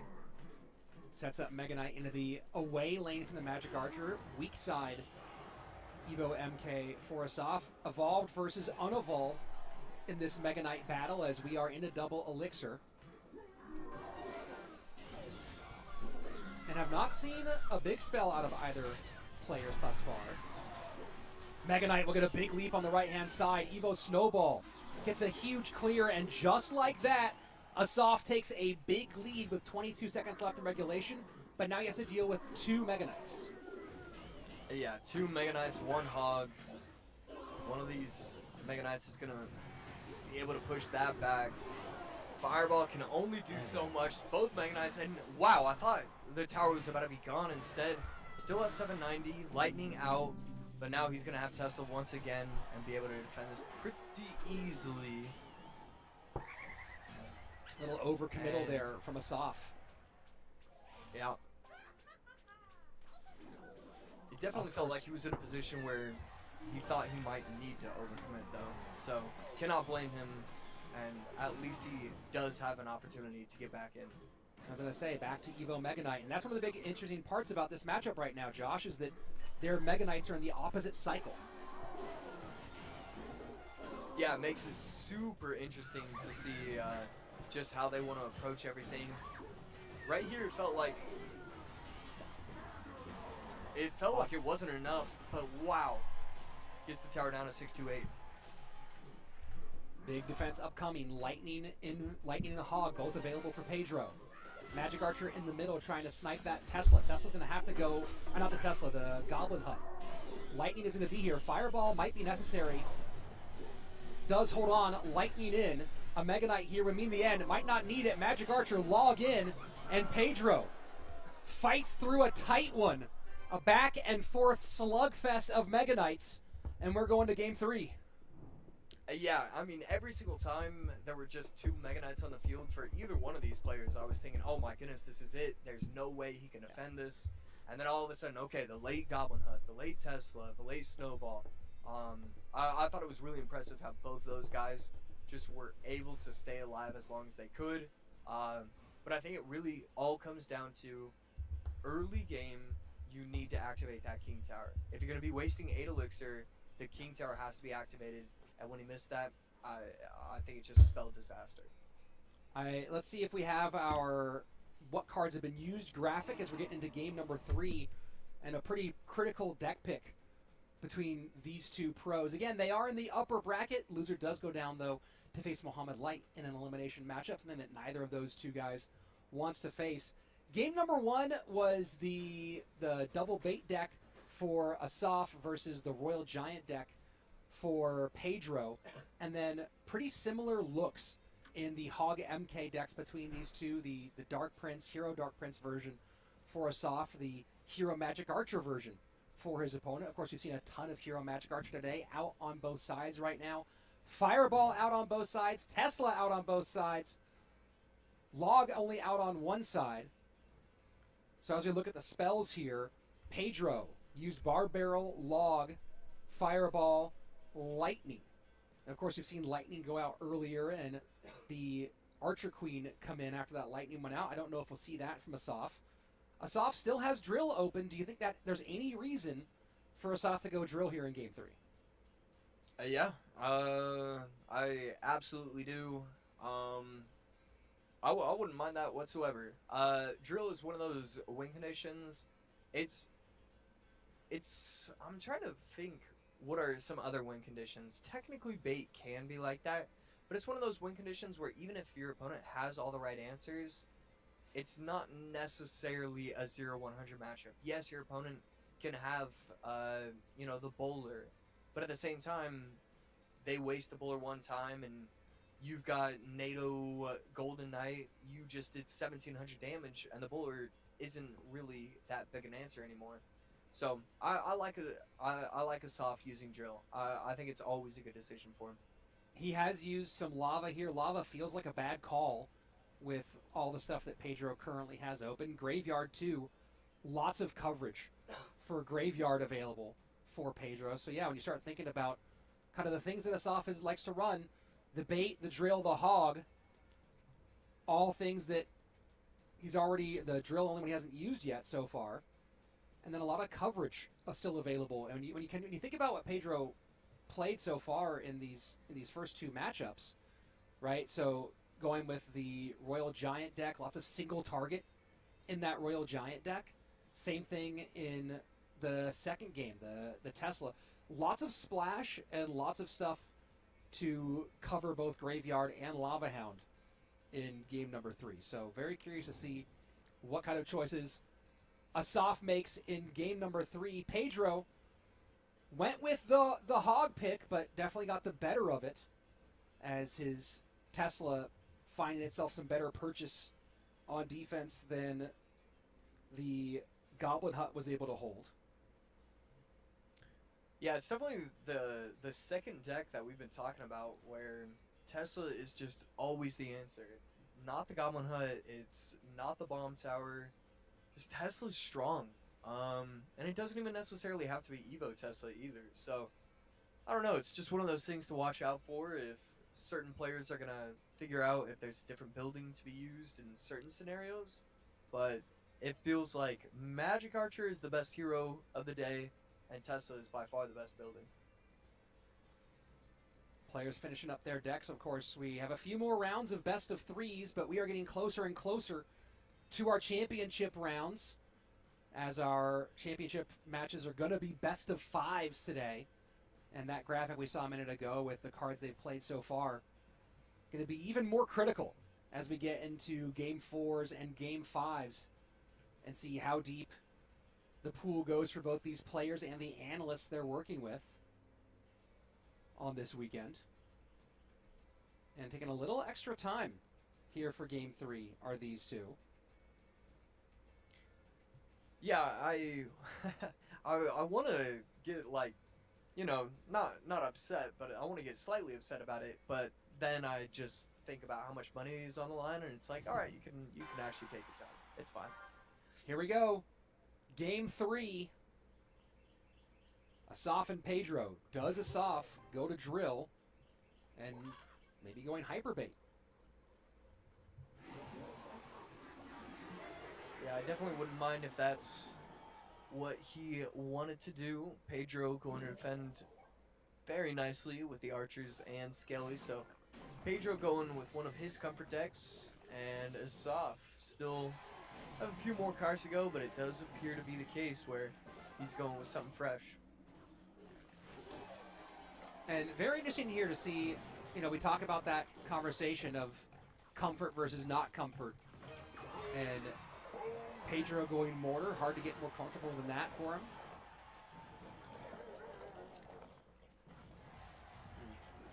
No activated ability right there, and that's going to allow for an easy defense and strong counter push on Pedro's end.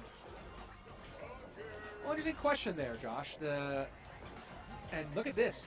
The Evo Minion Horde gets absolutely destroyed by delivery, and Evo Minion Horde already one of those ones that's a bit of a gamble, and then I guess you see the idea, hey, that the fireball is out, but with delivery and arrows and poison all available. Interesting choice here out of Asaf.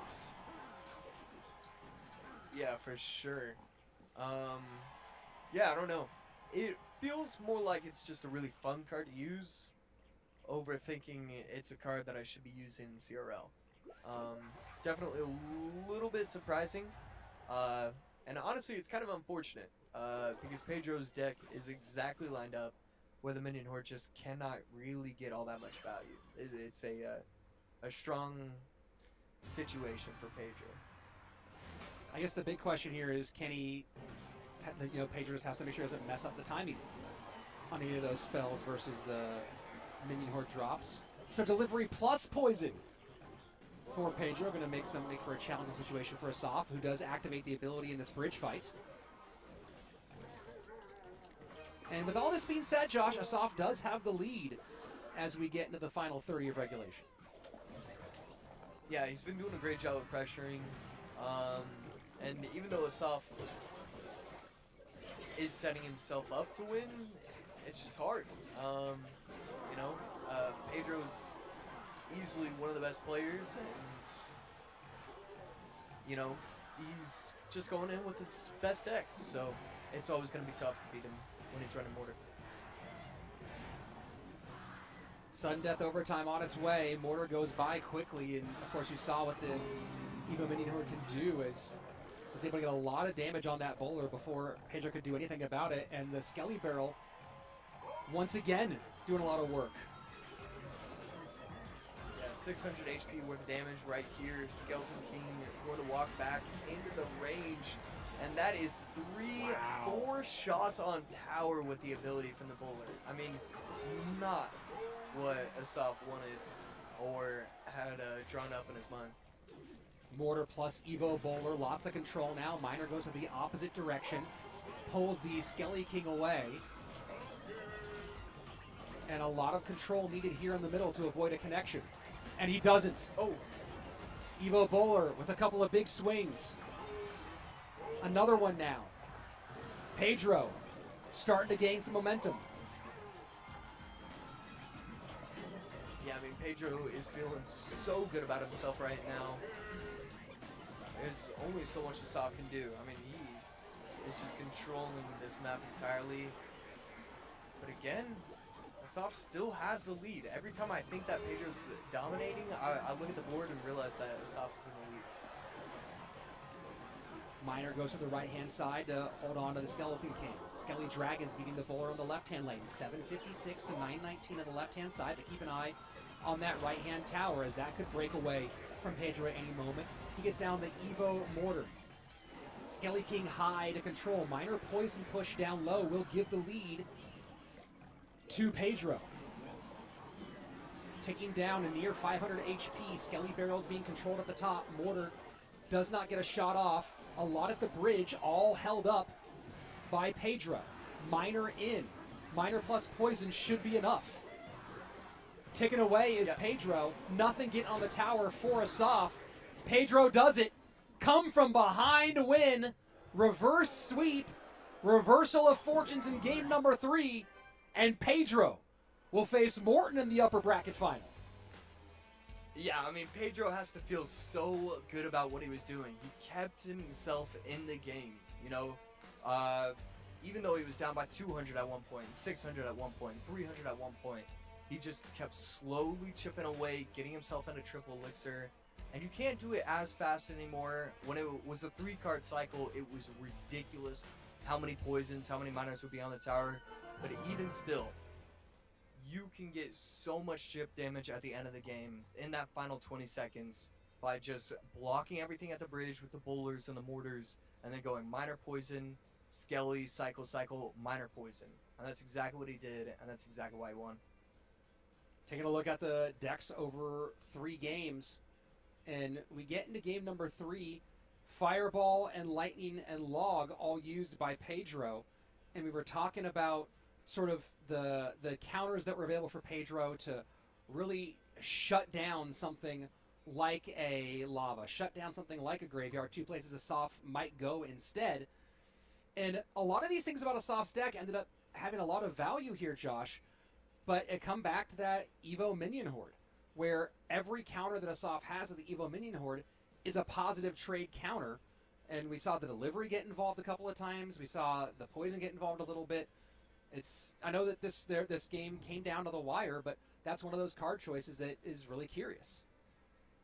Yeah, it's definitely going to be something that he's going to be thinking about for a while, but he also needs to make sure that he doesn't think about it for too long, because you've got another match. You know, I'm not sure if he's the exact next one or the one after, but you got to clear your head and get ready to continue to compete.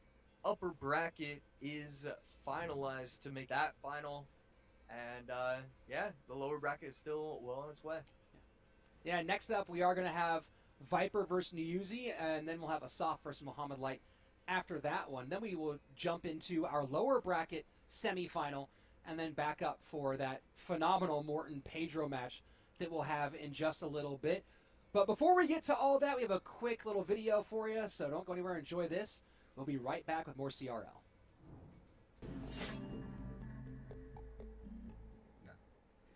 Ciclo. Creo que é Horonis. Ah, agora é o barril de prata. Evolução. Agressivo, eu acho que é melhor.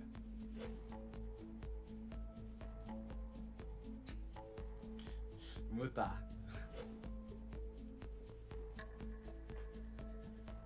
Fazer predict.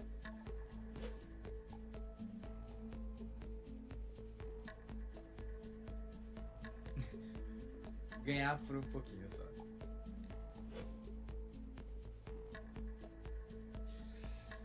Hoje em dia é meta. Com certeza.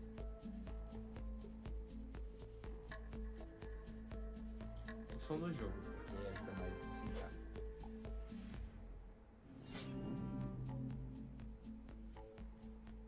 Saigon.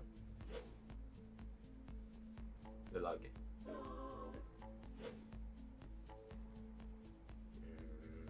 Evos.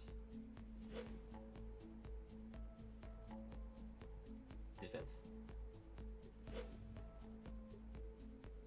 Mutimos.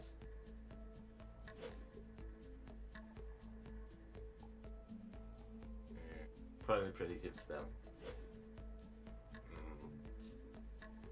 By tiebreaker.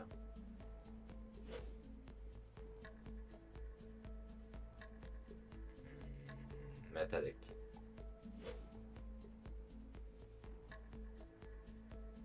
Oh.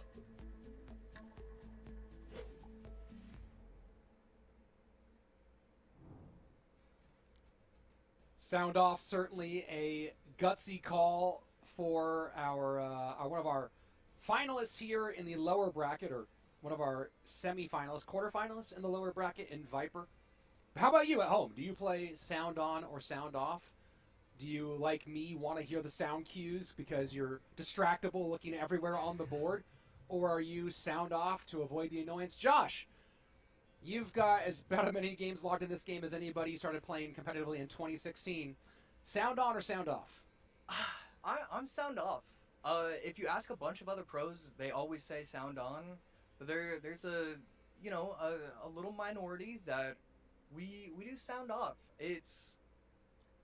I don't know. It's something about it. You know what? I think what it is because so many of my games were played during my high school classes that I couldn't play with the sound on. So I just got used to it, and it just went from there. Yeah, no surprises. That's the story there. It's basically what I expected. Josh Sharon going sound off to avoid getting his phone confiscated back in his high school days. Sound on for me, and sound off for Viper, as we're just moments away from his elimination matchup against Newsy. We are going to be in the lower bracket now for our next 3 matchups, as we are working our way towards our final 4 for the winners of these next 2 ones. Viper Newsy up right now. After that, Asaf and Mohammed Light.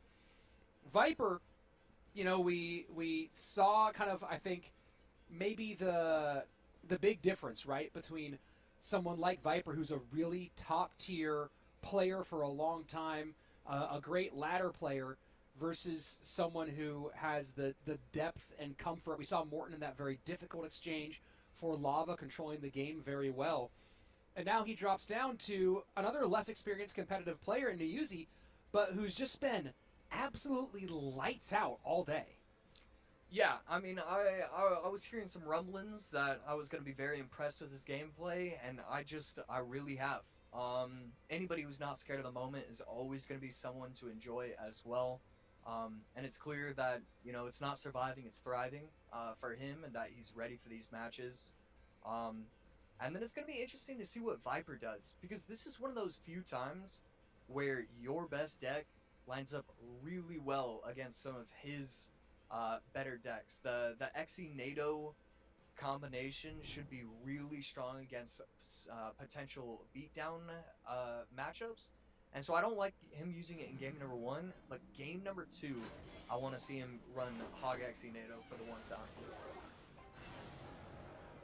And really aggressive opening from Nuyuzi here will give him some damage. Now, Josh, when you talk about things to like about this player, Nuyuzi with 2 top 10 finishes in our 2v2 ranked ladder in Season 3 and Season 4, end of 2025. Just when I thought I couldn't like him more.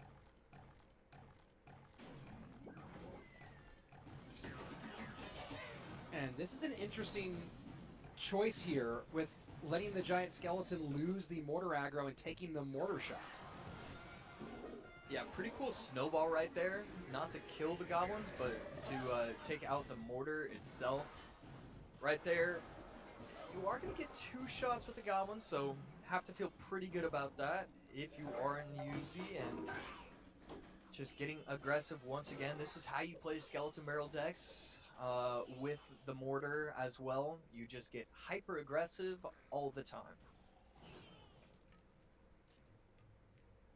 Aggression paying off in spades from Yuzi, who has now just taken his first bit of damage, courtesy of that Spear Goblet. Halfway through regulation, and so far, the clean gameplay continues. Yeah, and these minions are going to be able to take out the giant skeleton with the cannon cart very quickly. They should be able to fly away had he not used the snowball. But instead, cleaned up.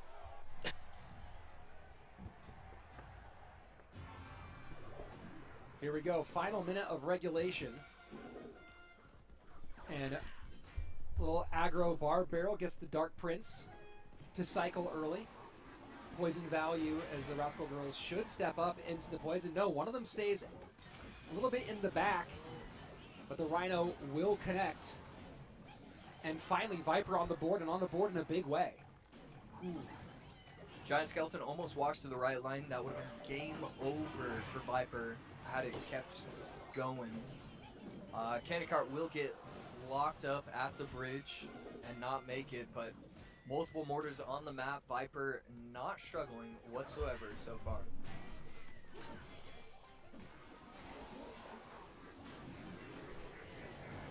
Fireball value continues to be there as Mortar helps with the takeoff. Doesn't get one more shot on the tower.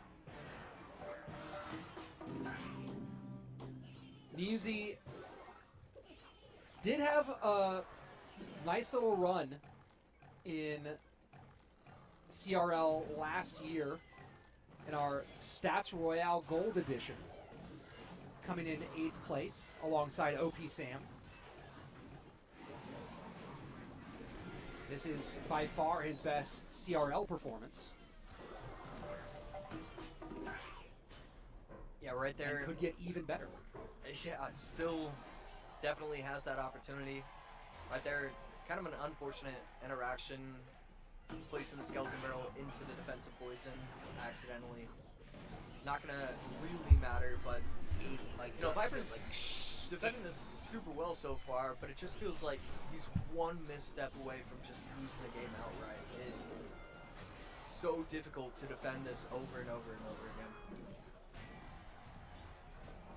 And it wasn't Yuzi who knocked out Viper in that CRL edition last year as they faced an elimination matchup. Viper winning the first game, and Yuzi with the reverse sweep. And Viper still has not placed his last card. It does appear to be the Graveyard. And this deck is just so strong. Has so many options, so many ways to approach each and every single matchup. Viper just blocking everything at the bridge. We will probably see another defensive poison. Instead, just gonna go in with Goblin Eye. Okay. Poison up high, Fireball gets a little bit of value on that tower, but Fireball will not be enough to turn this into a win. Skeleton Barrel at the bridge trying to get it back for Niyuzi. Can't do it, and that's going to be game number 1 for Viper, who, much like last year when they met, takes game number 1. Can he maintain this pace and get revenge on Niyuzi? Yeah, Viper played this matchup beautifully. You know, there's really not a lot to it.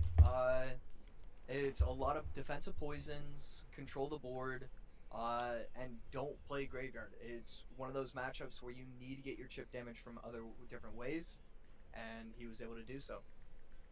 It's one of the fun things about certain matchups, right? Where it's the don't play your win condition variation of that matchup. And now I will say this, that the evolution of the cards that are available in the game has made that so much more viable than it used to be, right? It used to be that if you were doing that, you were purely operating off of spell cycle. But now the development of just layers upon layers of secondary win conditions or secondary ways to deal damage, right? So in this case, of course, Viper has the poison damage able to get, has the snowball, has the pressure from the furnace, from the Evo furnace, but then also the hero Dark Prince, right? So many other ways to create meaningful, not just chip damage, but meaningful tower damage in this graveyard deck. Yeah, it's such a cool evolution of the game. Because yeah, I mean, certain decks that get created have like 4 win conditions, and that used to be scoffed at. That used to be just a huge no-no, and now it's just something you need because everything is so powerful nowadays with the Evos, the heroes, the champions, that you just need that constant pressure to put your opponent on the back foot. So yeah, always very interesting, and you know, Graveyard to this day still technically only has 1 or 2 in certain deck compositions, and it's always kind of nice to just bring it back to normal. Well, you think about the matchup between that and that last one, right? Not only do you have the defensive prowess of Viper's deck, but you talk about having multiple win conditions. There are 5 ways to create real pressure on tower in Viper's deck. Graveyard, Poison, Snowball, which Snowball is obviously more minor, but can come out with other things. But then the Evo Furnace and the hero Dark Prince, right? That's more than half of your deck, creating meaningful tower pressure. Whereas on Yuzi's side, it's the Mortar, which really has to lock, right? You have to make them miss to get your tower pressure. And then the Evo Skelly Barrel, and then the Fireball. But the Rascals aren't creating real tower pressure. The Hero Goblin's not creating real tower pressure. Barb Barrel, not in its hero form, can do it on a minor scale. And the Cannon card also has to do a lot of breakthrough and has a different kind of pressure it can do. Again, another place where you're relying on that card to get that pressure when you force your opponent to break rather than just continuously give them death by 1,000 cuts. Yeah, and I think that's the reason why it's so important to be using these cycle versions of this deck. We've seen a lot of people use like the Skeletons, Dark Prince Mortar Skeleton Barrel, just because again, you need the pressure from those troops. And I don't know, it feels like the Goblins, even though they're decent, like he was able to activate the ability and get 2 shots, but it's never going to be all that much. And the difference between only having a cycle 1 elixir and 2 elixir can be pretty massive in endgame situations or getting to your mortar quickly. I'm just not a huge fan of that specific deck composition from using in game number 1. Well, here we are, game number 2. And love seeing some NATO out of Viper. NATO Bowler, Mother Witch. And the Royal Hog is getting a good bit of chip on the front end. Yeah, this is a lot of chip Chunk. damage. Arguably not even chip damage at this point. Bit of a meal being served up to those piggies as the first minute ticks away.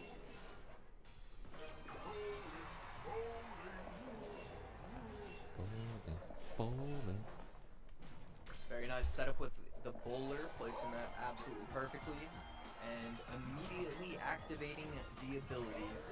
Definitely going to be one of those interactions to watch out for when it gets to double and triple, when it places the bowler in the middle, and maybe can go in with like some sort of pre-NATO to try and lock on the bowler. That's definitely going to be something that Newsy has to make sure that he's paying attention to. Zappy's Giant Skeleton doing a ton of work for Nuyuzi in that bridge fight as he sets up his Evo Furnace one more time. In the back, Mother Witch has some targets, but so far not really getting anything meaningful done. Yeah, that can often be the case, and are we finally going to see the E-Giant get placed down on the map? We are. Now this is where Viper's deck starts to become really strong. We finally see that NATO get put to use. Gonna bring the Fisherman all the way over to the right lane.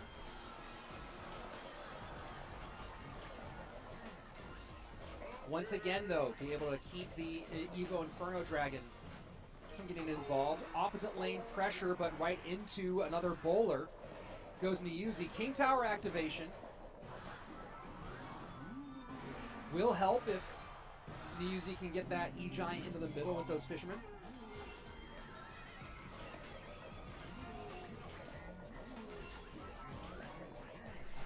And a King Tower activation now on both sides. Yeah, and after getting a ton of damage early on, Niuzi has not even really attempted to go on offense since then. But here we go. We finally have a little bit of offense coming from Niuzi's side. And Pigs will get both towers down very low. Left side now under 1,000 HP. Right side down to 1,200.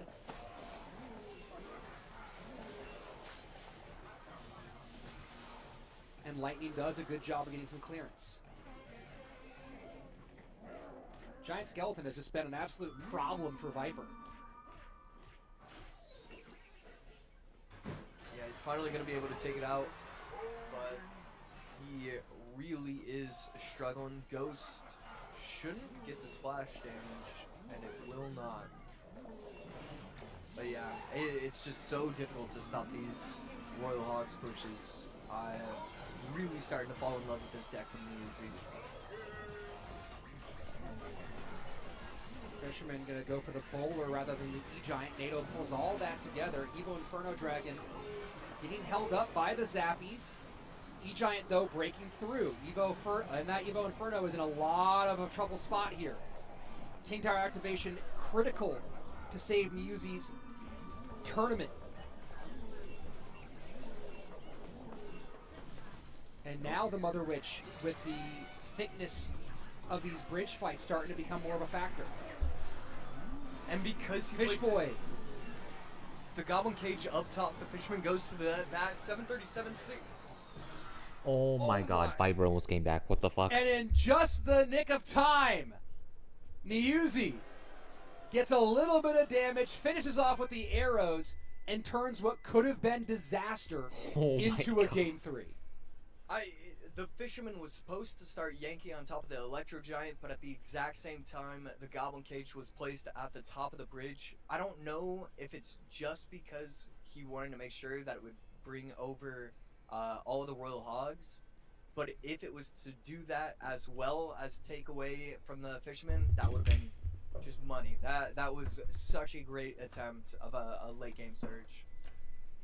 And nearly got it done, but Niuzi able to skate by, and he's given us some like picture perfect battle, give us some close ones. And if there's one thing I will say that's been really impressive about him today, it has been the ability to stay calm under pressure and make some good choices down in the late stages.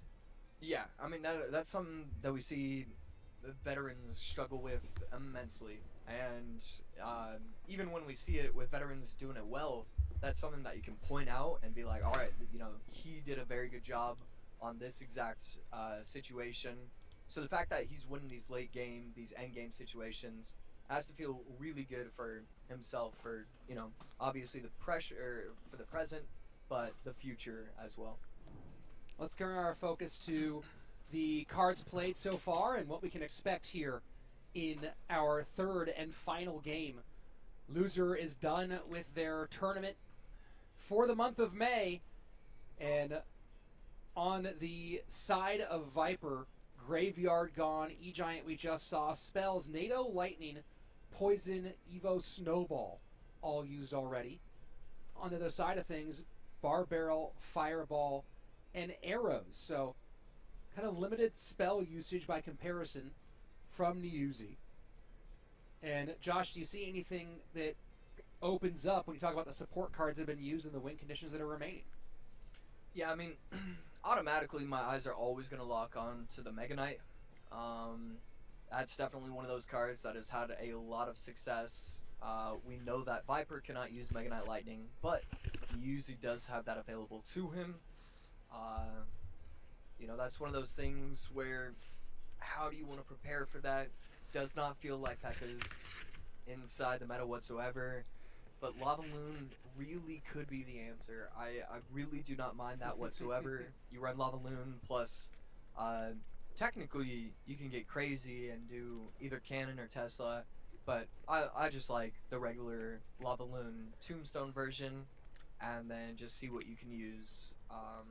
that would be what I would recommend for Niyuzi. And the Viper, the fact that he already has NATO out of his hand is a little bit sad. And yeah, I don't know. I definitely don't mind comfort for him though. Anytime you see somebody you don't like really recognize, comfort can be the way to go. You just want to put up your best and hope that it works out.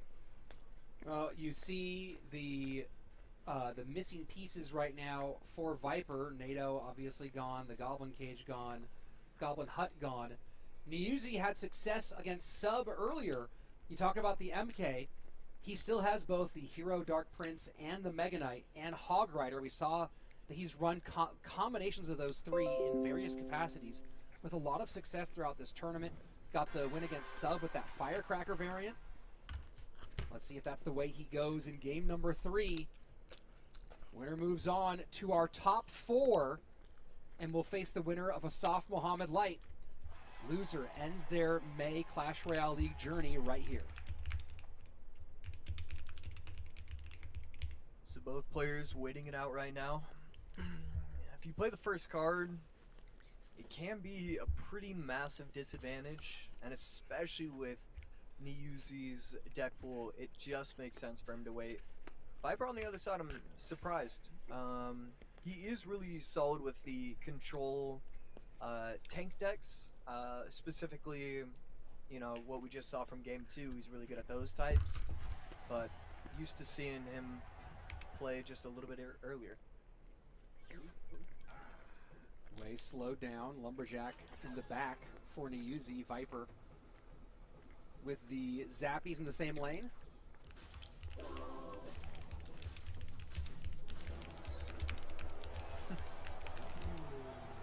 That log might have actually helped out Viper and have the Zappies stay alive for the Lumberjack.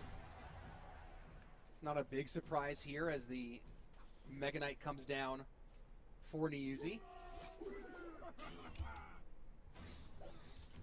And the Monk ability activates with no reflection of the Princess Tower.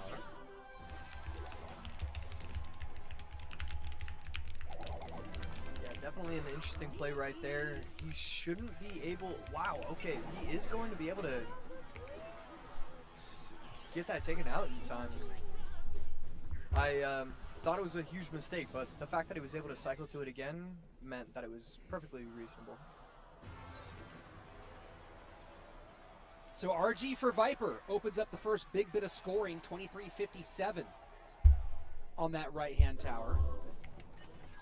And I'm looking to see the different variations of that Hog deck. The Archer Queen and Electro Wizard do make it kind of a strange construction.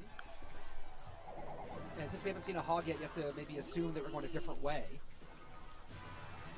Yeah, we could technically be looking at Loon, but I would be pretty shocked if we saw that. But Lumber Loon, MK Loon, definitely, there's potential for that. What about Royal Giant here? Yeah, I already like that better than Loon. Archer Queen just... And this has been a great little reflection there to get so much value out of it. And I love the call here from Viper, you know, his Lightning being out. And we were seeing earlier, great Lightning there. Mega Knight leaps back to the Skeletons. Now a lot of spend being done by Viper to control this MK. Oh. Archer Queen still alive, being tanked for, finally goes down. But that Mega Knight giving a big elixir advantage to Niyuzi. Just as I was saying, I like the idea of Viper maybe seeing that Lightning Out had gone to Archer Queen earlier today, picking up some good Archer Queen counters, especially in the form of that Monk. And it's Ram Rider, so straight up bridge spam here. Okay, yeah. Right here, MK is going to be able to get the jump. And what a lightning! Ram Rider taking a huge chunk out of that tower. Mega Knight still demanding focus.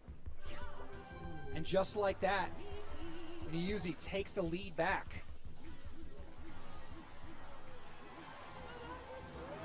There are so many monks. Yeah. Yeah, really good. What the fuck is happening? MK plus Ewiz. It's gonna be just a lot of damage though. Gets that final shot, gets the tower down to 1143. Yeah, just Viper's defending this so nicely. It's all about how you approach this Archer Queen. Who can get more value is the winner of this game. How does MK do that? Mega Knight, How did it knock the form, monk looking when to it make was some room. in Ram Rider trying to effective? sneak What on the hell? through here. Gonna get DPS down before she can touch tower. Evo Mega Knight now will get some damage on the opposite lane. Final 15 seconds. Opposite lane is unimportant. Fireball in. This should be it. Viper should have this one all sewn up. And Viper facing the bridge spam of the bridge spam player finally puts an end to Niuzi's Cinderella run here in CRL May. Yeah, very well done to Niuzi to make it this far, but Viper just a little bit too strong overall. It did get a little bit close at the end. It shouldn't have mattered, but then all of a sudden I think he missed a fireball on top of the tower. And, you know, if the Fisherman pulls in the RG, I would have liked to see... This is a very nitpicky thing, but obviously we want these pros to be playing at their absolute peaks. But, I don't know, I would have liked to see him place the Ram Rider down, because the Fisherman was on the board, and maybe it could have yanked it to it. Either way, though, very strong Game 3 overall, and Viper with the 2-1, and moving himself on up. Viper will now await the winner of our next elimination matchup between Asaf and Mohamed Light. Viper, having guaranteed himself at least a top 4 finish, has one more best of 3 before he gets into our 5-game rounds, our 5-game matchups. And, you know, when you're on the lower side of the bracket, obviously neither Asaf has to face off against Mohamed Light. Viper does not want to see that matchup. Of course, on the top side between Morten and Pedro, both of them at this point may be still rooting for Mohamed Light to be the winner on the bottom, as that would make the winner of their game a guaranteed golden ticket rather than someone then having to make sure you win that grand final. Yeah, you always want to see, if you're in the upper bracket, you always want to see Mohamed Light in the lower bracket. If you're in the lower bracket, say goodnight. That's usually how it goes in these monthly finals. Well, now we get a fascinating matchup of two guys who have had some battles at the top of our ranked system, at the top of our end of season ladder between Asaf and Mohamed Light, and they've certainly traded some blows. Asaf doesn't put as many accounts at the top 10 as Mohamed Light does, but has had his seasons where he's shown out and proven himself as a top player on our ranked system. And you know, I think that you tend to stay up late and watch end of season ladder a lot more than I do, Josh. When you talk about the battles that these two have had as it comes down to the wire, what have you seen between Mohamed Light and Asaf? Hate. You know, it's just, both of these players are so talented, and every single season one of them finishes first, you're like, yeah, he deserved it. I mean, what are you gonna do? One of the best in the world. And so it's so much fun seeing what season it's going to be. Is this going to be the season where Asaf is able to pull it off when Drill is somewhat decent in the meta, and that's going to be more than enough for a player of his talent to make it work? Believe in you. Or is this going to be one of the 6 this months of the year where called Mohamed Light finishes number 1, Mohamed number Light. 2, and number 4, and everybody has the same joke of saying, oh, you couldn't do number 1, number 2, number 3? So it's, I think, I don't know their relationship on a personal level, but I know for a fact that they've probably got a massive amount of respect for each other. You know, these two are two of the reasons why the end of season ladder streams go on, because these guys are competing. 5 number 1 finishes for Asaf. First one back in July of 22. Put a couple of those in 2025. Most recently, first month of this year, January 2026, a number 1 finish for Asaf. On Mohamed's side, I don't even know what the count is for number ones anymore.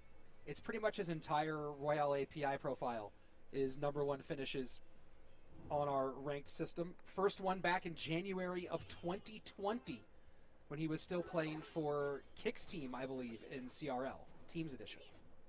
Yeah, I mean, if we personally asked Muhammad Light, he would start off his answer with like about. That's how many times he's done it. It's just insane, his level of dominance. Number one finishes in February and April of this year, alongside winning our first monthly final last month.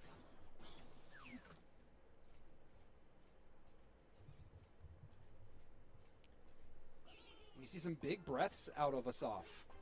Both these guys certainly a little nervous in this situation.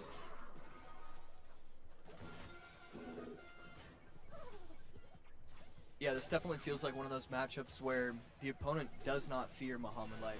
And so I don't really know how that makes Muhammad Light feel, if that makes him step up or just kind of indifferent to those feelings, but it's always amazing as a viewer of the esports scene to see somebody that does not care who their opponent is, that they just believe that they're just as good. Very tight between these two so far. A little bit of shavings taken off the top right tower. Muhammad Light down to 28.04 as we pass halfway through our opening 3 minutes.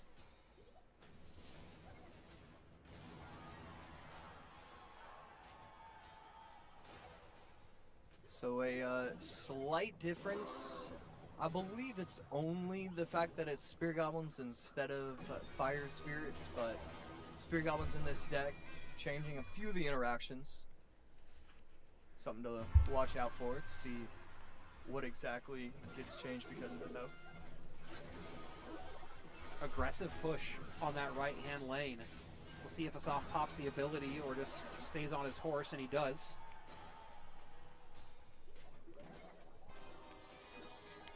And Graveyard in for Mohammed.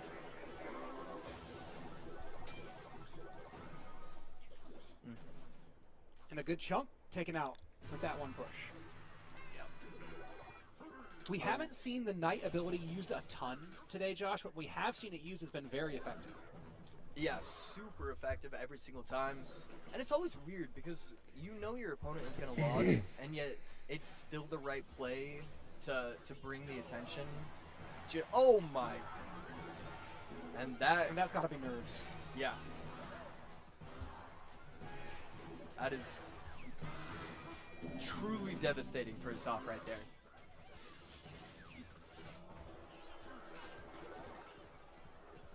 And now he lost power.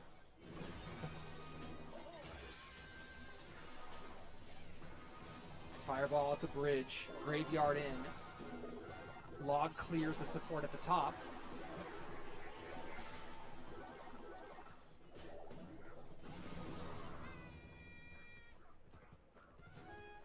$18.74, bottom left tower to $22.62.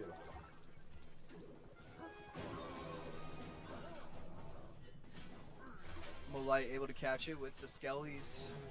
Only one shot, I believe.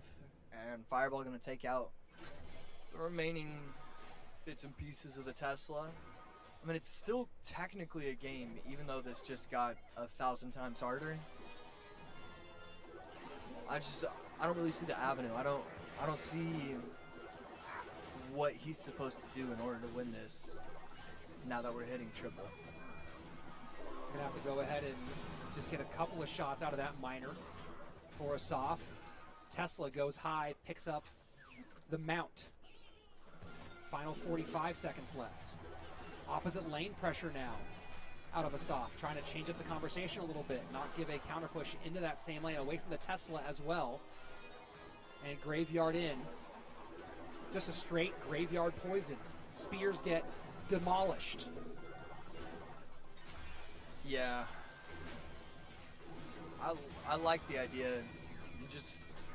You don't have enough firepower anymore. And that King Tower activation is continuing to limit the ability of Asaf to do anything meaningful. Fireball in. Mount not able to get off, and Mohamed Light takes game number 1 and a sip of his juice box. Yeah. This, even though it did get fairly close, this had to be the simplest game of his day so far. Just after the King Tower gets activated, it was just way too simple for him to remain within a certain amount of HP difference and then just turn it on for triple elixir. I felt like had he wanted to, he could have probably won the game by like 700 or 800 HP. He just knew he didn't have to worry about it, and 350 was more than enough. And able to just kind of hold on. You mentioned the King Tower activation. That's one of those ones where, you know, we see a mistake like that at the high level and the pressure moments every once in a while. I need to double check. I think this is the farthest Asaf has gone in CRL in his career. I'm going to go ahead and just double confirm. I know I've seen him play on camera before. I can't remember if it was ever actually in Clash and CRL or in a different broadcast. So I'm going through everything, but you know, the knowing that you are on camera, knowing you're going to get feedback from everybody who's watching on Twitter later, changes the math dramatically for your ability to control all those moments and interactions to the best of your ability. Yeah, I mean, that sort of pressure, it wears on you. It truly does. Like, to this day, when I'm playing sports, after competing for 3 years at one of the highest levels, like, the score will be, you know, 9-9 first to 11, and I won't feel any pressure because it's like, you guys don't get it. This is just like a regular game of basketball. I've done best of ones for $15,000, and you know, people either screaming my name with love or screaming my name with hate. Like, those are the things that I've dealt with, and these are the things that these players are dealing with. And it's not even a team sport anymore. Now it's just fully individual. It's fully on you. It's unfortunate that we saw that in game number 1, but it's not shocking. It's more shocking that we don't see it more often. So, interesting note, Asaf's first time in CRL monthly finals on camera, I believe, was the same as Niuzi's. Now, last year, for our Stats Royale Golden Edition, in the final bracket day, the 12 players, how many of those 12 players you think made it to our monthly final this weekend? 10.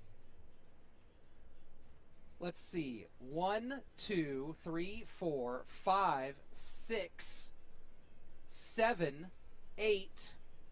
8 out of the 12 were in that monthly final are back here in this monthly finals. Wow. Niuzi, Mugi, Ian, Asaf, Riley, Viper, Mo, Pedro. That's a pretty significant list. Yeah. Pretty incredible indeed. Wow. Yeah, and I mean, in that competition...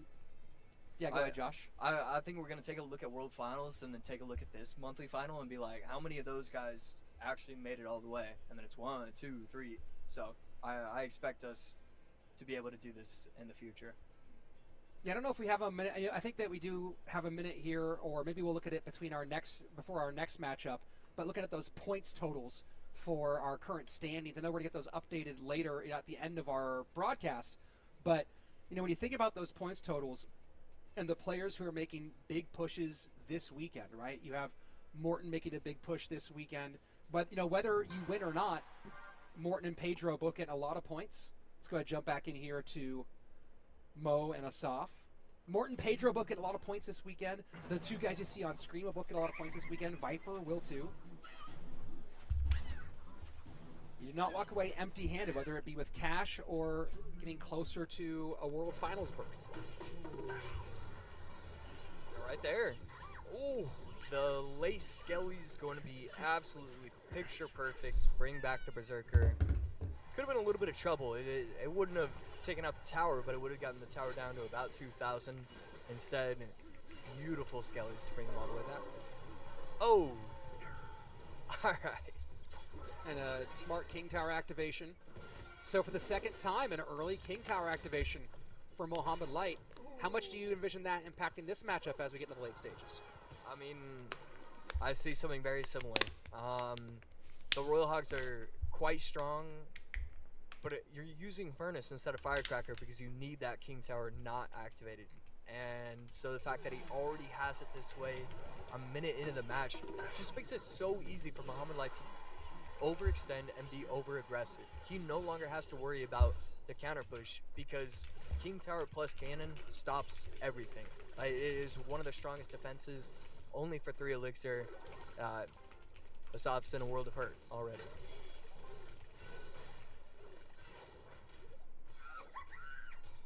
And Asaf still holding strong, has not taken any damage yet. Of course, a lot of Clash Royale to be played in this game number 2. Mohamed Light up 1 game in this lower bracket elimination matchup, sends his flying piggies in. And now the connection of the mount and the damage just piling.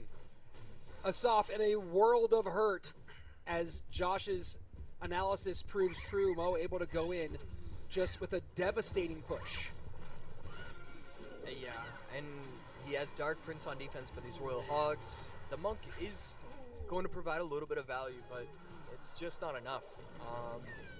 We're going to see it time and time again, especially if he keeps allowing one of these Royal Hogs to make it to the tower. That also adds up very quickly. And now, with the popped ability, it's just over. He's getting too much damage. Every single push, he can't stop it. And this is that big gap you talk about, right? Where you think about the double win condition situation where Asaf is trying to defend against the pigs with that Goblin Hut, but then you can't defend the pigs and against the mount with that Goblin Hut. It's just too much. Yeah, and then also just the damage you get for even popping it is absolutely valuable. And we see it, 137 left on the Crown Tower. Asaf already kind of silently shaking his head. He's going to try 1 or 2 more things, but there's just not enough random offense. It's singularly Royal Hogs, and you just can't go down with these kind of decks. And I wonder if Mo just, does he go ahead and play the Lightning? Wait a second. I think it was Asaf. I think Asaf just spends his Lightning in the back. And maybe knowing that they were going to play a game where Mohamed just sat on his cards as long as he could and played the Lightning at the very end to avoid a Lightning block counterplay situation. And Mohamed Light makes easy work of Asaf, and we'll move into our top 4. Stay in the lower bracket, bring a Nightmare to Viper, but make Morten and Pedro very happy on the upper side of things. Yeah, and so I mean, game 1 and game 2, very similar stories, but game 1, it was just strong defense, getting yourself ready. I mean, Mohamed Light with the Furnace and the Tesla, it's just such a scary combination. Game 2, all about that King Tower activation early on into the game. It is just a wonder. Anytime you can possibly activate King Tower, what the fuck? Ian already uploaded his video? How? I really think for not necessarily aspiring pros, but aspiring semi-pros, aspiring ultimate champion go-getters. See this fast. Learning how to King Tower activate in all of the opportunities you possibly can, that means everything. That is going to be the single-handedly biggest improvement to your win rate is by learning how to get your King Tower up as soon as possible. So taking a look at the matchups here, Mohamed Light in a good situation in both cases, and as you mentioned, the King Tower activations making a pretty big, significant impact on both of those matchups. And now we turn our focus to our final of the lower bracket, where we're going to have a Viper Mohamed Light matchup down here on the lower bracket side of things. And when you think about the stakes here, it's not just, of course, trying to stay alive in this one, but we also have points on the line towards a World Finals berth. And I don't know if we can get the current leaderboard standings up on the screen to talk a little bit about the implications that we have here, but all 4 of the players that we have here today remaining are going to get at least 275 points towards that World Finals berth. And you can see as we look at the screen, none of those 4 players, Josh, are currently on that top 16. So this is a huge jump for all these 4. I know a few of them are in the mix. Of course, they get 5 points per win, up to 45 from the Swiss stage, plus 10 points per win for their group stage. So when you think about the point totals, 275 minimum, plus most of these players got, 7 or 8 or 9 wins in the Swiss stage. Most of them got 7 or 8 wins, I think it was in the group stage. You're going to see all 4 of these players, Mohamed Light, of course, but you're going to see Asaf, Viper, Pedro, Morton, but especially Pedro, Morton, and Viper take a huge jump up in these standings. Yeah, absolutely. Especially because, at the end of the day, we only have so many attempts. We only have so many monthly finals. We only have so many, one-off tournaments doing this or that. We like to say, well, you always have that opportunity, that one special month, but you need to show up again and again and again because, sometimes it could be your month and then something else happens, something that's not in your control. Your opponent chooses that correct deck when they shouldn't have. You've done the research, you've done the math, they aren't going to do that, but sometimes they do. So, speaking of things that are, to be trying to make sure that you're ready each and every single month. This is one of the reasons why. Yes, you make $14,000 and a golden ticket winner, bringing you to the World Finals. That is always important, but so is finishing in that top 4 range. 4,000 for 4th, 6,000 for 3rd, 8,000 for 2nd. And even if you had gone to the monthly finals and you went 0-2, 0-2, which has happened before and it will happen again, you now walk away with $500. So that's always a great thing as well. And up to 7 wins in that group stage, which that's up to 70 points you can pick up towards those standings. Our upper bracket final soon, Morton and Pedro. Pedro picking up 5 wins, 50 points from his group stage, plus all the points he got from his Swiss stage, plus of course now guaranteed a top 3 in points. So Pedro not just getting some good stuff from there, but guaranteed at least 300 points. We'll take a big jump up. Viper and Mohamed Light, you can see the route that Mo has taken, once again, a first-round loss all the way through the lower bracket, and Viper knows he's got a hard out in front of him for this one. Viper, of course, in his group stage, making it to the top 2, and he picked up 5 wins there, so 50 points plus a minimum of 275. So you look at the standings from what we had so far from that first month. A lot of those guys didn't make it back to the group stage here in that second month. You had Adriel, who made it back to the group stage, so he'll get some good points both from his Swiss bracket run and from the group stage, where I think he ended up picking up maybe 3 or 4 wins. Didn't pick up a ton of wins in that one. Let's see, he was in that group, picked up 4 wins. So picked up enough wins to continue keeping himself at least in the top part of that chunk. The top 8 from that 16-person chunk, from that 16-person leaderboard, is who gets an automatic World Finals berth.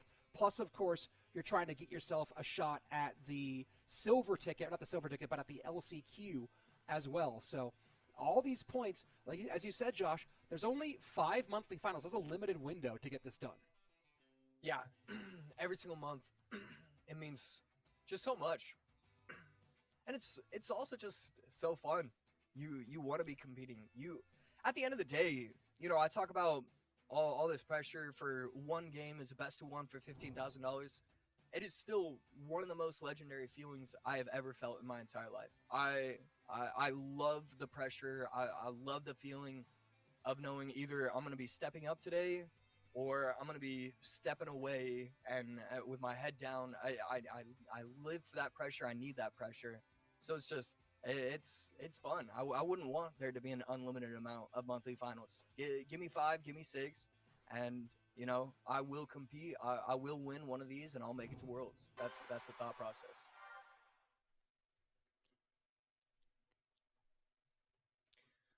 And our final best of 3 today. So not a lot of wiggle room in this one.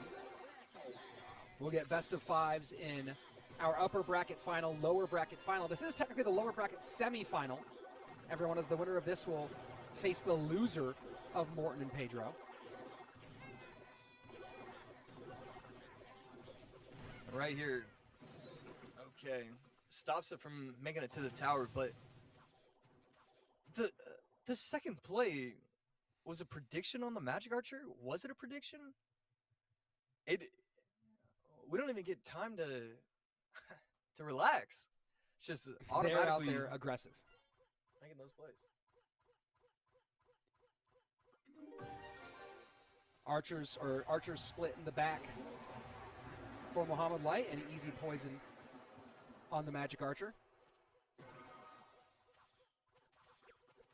And yeah, that does look like a nice little prediction play on the Magic Archer from Muhammad. Turned into a lot of damage too to support that graveyard.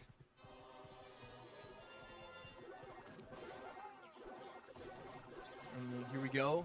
Another aggressive push. Snowball not going to be able to come down in time for these bats. So he still plays it, and because he's so quick with these skeletons, I guess he feels comfortable enough to just defend with the archers, and that's what he's going to do. Viper gets a little bit of chip damage, but Muhammad Light cannot be feeling bad about that. Strong start for Mo.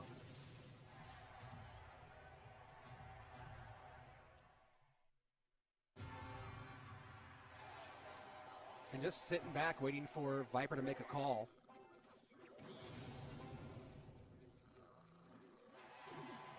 4 elixir leaked for Muhammad here so far.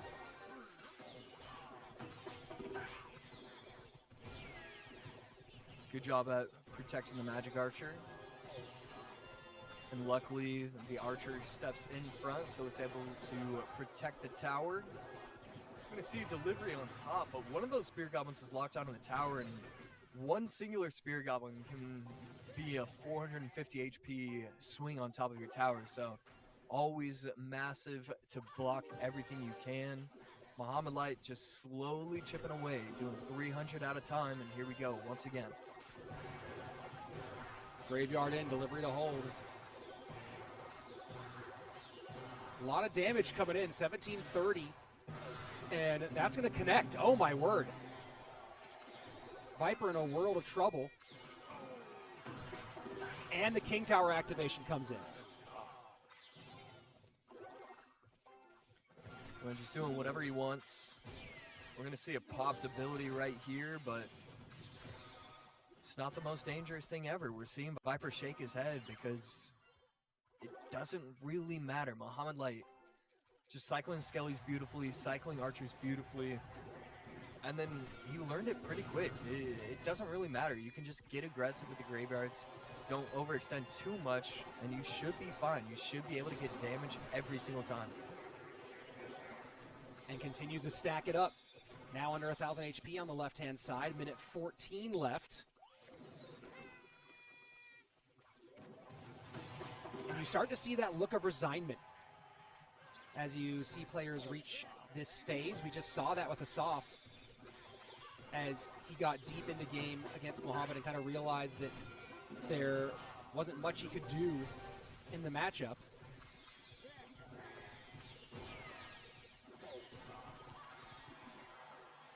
Nice popped ability. But I'm saying all this, and he's only done 270 HP worth of damage.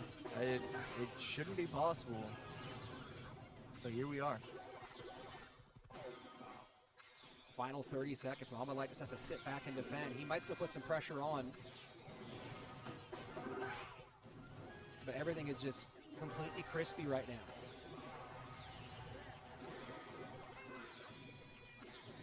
And this is one of those challenges with these minor control decks, Josh. You get behind early, and they don't have the oomph. They don't have the enough of firepower to often create that big swing you need late game.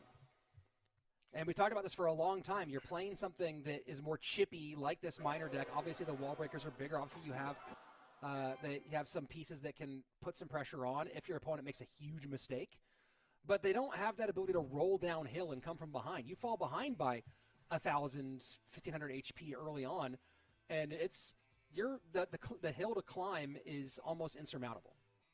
Yeah, oftentimes it is, because now your opponent knows you don't have. You've got like 1.5 win conditions. At this point, miner's been nerfed so many times that I only consider it half a win condition. And then you have the Magic Archer, and the Magic Archer is scary because you're so worried about protecting your tower and protecting from that chip. Well, once you go up 1,000 HP, it's fine if he gets chip. I'll just still defend with Skellies. It's okay if I don't catch the miner. Nothing really matters. I'm only going to give up 200 HP worth of damage anyways. So I get to take my time, build the correct pushes, and his Graveyard defense just wasn't strong enough as well. Only Snowball, only Magic Archer, only Delivery. It's just too easy for Graveyard Poison defend. Graveyard Poison defend, and that's exactly what Mo did. With how much Graveyard we've been seeing today, is it a little surprising? You think like maybe bats can do their Graveyard work, but again, you're more just feeding the Snowball if they're trying to slow down the tower, or feeding the poison.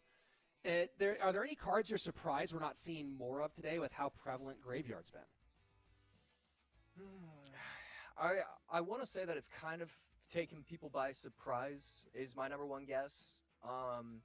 It's probably hard to like really know that you should be preparing for that as much as we've been seeing. You mentioned Dark Goblin earlier. Yeah. Actually, yeah. There's a couple of things, and one of those would just be, why are we not seeing Dark Goblin in these bait decks with Graveyard available? It's a lot of the little things. I think that, and then we're seeing a fair amount of Mega Knight. I still want to see more. I think it's one of the strongest cards in the game right now. Well, we'll see what they go for in game number 2. Best of 3, our final best of 3 today. And if you haven't already yet, make sure you're putting your predictions in to get your rewards. Go to event.supercell.com/Clash Royale to continue putting your predictions in for who's going to win game by game, match by match throughout our day. Of course, only a few more remaining in this one. Best of 5s after this BO3 is over for the remainder of our day here together. And a reminder also, if you haven't yet, subscribe to this channel and turn on notifications, because Clash Royale League is here all the time, plus other special events that show up here on the Clash Royale esports page. Not to mention, this is the official home for our Big World Finals broadcast later this year. And we know we'll be seeing that man on the right at World Finals. Once again, Mohamed Light looking to defend his crown, go 3 in a row, potentially add his 4th World Championship, if he can, create some more separation between himself and his rival Mugi.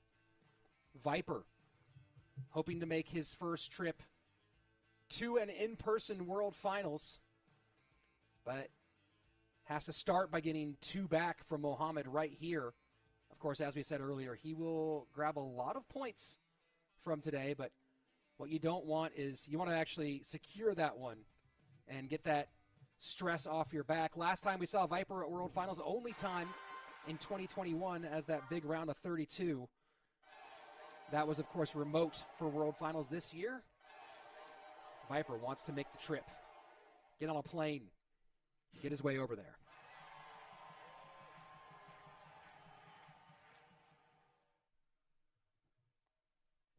Both players just holding. As the days go on, you definitely start to see it more and more, especially because so many of these players, as soon as you place one card down, they start to know. They've been watching every single game that's been played inside the clan. They know what you're running based off these 2 or 3 different cards that get cycled. So you want to protect yourself, and that's why these players are holding on. Is this our first Musketeer today, Josh? I think so, yeah. Monk getting some reflection, and that reflection helping with reversing the splash damage of the Skelly Barrel, popping the Goblin Cage and getting some good damage for Mohamed Light. The Dark Prince ability will return a lot of that damage the opposite direction, 2457 to 2246. Slight elixir lead for Viper. So it looks like Viper's trying to run Electro Giant plus NATO. Still up in the air, though. Nothing confirmed. I'm How not do you really imagine the? Go ahead, Josh. I'm just not really sure what the last two cards for Muhammad Light are. Probably Earthquake and a Tower, but little interesting setup for him. How do you imagine the Evo Musketeer ability being used in this matchup today? Is it going to be, maybe focus on trying to get Goblin Cages broken off the board, or some other target for her a bit? Yeah, I think, honestly, I think that's a tremendous guess. I would not be shocked to see it cycle behind King Tower, trying to get that set up when you're trying to apply pressure. And then we still have to wait for his last couple cards. If Viper is running Loon, that would definitely be another card that you'd want to be using it for. Instead, just using it for the lava, not trying to get anything else. Monk does a great job in the backside of removing the support. Musk will get Fireball, but not before taking down the Lava Hound. And Musketeer still alive, still able to give a little bit of support here. And that's a lot of damage. 1373. Muhammad Light opening up the lead. Viper in a lot of trouble. And Viper once again going to lava. And I think we were talking about this earlier, where Vipers run a fair amount of lava, but only a 40% win rate. Using your Fireball plus Evo Zap on a normal Musketeer, it just cannot be it. Unless it was Evo? I don't know. It's just feeling difficult for Viper. Yeah, Musketeer in front of Monk in front of the Musketeer. Monk in deep. Dark Prince goes high, gets the Muskie off the board. Hog's gonna slide through though and get a few shots. Might get a third, let's see. Doesn't, as the Empress goes back to help.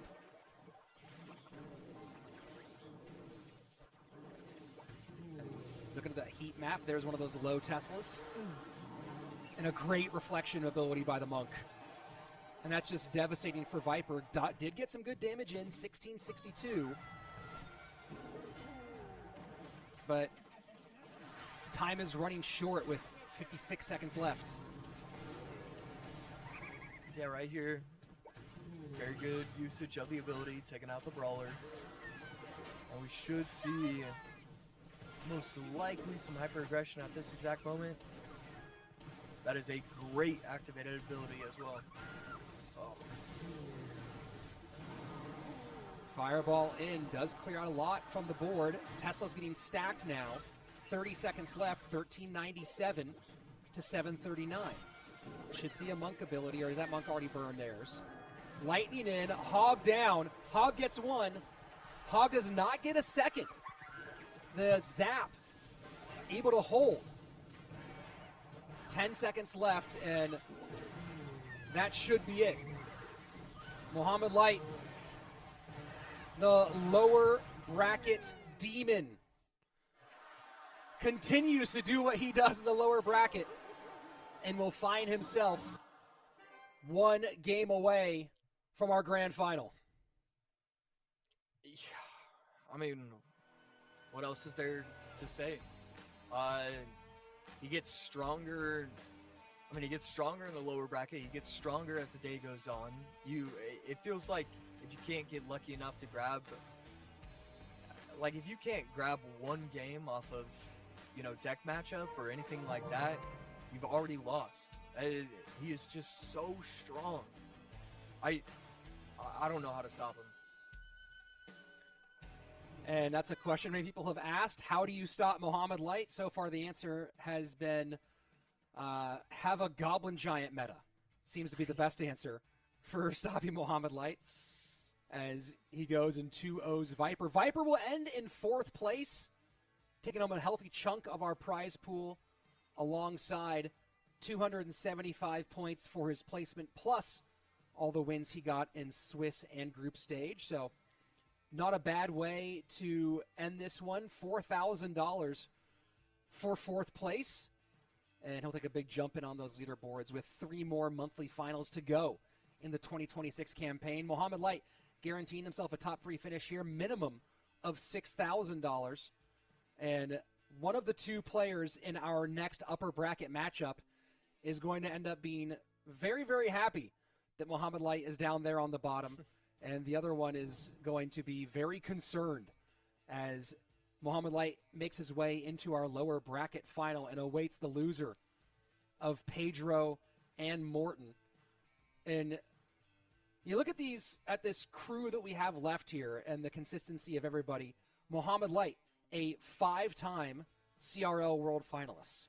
Morton, a 5-time CRL World Finalist. And Pedro, a 3-time CRL World Finalist, alongside a number 2, number 6, and number 3 finish at Worlds. So 13 World Finals between these three players. And I think they actually, that's an insane number of World Finals between these three players. And of course, the high finishes. Morton, multiple number 2s at World Finals. Mohamed Light, in those World Finals appearances, 3 first places, 1 second place, and 1 mid-competition exit during our 2024 season. So the caliber of our top 3 here is, it'd be very, very hard to beat it. Yeah. I don't foresee it being beat in a long time. I think maybe for World Finals, and that's probably about it. Morton and Pedro, they are starting to play each other enough where they just have a ton of history against each other. I mean, that's what happens when you're Morton and you play in every single competition for the last 8 years and you're still grinding and still doing well. I don't know. This is exactly how I wanted it to go when I was looking at everything, and I'm definitely happy we're here. You know, when you think about, though, the more recent history of Clash Royale, with Pedro making his appearances in our last couple of World Finals, right? Pedro in 24, and 23, 24, and 25. Morton hasn't been to World Finals since 2023, right? They obviously met in many places, but Morton missed out on that 2024 World Finals, only 8 World Finalists that year, and then did not go. He didn't really do much of a CRL push, it felt like, in our 2025 season, maybe focusing more on the content side of things than on the push for World Finals side of things. So these guys, while they do definitely have some history, they've kind of been like ships passing in a night. When Pedro's had his big rise, has been when Morton has been a little more out of the limelight with CRL. Yeah, absolutely. I imagine if we're already seeing Morton in month number 2 making it this far, that we're going to be seeing him in the limelight once again. I don't know if it's due to the meta or what kind of changed for him, but it's just always a great time when he's around. And the same actually goes for Pedro. Ever since he's been introduced to the comp scene and being considered one of the best players, one of those guys to watch out for, it's always the way I dictate whether or not it's a good meta is if he's making these monthly finals and doing well in them. And so it's nice to see both of these guys up top. Here we go, game 1, Morton and Pedro. And no time wasted for Pedro with the Hero Bar Barrel. And he'll force out a response.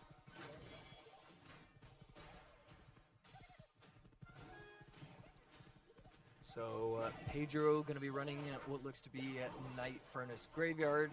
Morton on the other side. And we've seen a little bit of bait, a little bit of mortar potentially. Looking like it's more going to be bait at this exact moment. You know, it's interesting with the evolution of bait going more in towards the double bait decks. You don't see anywhere near as much Princess. Mm-hmm. It's so weird because, I mean, a lot of the decks that we're seeing are, you know, Poison Snowball or da-da-da. It's not necessarily that they have great answers to the Princess either. And I still think, even right now, Princess is always going to be one of the stronger cards to be using. Although, of course, we'll see if there's any big uptick in usage as the princess will be getting some company in the arena. Yep, that's gonna be fun.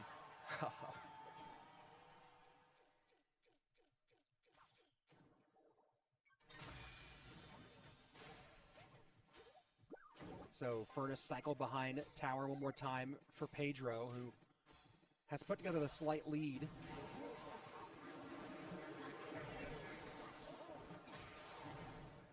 Very nice Princess right there. Playing it just close enough where it can take out the Fire Spirit in time. And it's going to start chipping away on the Furnace already, so cool situation for him. Does this Tesla even... Okay. I figured it had to, but not again. That's going to be one for the heat map.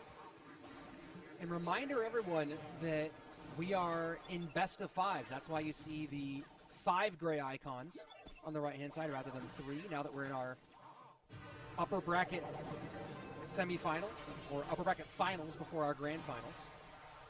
And now Morten gets some significant damage. Gonna take that left-hand tower down to 2038 and take the lead as we are approaching sudden death overtime.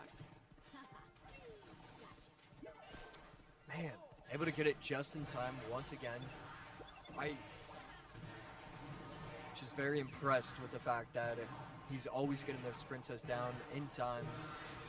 And, you know, Pedro isn't all too worried from, even though I can't see his face anymore, he's still playing it kind of the exact way, setting up with these Teslas to not allow the Princess to go to work.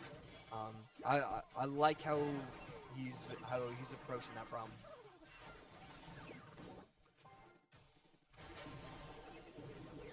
High Tesla takes care of the Princess. Cannon Cart now finally gets poison. Poison value has been there for Pedro consistently throughout this game. 80 seconds left for one of these two to take control.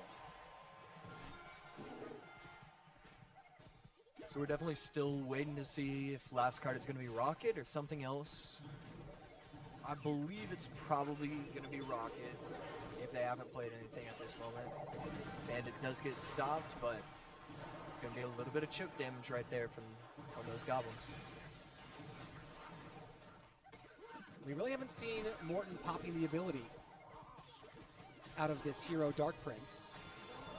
Graveyard finally comes down, and both the defenders in poison. And the Rascals have to come up high to keep that Furnace from doing more work on the left-hand lane. And Graveyard's now coming in fast and triple. Bandit going to work on her own. Cannon Cart up high helping a little bit, but still a ton of spawn damage. And that might be too much of a gap to overcome. Morten pressuring left-hand lane. Tries to go for the prediction in the middle, doesn't get it. Bandit dashing. Morten might need to pop the ability and send that Mount to the tower. Mount's going to get stunned and not going to make it. And that's going to be game 1 of this best of 5 for Pedro. And Morten does fire off the rocket at the end. GG, well played. Pedro with advantage. Yeah, I'm not a huge fan of that game 1 deck choice from Morten. I think it's pretty clear what the thought process is, and it's, you know, he's really good at bait. Rocket isn't used in a ton of different decks. Princess isn't used in a ton of different decks. I just think that's a game 2 or game 3 kind of deck. I think you need to start out with a stronger start. I feel like Night Graveyard is a perfect game 1, deck 1. I just don't think it's strong enough, and I think it's too often where you're starting off the best of 5 down 0-1. And you think about how prevalent Graveyard has been, right? And we were talking about this just in our last matchup that we watched between Mohamed Light and Viper, and the consistency needing to cover Graveyard throughout this competition. Of course, now not a concern for Morten anymore after game number 1, but you look at the deck that he has to cover Graveyard. Princess is not going to be great. Bandit's going to be... We saw Bandit give up a fair amount of damage there, did an okay-ish job. And then you can, I guess, get the Rascal Girls involved, but, you know, they kind of left himself a bit hamstrung on covering Graveyard in this matchup. Yeah, and even with the Rascals, it felt like it was the right response, but then he would place it too high, and then the Fire Spirit would run into the Rascal Girls over and over again. It felt like I saw that multiple times during that one match, and it's something you should be trying to avoid to ever happen. And so the fact that it was so consistent is a little bit nerve-wracking, just for the, I don't know if it's macro or micro, but some sort of game sense for Morten. Just felt like it was too difficult to deck for game number 1. Here we go, game 2. Pedro with the advantage. And we are in a best of 5.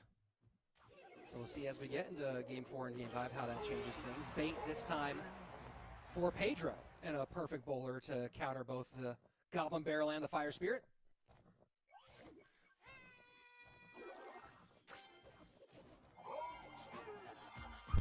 Oh my god, 23 hours, I'm almost free. Bowler pulling up from long range. Berserker should be able to run away just fast enough, and that's exactly what's going to happen. And it'll be getting a shot on tower as well. So, very well defended from Peyton. And looking like a graveyard look out of Morten here as well with the Bowler Night Furnace.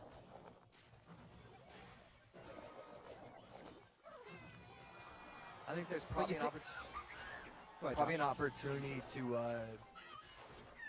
maybe use Graveyard Freeze, but I think maybe that's like a game 4, game 5 deck.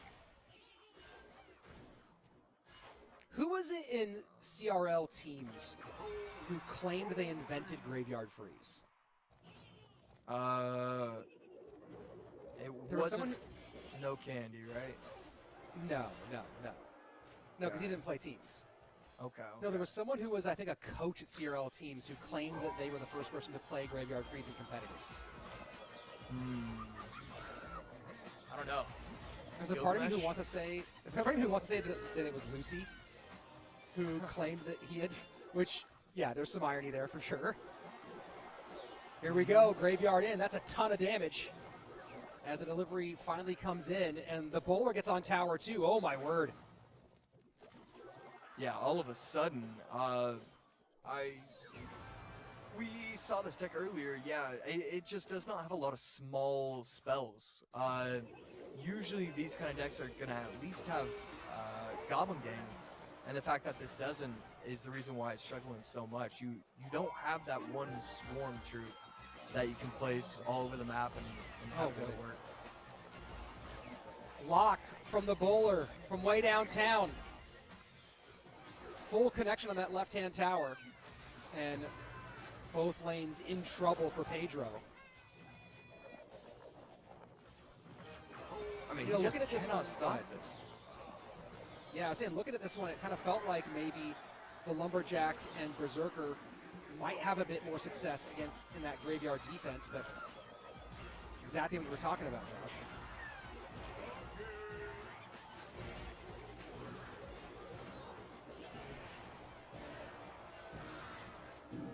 Here we go, sudden death overtime. Magic Archer going to get a lineup. Bowler a little bit late there, but the Ice Spirit combo saves some of the damage, but a good Magic Archer lineup, and just like that, Pedro is back in the mix.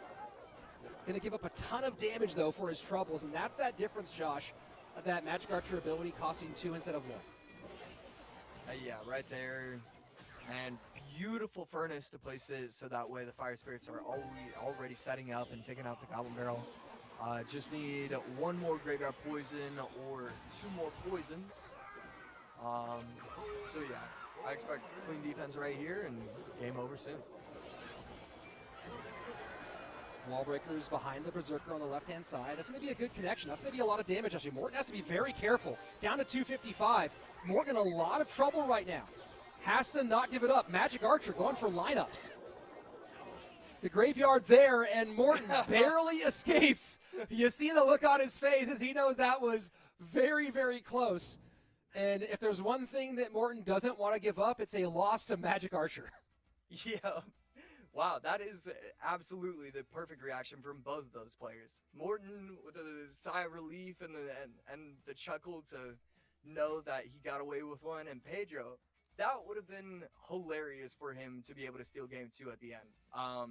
I think Morten played a phenomenal game for the first 98.5% of it.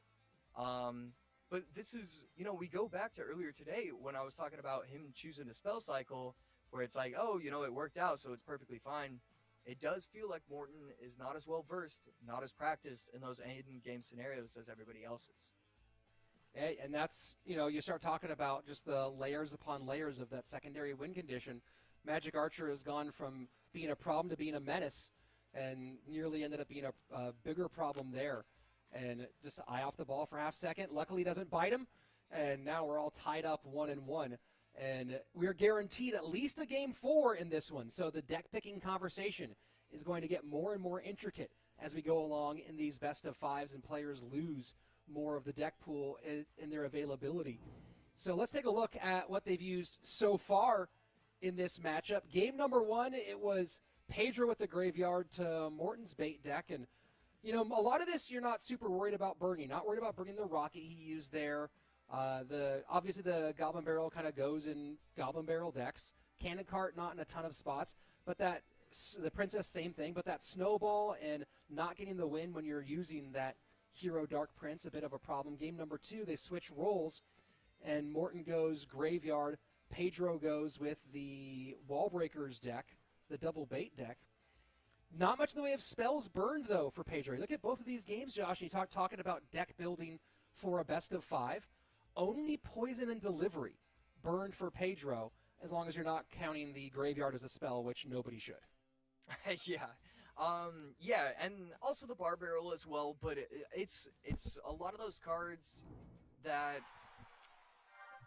they aren't used super often, but they're still viable. You know, the Void, I've had a little bit of experience with it recently, and it's been pretty decent. I believe we saw it earlier today. Lightning can always be fantastic if you get the right setup, you get the right deck going.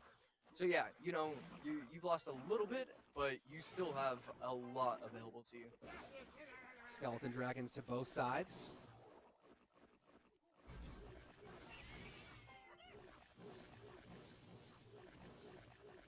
And Morten gives a deep breath when he sees that Phoenix come out.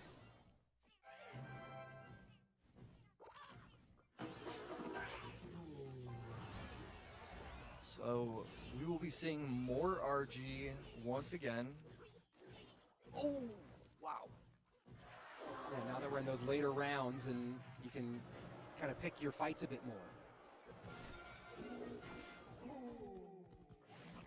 And Monk just not able to get any sort of shot off whatsoever. Kind of unfortunate for Morten right there. You know, a little bit of both. A little bit of unfortunate for Morten, and also just very good gameplay from Pedro right there. Both guys playing this round pretty close to the chest after the RG push for Pedro got shut down pretty nicely. Very slow opening minute and a half for both these players. Yep. Morten rocking back and forth. I think it's kind of clear that he knows what he's supposed to do and how he's supposed to play this matchup. I think that's the rock back and forth you do when you know what you're doing.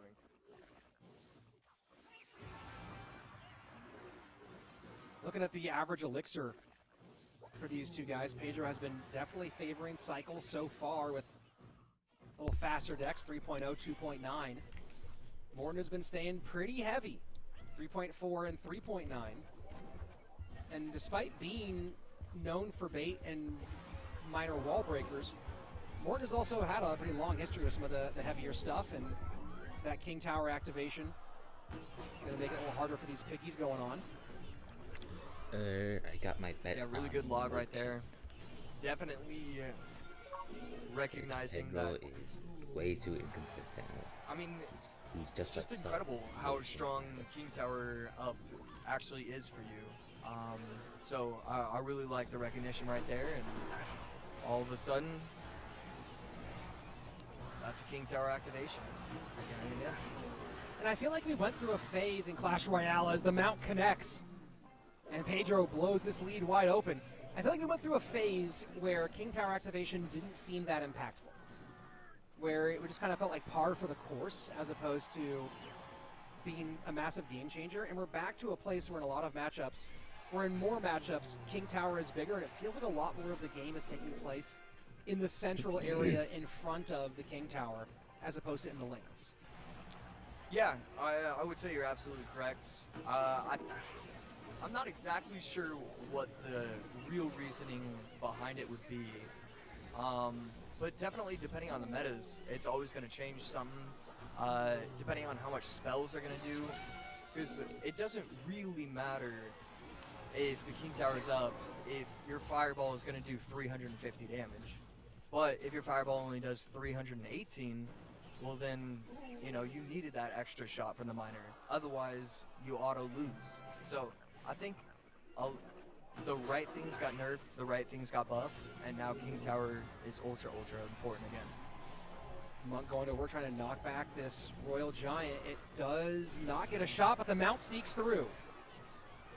And Pedro been doing a great job of sneaking that mount through as everyone's focused on the Royal Giant.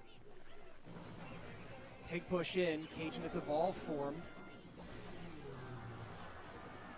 But Evo Archers trying to clear the way, and they can't. Morten now trying to get real heavy pressure right here at the bridge. 24 seconds left. He might go Pigs behind this as fast as he can. There we go. Pigs down. Fireball opposite direction. Fireball in both directions. Evo RG now. Morten does not have any room to give. Needs to knock this Monk back, or that's going to be GG, and it is. Monk gets through. Pedro takes the lead 2-1. Yeah, there was definitely a real opportunity for Morten to come up with something crazy, potentially get that final bits and pieces of damage, but just was not enough. And now Pedro is one game away from potentially locking up a World Finals berth without doing anything else for the rest of today. It'll all depend on if Morten does go down, what happens in Morten and Mohamed Light. And, you know, nobody wants that, but except for Mickey Mo, who's excited about it. Pedro with a really solid win in this one, and there were a couple exchanges earlier that Morten was able to shut down the Royal Giant play, but as it went on, just Royal Giant, when the matchup is right, will continue chipping down on that tower, and then on the other side of things, Morten just, like you said, almost able to get those meaningful breakthroughs, got him a few times, but had to spend so much that then on the other side of things couldn't do those full-throated defenses against the Royal Giants. And now that we're getting into those championship rounds and we have 3 matches down into game number 4 coming up soon, let's take a look at the cards that we have left. They should have that graphic for us. There we go. And game number 3 now, right? We had the Royal Giant on the side of Pedro, so that adds the Fireball and Log to the spells that he no longer has. Now the Hero Dark Prince having been used. And then Fireball Bar Barrel now gone for Morten. So Log still open for Morten. Poison gone for both players. Fireball gone for both players. Morten now having used his Bar Barrel. So spells start to get pretty thin as we get into round 4 and round 5, Josh. Yeah, it starts to get real interesting as the games go on. We've seen Rage have usage before, so that could be something. Going into game number 4 and neither player using MK so far is also really interesting. I think MK pairs really well with Rage and Zap, and Rage and Arrows and Zap. So that's a potential opportunity for some of these players to use some of those non-used spells, but at the same time you still need to make sure that you're winning and you're getting to that game number 5. So sometimes you need the MK Lightning and forget game 5. We'll figure it out when we get there. Still a lot of random troops available, no Tesla available, which is the only thing that I was really paying attention to, and still a fair bit of win conditions left. Yeah, I don't know. It'll be interesting. I'll probably want to go and look at the graphic, but how many at the end of each best of 5? How many of the cards have been used by both and just by one player? And we'll see just how common some of these things are. Lightning still available for both. So We'll keep an eye on if someone does use lightning here, and if we go to a game 5, does something like Archer Queen make up, get into it? You know, we're also going to start getting these game 4s and game 5s. Maybe see some cards we haven't seen much today, Josh. Right? I don't think we've seen a single flying machine today. I doubt that we will, but maybe in a game 5, if the spell situation is right, you know, no fireball, no poison, no lightning in your opponent's hand, we might see something like that happen. And that's where game 5 gets really, really compelling. Yeah, it should be a lot of fun. I mean, it already feels like, I don't know if we have or haven't, but I can't remember if we've seen a ton of those wizards. I don't think we've seen any hero wizard or any balloon today. Yeah. The balloon is the one that really shocks me.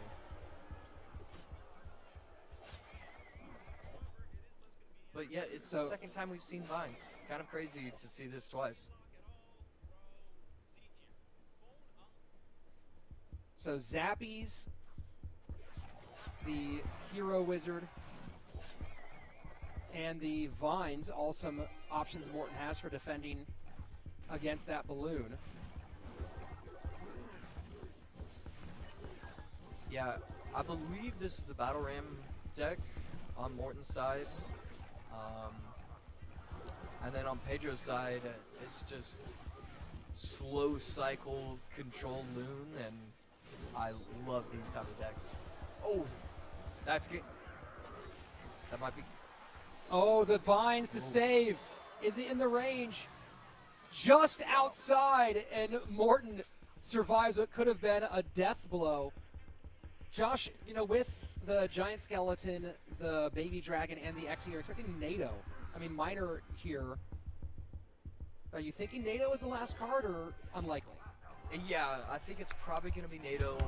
There's a lot of synergy between the baby dragon, Xe, and then also the balloon.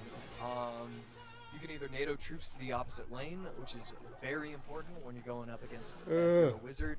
But you can also bring all the troops together, so that way when you activate your I rubbed loon my ability, eyes too hard. I couldn't see for a second. just bring them all into the loon's ability spot. So I like NATO as the last. Evo Xe. Gonna get one toss, maybe?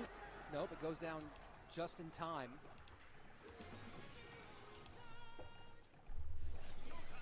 And this is gonna be the big question, right? And yeah, there comes the NATO finally, as the hero wizard does its own little mini NATO in the opposite direction. Here we go, sudden death overtime. And Pedro has given some damage, but currently finds himself trailing by about 500 HP. What does Pedro need to do here, Josh? He just needs to overwhelm once. I really thought he had an opportunity earlier on in the match, and I was kind of surprised that it didn't go as well as it did. The defensive vines for Morton were absolutely peak. But right here, a lot of it just comes down to, can you get the one good, strong push? You need that ability pop. Get the zap in. There we go. This is what I'm talking about. That's huge. Couple big shots. That might be a third one. Oh, my word. Does it get another one off? 853.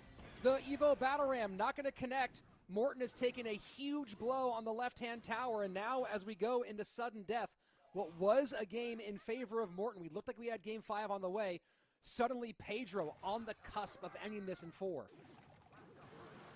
Yeah, and right here, going in with the bridge lumberjack evolution.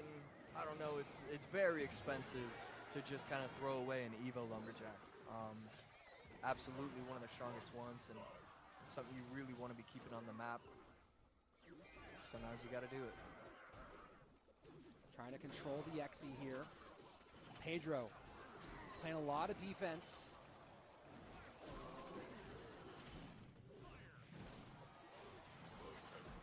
We might see one more push out of Morton.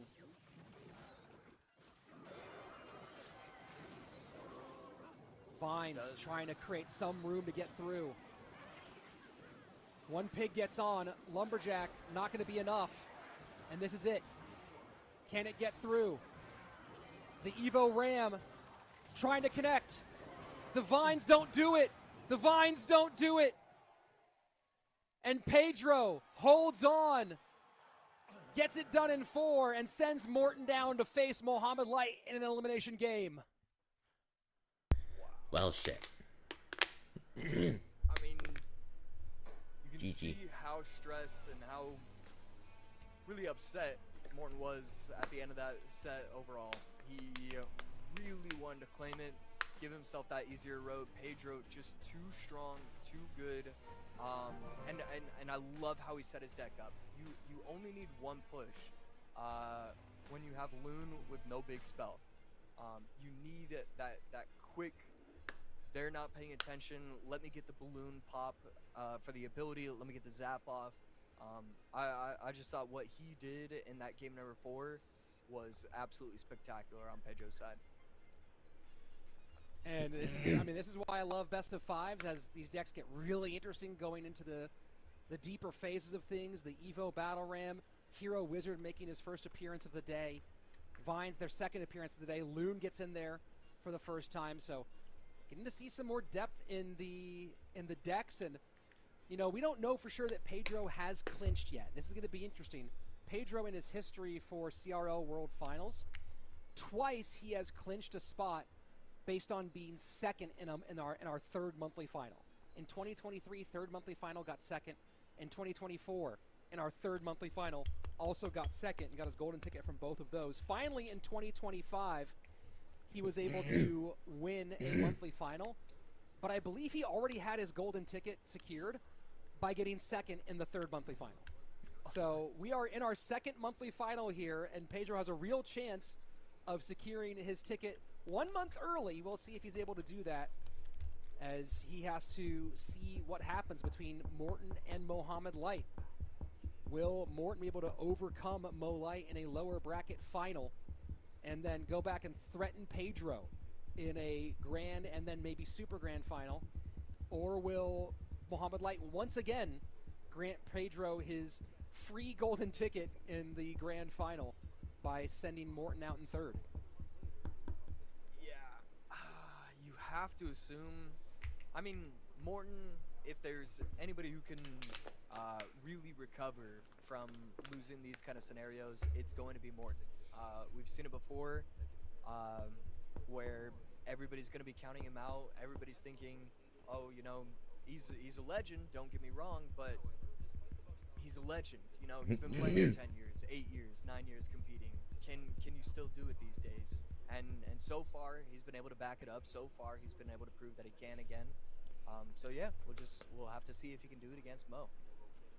And a best of 5 against Mohamed Light is always very difficult. Of course, always has tremendous people working with him, does Mohamed Light, but he's become a really phenomenal deck picker as time goes on. And that's, I think, one of the, if you talk about some of the evolution of Mohamed Light over time, it's that, and he kind of learned his lesson in a couple of World Finals as well, that the getting better and better at picking his own decks in real time and making those decisions has become critical. And you know, wanting to have help, but in the end, know that he's the one up there, he's the one putting the cards into the deck and making those choices. And that's where Mohamed Light has begun to, you know, if you think about things, how do you add to your game when you're already a world champion? Well, that's one of the big pieces he added to win the 24 and 25 World Finals. Morton's side, you know, Morton has worked with people over time. I don't actually know if Morton's working with anybody on this specific World Finals. I haven't reached out to the usual suspects to get filled in on who might be helping him with deck picking. But we also saw some, you know, Josh, you were talking about some odd choices, especially that bait deck in game number 1 against Pedro. Yeah. You hope that he's getting the help that he needs. Always, I mean, really, I just always want to see Morton at the top. There's no other person I would want to see there. And it was Chief J, by the way, just added me on Twitter, former CRL coach and CRNAO competitor, who I remember, that was the one who told me he had invented GY Freeze, and he says in his tweet to me, CRNAO days, let me tell you, casters loved it. So shout out Jay, who was a former competitor and longtime coach in the Clash Royale Morton teams has no world. chance. I'm gonna be so real. So quick turnaround here for Morton to get ready for this Mohamed Light matchup.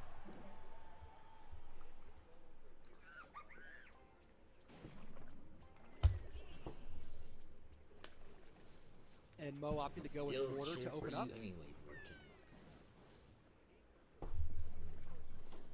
Skeleton Dragons are being seen all over the place.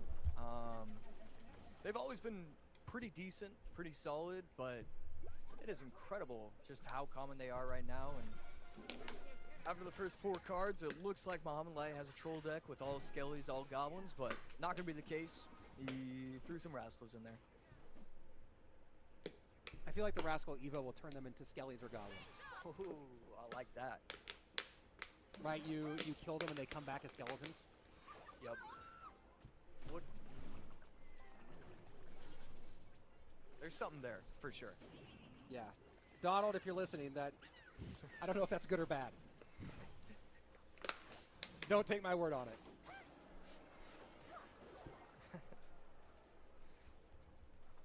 So a little bit of work on the right-hand side for Mohamed, as he's taken that tower down to 26-24. When you're thinking about counters for Morten in this deck to Mohamed's Skelly Barrel Mortar deck, thoughts on what Morten's got in store for him? I mean, we do have the reset available with the Zap, which will be nice if he does end up getting caught flat-footed against one of these two. Wow. Already activating the ability, right? And with it was just out of range. And you saw a little smile there from Mohamed as he knew he'd gotten that one a little bit off.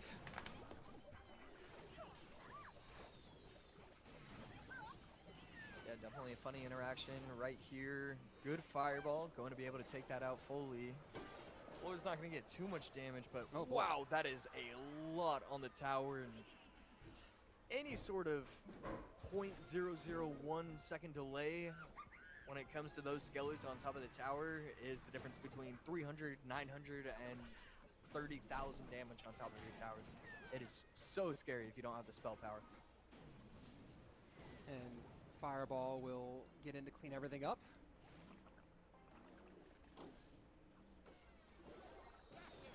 And you're seeing some of the challenges of playing against the Skelly Barrel Mortar deck here as Morten finally lavas up, as he's having to, play a little bit low to do a good job of controlling the mortar, but then find other ways to deal with the skeleton barrel as it comes in. And this time, the bowler was in range. Only gets one shot off before it gets eaten up. But this lava deck is just not finding a way to break through for Morten. Yeah, I'm not a huge fan of that lava on that last push. I think if you're going to be running this, maybe you have to be spamming it a lot more or something, but you absolutely can't be playing at the bridge. This is just a really tough matchup.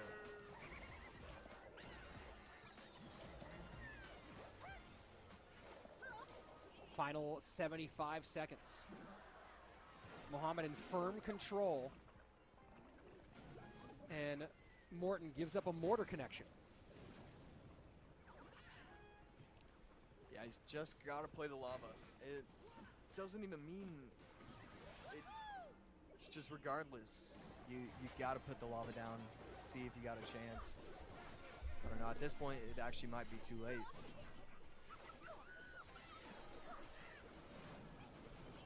And it does feel like maybe Morten's gotten a bit more tiltable as time has gone on. I don't know if that's a fair assessment or not, but it does seem like he makes, like his decision making kind of does tick down once he begins to once again face some of these late stage challenges. Yeah, I would absolutely be able to see that. I mean, even just the fact that we can have that as a talking point, as a discussion, means the answer is already yes. Morten has always been the one to never waver in his attitude or his mentality. So yeah, definitely want to see him recover nicely because, it's always better when Morten is up top with everybody else. Well, they've got at least 2 more games to go. Mohamed Light up 1 after that first matchup. We are in a best of 5, our lower bracket final. The winner will go on up to face Pedro and have a pretty uphill climb, as you guys might remember if you're new to CRL. This is a double elimination format, so Pedro, having not lost a match yet, will have to be beaten twice by whoever comes up from the bottom. Not many players capable of making that run from the bottom to go win 2 best-of-5s against the champion to get the overall victory. Of course, we saw that at our World Finals, where it was Mohamed Light able to come from the bottom and do a double elimination, do a double win, a grand final reset in our last World Finals, and something he's been known to do quite a number of times. In fact, Pedro's first time qualifying for World Finals, I remember he was so happy that he was just kind of smiling and enjoying himself, all while Mohamed Light was taking the first place finish from him in that first time he qualified in 2023. So we'll see. Morten, though, needs to make some adjustments, and I think, Josh, we were talking about that mentality thing. It does feel like he gets kind of resigned to it. Oh, here we are again. You know, we've talked a little bit with Morten in the past about how, you know, he kind of took 2025 off, was kind of halfway into 2024, and there is the question of course he wants to keep competing. Of course, competing is really good for. He's got a really successful content creation, his channel, his streaming, all that's really successful, and this bolsters that. This is only good for that. But there's a motivation question, right? How much of it is he playing because he can compete at this level and it helps his channel, versus finding that fire to go out and get the win? Yeah, and it's definitely a question that he has to ask himself. I know for a fact if I was still grinding and doing content creation, I would be competing in the esports scene solely for the reason of trying to help content. It is so hard. I talked about loving the pressure and needing the pressure, but I needed it for 3 years, and once I was forced to step away when there was no more 2v2, I was fully okay with it. I had my run. I did what I could. It was a beautiful moment. It's so impressive, even if it was to only be for content creation, just to still be battling it out. At the end of the day, he loses the next 2. I'm still starting, or I'm still having the rest of my day thinking Morten is one of the greatest of all time. It wouldn't affect anything. Well, and of course, you know, we'll see a points update at the end of the day, but you can, and as Morten has done many times, you can go through our CRL regular season, never win a golden ticket, never win a monthly final, but still finish high enough in the points to end up getting a berth to Worlds. And there are 8 of those. 5 people will win golden tickets for our World Finals. 8 of them will finish in the top of our leaderboard for a World Finals trip. 1 person will win our last chance qualifier, and then 2 from our Chinese region will end up joining. So 16 players at World Finals.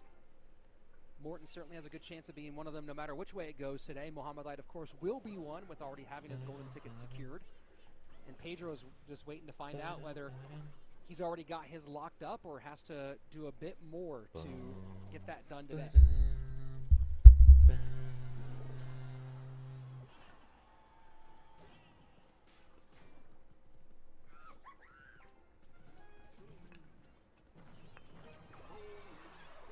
Bowler in reply to the pigs. Nice for Morten.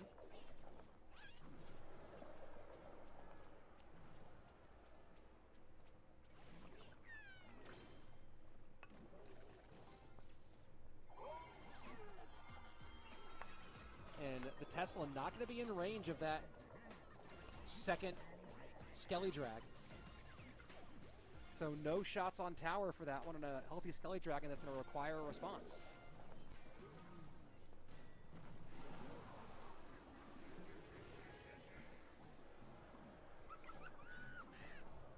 And that's just going to be a ton of damage, and this game too might already be out of hand. And Mohamed gives the wow and kind of raises his hand like, what the heck's going on? He's confused. What? Mohamed's just sitting back. What do you think? Wait, what? Why did he just waste a Tesla?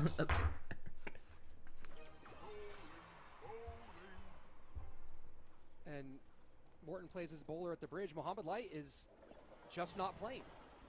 What? Did somebody repeat a card? Oh, that's possible. Let's take a look. I'm just double checking to see if anybody repeated a card here. Oh, Berserker. Morton. Oh, boy.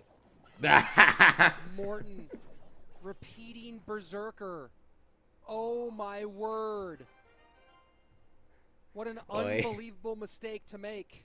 Hey, that's funny. I am absolutely stunned, Josh. A repeated card in this Wait, situation when is was the last time this happened? just unbelievable. Yeah. And now you have to reverse sweep. At least you've only used 15 cards, but that's going to be tough.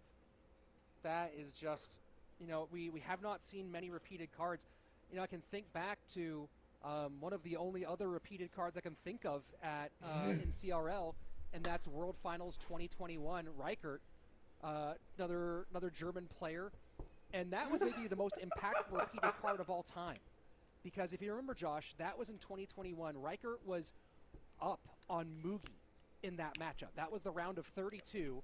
He was up and kind of had Mugi on the ropes and repeated a card and ended up losing the match. And it looked like he was going to have Mugi completely sorted out. Mugi, of course, then gets that win and goes on to win the entire tournament, including the grand final against Mohamed Light, where we could have had Mo winning our first ever World Finals if, you know, very possibly if Mugi had been knocked out in the very first round. But that's the last time I can think of. It's I'm actually sure it must have hilarious. happened between now and then, but that's the last time I can think of top of my head where I remember a repeated card in CRL. Yeah, when it comes to the devastation from using it, I think this is probably number 2 in the last 4 or 5 years. Yeah. All these players are so careful nowadays, especially with their coaches, making sure. I mean, it's just something that can't happen, but it does. Yeah, I mean, that really is the kind of mistake that you need to avoid. And so now we're going to take a minute as they get themselves ready for the next game. And, you know, you talk about being on tilt. We talked about that with Morton already, right? So is this a symptom of that kind of being tilted, him coming in and repeating a card in this one? And how much does this now exacerbate that going into game 3? Yeah, and then it really becomes a discussion if you've been working with your coach and your coach is the one who told you to do this. Well, you know, how are you supposed to be able to tell them to give me a deck for game number 3 as well? It ruins chemistry, it ruins momentum, and you know, it will oftentimes ruin your day. Yeah, I mean, it very well might ruin your ability to get the win. I mean, obviously gets the win, no win in that game. Yeah, now you're down 0-2 and have to win 3 in a row against Mohamed Light. And yeah, just that Berserker being repeated. So let's turn our focus to game number 3, right? And a drill deck that I'm sure Morton felt good about using. Now he also loses Evo Tesla, Evo Snowball, loses the Hero Bowler. So some pretty key pieces all gone. And now we're turning our focus to the next game. Does Morton go minor wall breakers? Does he go pigs? Does he go to kind of the things that have been his mainstays? Yeah, I wouldn't be surprised if it goes something like that. I also wouldn't be surprised if he runs Golem. We stress so much about making sure you have the perfect deck composition and synergy and making sure you can play game number 5 and still be okay. This might be one of the few times where you just look a player in the eyes and say, just have fun with it. I don't care about what happens now. I care about, can you enjoy yourself? Can you pick yourself up where you want to be competing in the next monthly finals, where you want to be grinding, trying to make the world finals? There are times when it's a lost cause, and it's certainly not a lost cause right now, but it certainly is such a difficult position where the only thing you're telling your player right now is have fun and relax. There's nothing else that should be said to him in this moment. And you know what, I didn't even think to check right now. Is Morton also streaming while he's playing, which is often the case. So I'm going to go ahead and just double check. And Let's see. Morton. And no, I don't think he's actually streaming today. I see OP Sam is currently streaming. So if you are one of the German fans, then you're probably going to be in Sam's chat. So Morton at least able to stay focused on that side of things. But just a really, really tough one for him here.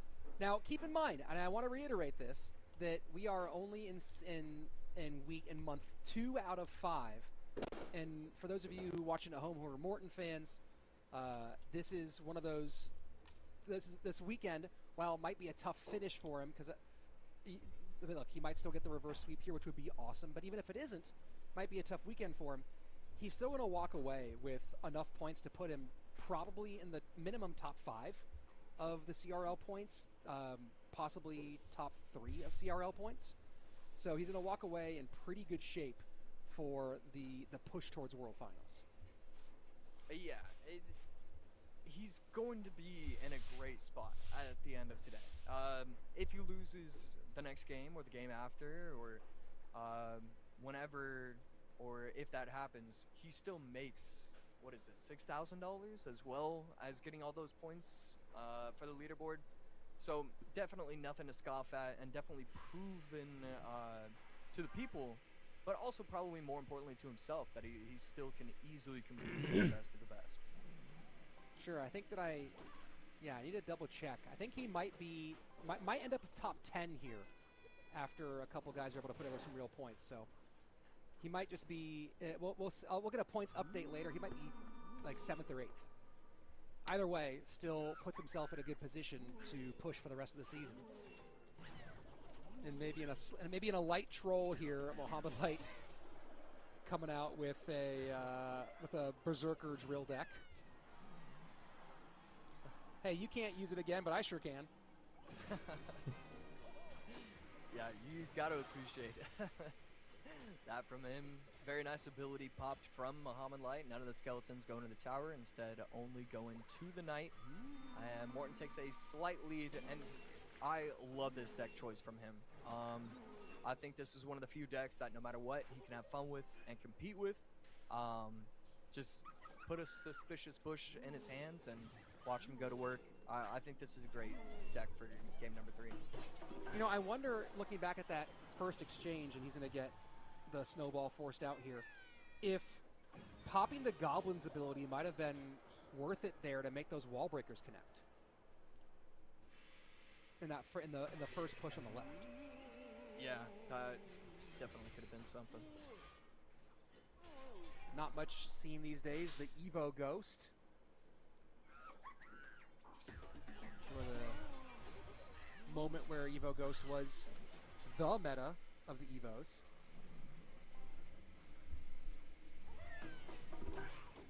Evo Ghost is definitely one of those that when it's too strong, it's more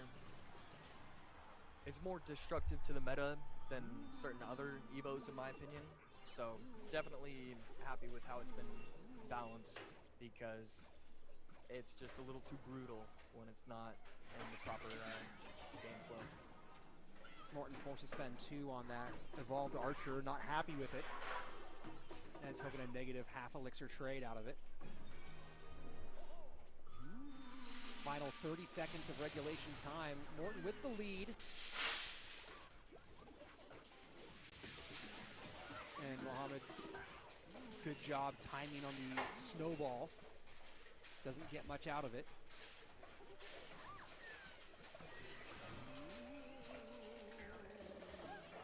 And now Morton chooses to use the ability for the Goblins, really pushing in hard, forcing the defensive drill.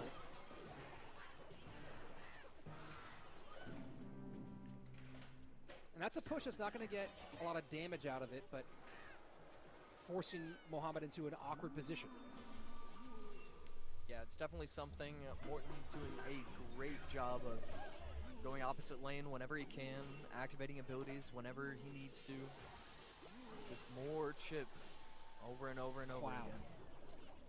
Perfect timing on the Knight ability, keeps those Skellies off of the Princess Tower. That is definitely not easy to get perfect like that. Rocket in.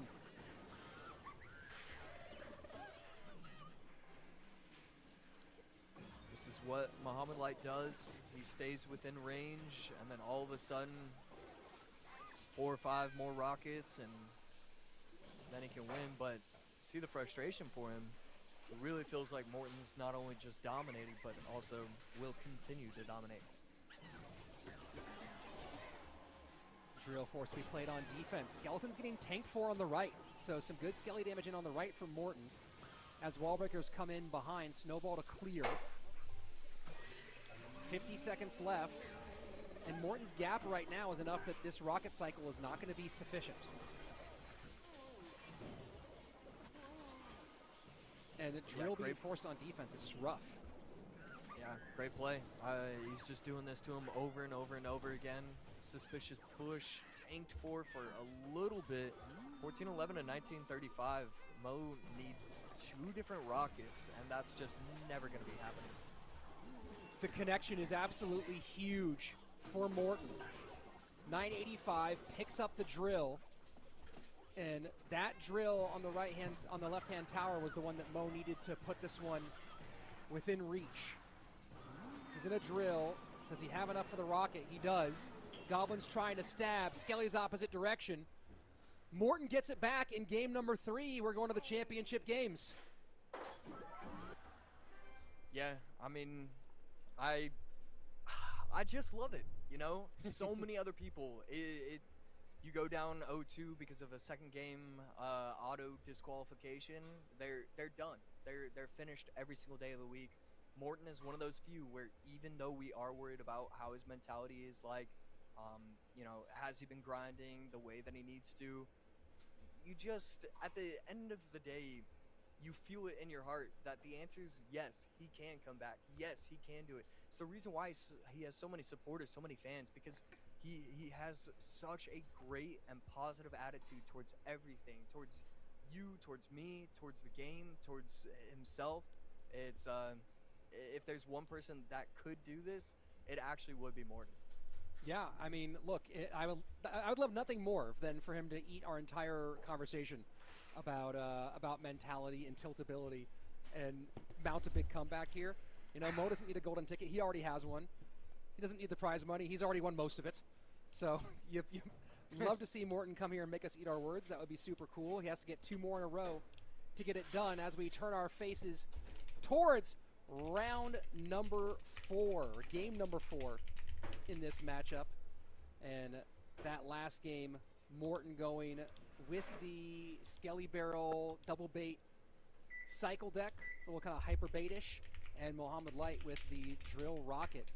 So Muhammad Light no longer having snowball, arrows, rocket, or lightning, but fireball, poison, log, all still open. Bar barrel gone for Mo as well. So, you know, the log delivery, some really great stuff for him there. Having both fireball and poison available at this stage is really big. Notice that Morton no longer has fireball, no longer has poison, also has log, and now bar barrel still available. So kind of different directions from these two spell-wise in the early going. Yeah, still has a lot available to him. It is pretty interesting. All the 4 elixir cards are good to go for Muhammad Light, but none of the 6 elixir cards. So definitely interesting, and it does add up with Muhammad Light's gameplay and how he stays ahead of the curve. I am intrigued to see what he wants to be doing in this game number 4. Still haven't seen either player use MK. Morton does have MK Lightning available to him, so that's going to be something to watch out for. And Graveyard. And same with RG. Oh, and Graveyard, yeah. So Graveyard's definitely one of those that you really have to protect against if you're Morton for game number 4. Tesla out for both. Bomb Tower available for both. So we're going to start, I think, much like we saw in our last game, as game 4 and game 5 start getting a little bit more interesting with the deck selections. Here we go. Game number 4, Muhammad Light does have his second match point, hog for Morton. Yeah, I think Graveyard is just by far the best deck to use in this game number 4 for both players. So. And a Mighty Miner, wow.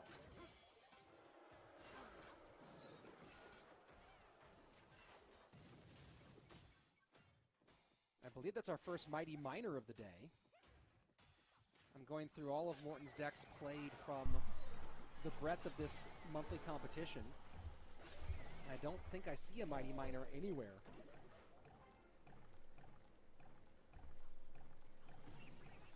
So, technically a little bit unsure of what the final couple cards are for Mohamed Light, but you have to assume it's probably going to be Loon, Zap, NATO maybe. No, Loon, NATO, and one other, maybe a Baby Dragon or something like that. Morton will have very quick cycles, so you should technically be able to stop a lot of these Loons, but I think Morton's fucked. it's like every I'm not single gonna lie. giant skeleton Loon deck, you only need one to actually work out for you to get a win. And a decent expenditure on that defense. Still has a lot on the board, of course. But Morton going cannon plus Mighty Miner and ability.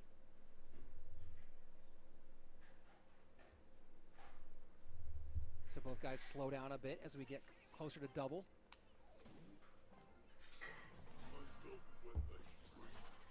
And who needs the NATO when you have the Evo Exi there? Perfect counter. So that's going to be a challenge for him here, Josh. You have a building in the bomb tower, you have NATO, and you have the Evo Exi. Obviously, Evo Exi not always in cycle, but how do you envision Morton getting tower damage here? So he's always going to be able to outcycle the Tornado eventually. And even with the bomb tower, I'm pretty sure his last card is Lightning. The thing is, it's more about the defense that I'm worried about. I just think he's going to struggle so much against these just crazy pushes. And the Furnace is going to be able to stop it for this one, but I think we're going to see it get closer and closer every single time. Death damage is a problem. Aggressive Lightning out of Morton.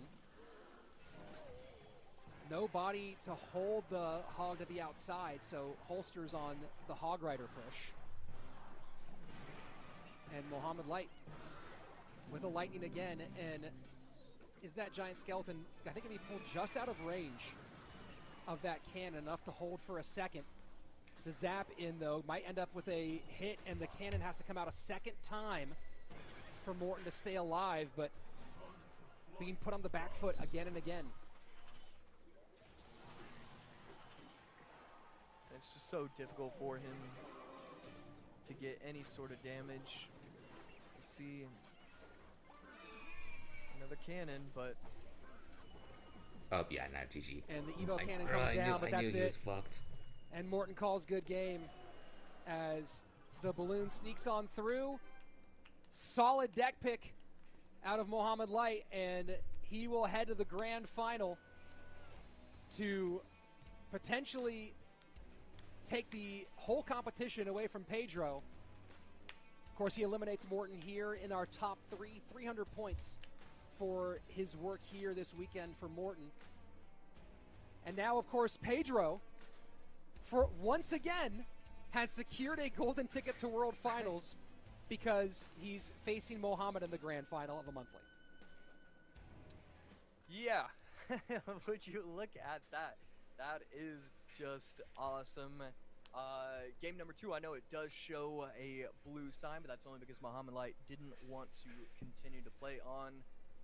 Mohamed Light's decks, Mortar, Bowler, Skeleton Barrel, Royal Hogs, and then Giant Skeleton Loon. Just a lot of the meta decks that fare well against a wide range of potential matchups. I love all these deck choices from him, and then I also just don't think it's giving up a lot of information. We all know Mo can play these kind of decks. He's not coming in with anything too crazy. I would assume we see a few more interesting decks once we hit the second set, if there is a second set against Pedro. But just a phenomenal set, start to finish from Mo in the recent set. And this is unofficial because I think we're going to get an official look at all the point totals at the end of the day. But I believe that's going to end up with Morton in 7th on our leaderboard. So we'll confirm that as we get official tallies to end our day. Pedro now secures his golden ticket and also puts himself firmly in our second seed for the moment, with on the back of this performance today, and that'll be another verse that we've seen very similar, as often some of our early qualifiers for Worlds have been Mohamed Light and Pedro, and that has to be 4 World Finals in a row for Pedro. So congratulations on starting to reach some pretty rarefied air there for the Brazilian. Yeah, that is just incredible. It has been truly amazing to see how he's improved and how he's stabilized, and just everything about his gameplay is just perfect. My favorite players are always going to be the ones that are doing things that I never could. And so Beatdown is amazing, and it's such a joy for me to watch. But the Quick Cycle, Hog Cycle, Mortar Cycle decks, those ones are always going to be the most fun, where I get to analyze and say, wow, that is the 8th play in this game that he's made that I would not have made. And all of them are much better than my ideas. So it's really awesome to see him making it to this Worlds. I do remember one of my, you talk about the different skill levels that happen here. You're talking about plays that you wouldn't have made watching guys like Pedro and Mohamed. I remember when we were in Japan for CRO World Finals, we were hanging out while you guys were practicing, and you said, hey, you were starting up a game, and you opened up by fireballing King Tower, and I was like, why'd you do that? You're like, to make it worth it. And then you still went up. You still went up and won. And you talk about the different levels. So don't denigrate yourself too much, Josh. You can play ball. That was certainly a fun moment for me to watch in that one. And now you take a look. I love that Mohamed is just, maybe this is how he always picks his decks between games, goes and lies down and gets a little relaxation. And Pedro pretty reserved for having just secured his trip to Worlds once again. Yeah, I mean, it's year in, year out for this guy at this point, so none of the crazy celebrations, and I actually really like that. Anytime you see a player celebrate in this wild form or fashion, you automatically think they're going to win the next set by like 2% less, because they've let go of their emotions. They're no longer holding it in. They're not going to think as properly as they would have otherwise. So I love that mindset. I love that attitude from Pedro. You can talk about that for sure. And this game, while both players are headed to World Finals, second place gets $8,000. First place gets $14,000. So a $6,000 swing on this next BO5 or 2 BO5s. Reminder here that Pedro is the upper bracket champion. Mohamed making a lower bracket charge, as we've seen many times before. Pedro has a life to give. So if Mohamed Light wins this matchup, they have to play a second best of 5 for Mohamed to potentially be our May monthly champion. But if Pedro wins, Mohamed Light already in the lower bracket, already facing elimination. So Pedro has to win 1 best of 5. Mohamed has to win 2. And of course, we've seen him do it before, Josh. Yeah, we have. It's pretty incredible how it just continues to happen. Would not be shocked if it happened again, but also wouldn't be shocked if Pedro won as well, without needing the second reset, without needing anything else. He's played absolutely incredibly today, and I'm feeling very confident, specifically because of the meta. I think the meta is doing him wonders. Any meta where Mortar and Hog in separate decks are both viable and both one of the strongest always makes me feel good. And then Graveyard, as difficult as Graveyard is as an overall macro deck, anybody with the skill to play the Mortars and the Hogs are going to be able to play it. It's all about knowing exactly what you need to do in every situation, and that's why we're seeing so many of those Graveyard decks go with no Graveyard getting played. It's all about the micro depending on the matchup. So love seeing that, and love seeing these best of 5s. You talk about that macro. It's interesting how much, you mentioned Graveyard. Certain macros change. We've probably talked about this too much on the broadcast, but I'll do it again because we're here watching Pedro and Mohamed Light one more time. The conventional wisdom of Graveyard back in 2019, 2020 was don't play it in single. right? It was wait until you get, at that time again, there was no triple elixir yet. There was still only double elixir. And now, of course, we've seen it played both ways depending on the matchup. But you see a lot more early aggressive graveyard in the modern game than you used to. Yeah, I think it's just the evolution of just game sense in general. I think it's a lot simpler to just realize that all these players are so much better at the small things. Yay, 24 hours. I can finally get off my I think computer. this guy's at like 4 or 5 elixir.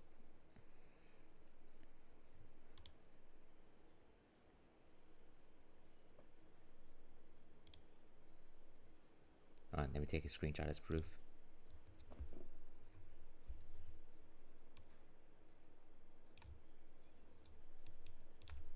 Wait, how do I stop this thing? I forgot. Was it 2 or 3? I think it was 3. Oh, nope, 3 complete resets it. It was 2. I'm done.